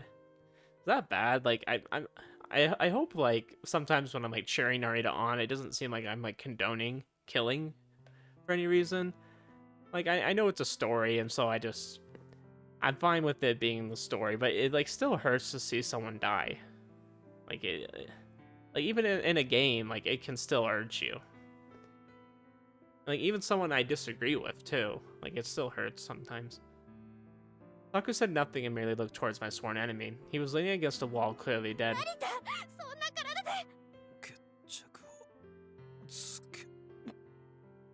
Standing up like a newborn fowl, I crawled over to the man and drew my oath-sworn arm. I found it a challenge to support with my broken right hand, but I somehow managed to fix it in on Kurofune's forehead.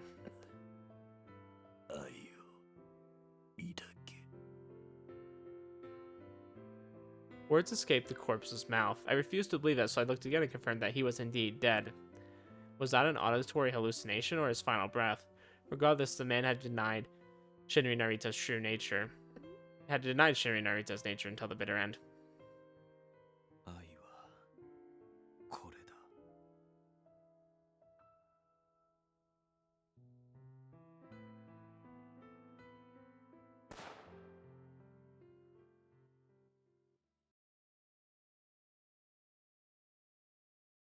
I'd finished at last. However, I didn't feel any joy as I fulfilled my oath. After all, I'd merely closed the curtains on the 7-year play that hadn't concluded on that tragic night.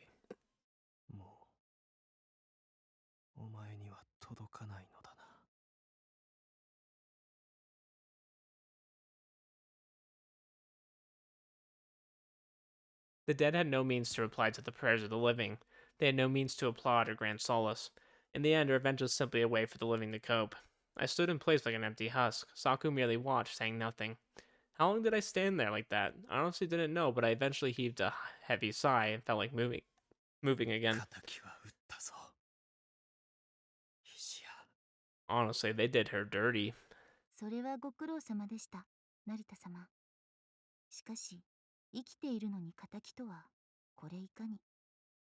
She's still alive? Let's go. Let's go. I heard a familiar voice I'd assumed I'd never hear again, except perhaps in ghostly whispers. Then I noticed a woman in a familiar maid uniform walk over to the end of the hallway that connected to the main gate. She appeared hurt, but since she walked while using the wall to support her, but she was most definitely alive. That had to be an illusion. Alright. Everything wasn't for naught. She's still alive. We're okay. Our unexpectedly imperceptive insignia raised her voice in joy. おとなし様もご無事なようで、ヒシア、言葉に尽くせないほどの感激というやつでございます。By that point, I had no choice but to face reality. どうして生きているのかね。我が知 Hey, 女よ。 hey. We don't complain. We accept it. We say it's good. 言うにこと書いてどうしてとは。九死に一生を得た愛すべき次女に最初にかける言葉がそれ。つくづく成田様は不出来なご主人様です。I'm not questioning. I'm just happy you're alive. 化けて出たのではないのだろうな。この通り、足はついております。Yes, because legs mean you're not a ghost. She raised her skirt to prove her point. 黒船にあったか。あって戦闘になりました。飛んだ化け物で一発食らって意識が飛びましたが、万能メイド服のおかげで助かったようです。備えあれば憂いなし。Ah, the glorious maid uniform. Impossible. Kurofune could not have made such a mistake, and yet Hishiya had survived. Why? She survived because Kurofune didn't kill her. He said that he killed the Mikotos because it was necessary and that he never acted otherwise. So in other words, Hishiya wasn't someone he had to kill. Was that a part of his ideology that I'd never discovered? The answer to that question didn't matter in the least, nor did I have a way to obtain it. 何を考え込んでるの？いや、どうでもいいことだよ。黒船を倒されたのですね。そうだ。Silence reigned once more. Saku said nothing, and neither did Hishiya. However, unlike Hishiya, Saku still had something to do. The night had been full of bloodshed and serious loss. How did she plan to turn things around? Shinu Narita no longer had any purpose. The end of my revenge tragedy had created a void within me. Embraced by an aimless sense of emptiness, I gazed up at the night sky. Morning still seemed far off. 空子たちと合流しましょう。I think that sounds like a plan. I felt as though I'd forgotten how to move, but Saku took me by the hand and tried to lead me away. サク、何？ありがとう。変な顔で何言ってるの？お礼だなんて。らしくあるとも。私はいつでも謙虚な男だよ。She smiled as though tickled. Everything about her looked as precious as gems to me. 今のうちにそれだけは伝えておきたかった。おう、そういうことにしておくわ。Shinu Narita no longer had anything he had to do. No regrets lingered in my heart. 成田。 The hand holding mine grasped it firmly. It felt like her fingers were on the verge of merging with mine. 勝手に逃げ出したら許さない。さっきも言ったわよね。こんなに惚れさせておいて、自分のやることが終わったから姿を消そうなんて。そんないい加減なこと、私、サク。生きる理由がなくなったのなら、私のために生きて。私はあなたがどんな罪深い人でも生きていてほしい。You know what, Saku? Just because you've been so nice, I will make you number 2, girl, okay? I will make you over Tokino Yomase as a love interest, okay? Now, I know it would never work in this game, but I always held hope that it could happen. So, I will make you number 2. Now, obviously, Hishiya's number 1. Like, there's no way you can beat Hishiya. But, Saku, you know, you have done us good. I'll say that. She urged the man who had nothing to continue walking through the wasteland. Her words felt exceedingly harsh. 君は本当に星のようだ。今は何も見えなくても、きっとここでなら新しい何かが見つかると思う。それはなんとも眩しい風景だ。However, a dazzling dream like that didn't suit Shinri Narita. The fleeting illusion before me felt like more than enough. 空子たちが待っているのだろう。行こう。 Saku walked ahead, but then... 成田様 What is it? Hishiya screamed and pointed at something with a strained voice. The northern sky was aflame. Oh gosh, what's happening now?